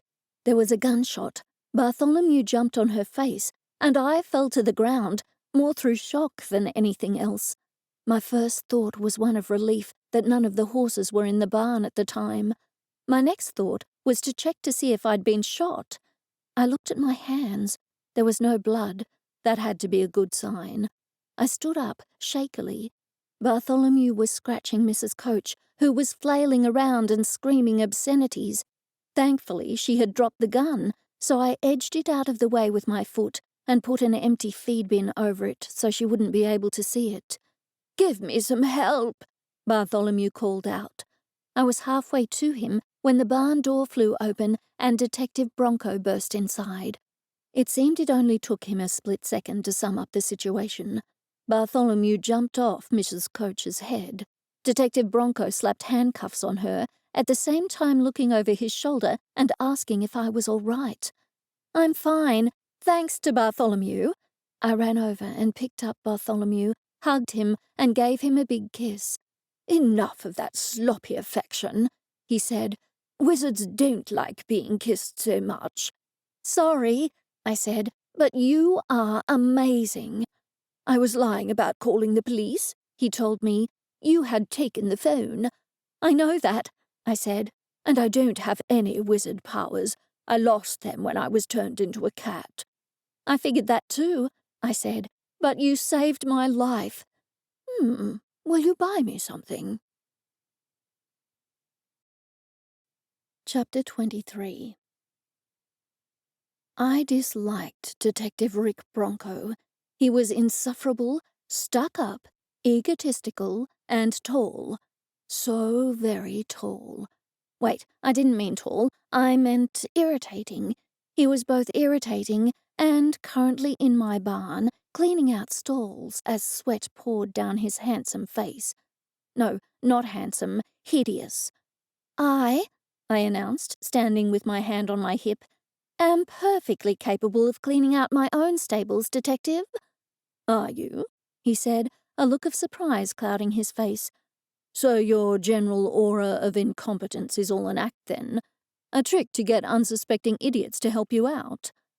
"I do not have a general aura of incompetence," I snapped. "Then why am I cleaning out your stables?" "I don't know," I said. "Maybe because you are completely deranged?" He paused, breathing hard, and wiped his forehead with the back of his arm. He looked as confused as I felt. "What am I doing?" he said suddenly. He seemed to come to some sort of realization. He wasn't alone. Why was I so upset by Detective Rick Bronco cleaning out the stalls? Was I mad? I hated that job. I hated that job almost as much as I loved the volunteers who did that job for me. "An excellent job," I said quickly. He dropped the pitchfork. I'm sorry. I don't know what came over me. Of course, you are perfectly capable of doing the chores around your own barn." "No, I'm not. I'm useless." I picked up the pitchfork and pushed it back into the detective's hands. "Completely incompetent. You're spot on." Detective Bronco's face was bright red. "How condescending of me. How rude. I don't know what came over me." "What came over you was the spirit of generosity," I said. "Keep going. You're doing a wonderful job." He paused. "Wait, are you trying to trick me into doing your work?" "Yes," I admitted. "Is there a problem with that? You were all too happy to help me 10 seconds ago when you thought I was incompetent, Detective." "Well, now I think you're competent. Brilliant, even. A genius." "I'm nothing of the sort." The detective pushed the pitchfork back into my hands. "In fact, you're the most brilliant person I've ever met in my whole entire life." "That's an awful thing to say." Becky walked into the barn. "What on earth are you two talking about?" "Nothing," we said at the same time. "Detective, Monica wants to know if you would like to come in for coffee or whatever," Becky said. "The detective doesn't drink coffee," I replied hastily. The last thing I wanted was him back in my house, with my dated decorating and all the mess. He already was so smug and scornful around me. I don't think he would find the open fire as charming as I found the open fire, given the light ash that came out and covered my living room floors. I hadn't had a chance to clean it that day. "Of course I drink coffee," he replied. "I am, after all, a detective." "What I meant to say," I replied in my snarkiest tone, is that Detective Rick Bronco does not drink coffee in my house. I did not add the part about the open fire and the ash over my floors. Becky looked between us, a frown forming on her already confused face. Whatever. Old people are weird. Look, I don't really feel like dealing with Monica right now, so Detective, you're going to have to come inside and drink some coffee, or I'm never going to hear the end of it, and I really want to hear the end of it. It's not Monica's house, I said, exasperated. She can't just go inviting people over for coffee. Especially not irritating people, I thought. Then you can be the one to tell her, Becky replied, tossing her hair and stomping out of the stables. I barely remembered being a teenage girl, but I highly doubted I was as snarky as my youngest volunteer. Or maybe I was, and that was just wishful thinking on my part. I'm more than happy to do you a favor, he said sweetly. At this point, I had come to the decision that Detective Bronco was quite mad, which was annoying because that meant he would fit in around these parts perfectly. You're not doing me a favor. You'll be doing Monica a favor. Monica, for some reason unknown to anybody capable of rational thought, has taken a liking to you. Most women take a liking to me. A self-satisfied expression crossed his face. Well, I'm not like most women, I replied, which was a complete and utter lie. I was exactly like most women in that I loved coffee and wine and cozy mysteries in which the bad guys died and the good guys triumphed, and there was a cute cat involved somehow. But I wasn't about to tell Detective Bronco any of that. What are you thinking about? The detective said. Maybe I was mistaken, but I thought I caught a tone of accusation. Cats, I replied. Look, I don't have to come into your stupid house if you don't want me to come into your stupid house. My house is not stupid. Hurry up and go inside before I change my mind, and be nice to Monica. I'm always nice to Monica, the detective replied, which is why she has invited me in for coffee. Whatever, I replied, sounding far too much like Becky. 5 minutes later, I sat at my very own kitchen table, arms folded, a frown on my pinched face, as Monica toddled around the kitchen in her sky-high heels, thrilled at the fact she was serving the detective a huge cup of coffee. It's so nice to have a man around the house, Monica said with a lightness in her voice. Meanwhile, Becky slumped against the fridge, phone in hand, pulling a face every time Monica giggled at something daft the detective had said. So, Detective, Monica said sweetly, what is it you do for fun? Strangle kittens, I muttered beneath my breath. Set fire to orphanages. I only set fire to haunted orphanages, Detective Bronco replied. I gulped. I didn't think he could hear me, but evidently everyone could, because Monica was now glaring at me while Becky was grinning. Have you really set fire to a haunted orphanage, Detective? Monica said. Her voice was all of a sudden very breathy. Did she usually sound like that? Despite myself, I started to grin. Monica could wrap any man around her finger, which both terrified and amused me. Absolutely, he said. I was called to a case some years back. I was only a young cop. Fresh. Green. I didn't much believe in ghosts, but ghosts sure as heck believed in me. Long story short, we needed to burn the building to the ground to free the spirit. I nearly didn't make it out alive. So brave, Monica said. So strong. I wonder, Rick, may I call you Rick, why you're not married? I am married, he replied. I felt a sudden stab to the heart, which caused my face to redden. I didn't even like the detective. Why did I care to hear that he was married? I'm sorry to hear that, Monica replied. I meant to say, how lovely. She's dead, Detective Bronco said. Monica perked right up. That's excellent news. Monica, Becky cried. It turned out teenagers do have hearts after all. You can't say that. It's fine, the detective said. I was married very young. We spent 10 beautiful years together before she passed away. Grief is an ongoing journey, but it doesn't swallow me like it used to. Sighing, I stood and started to dig around in my pantry, trying to find some cake for the detective to eat with his coffee. I could hardly have a widower in my house for coffee and deny him cake, could I? It didn't seem right. Suddenly there was a bang. I stopped. I was standing there, my back to the others, but I could feel their eyes on me. The house seemed to shift, and I could hear my heartbeat thundering in my ears. I don't know how long I stood there, but when I turned my head, they were all staring at me. The detective had a strange expression on his face, a mix of amusement and concern. Monica's eyes were wide, a hand at her throat, and Becky had a strange look on her face, like she was trying to decipher autocorrect in a text. I opened my mouth to speak, but before I could, there was another loud crash from outside the house, the sound of glass breaking. I dropped the cake I had found and raced outside. There was a delivery truck out the front of my house, and the delivery man was screaming.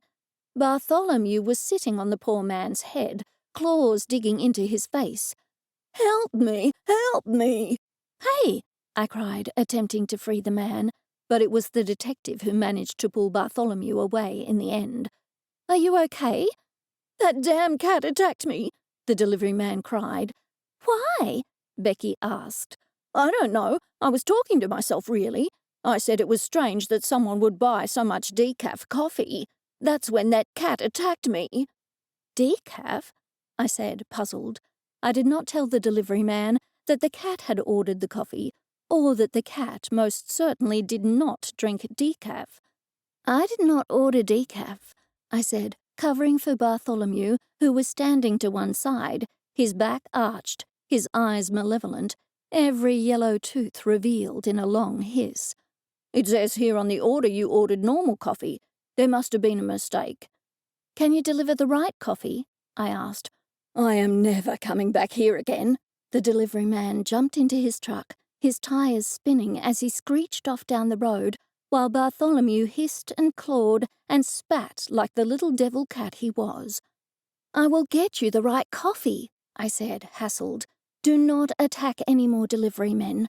They bring us our mail, and I love nothing more in the whole entire world than getting mail." Bartholomew hissed at me and ran behind the barn. Monica and Becky were clearly puzzled by my words. Monica recovered first. "Well then, detective, would you like some cake?" she asked. I looked over at the detective. The poor man was covered in scratches. He had saved the delivery man, but at his own expense. It was very brave of him. I felt something stirring inside me, a feeling I hadn't felt since my husband left me all those years ago. It was an emotion I had wished I would feel again. It was called hope, and it was stirring in my heart. What if the detective didn't want to strangle kittens? What if the detective was just a big old softy? What if he was the kind of man who loved animals and liked cozy fires that spread ash all over the floor and had never cheated on his wife? The detective looked at me. "What do you say, Miss Colt? It's your house. I won't enter unless you invite me." "Like a vampire?" I muttered. "Excuse me." "I would like nothing more than to feed you coffee and cake, detective," I said. I don't know who I surprised more, him or myself. "But first, what do we do with all this decaf coffee?" "The only thing that makes sense," the detective said. "We toss it in the bin." The end.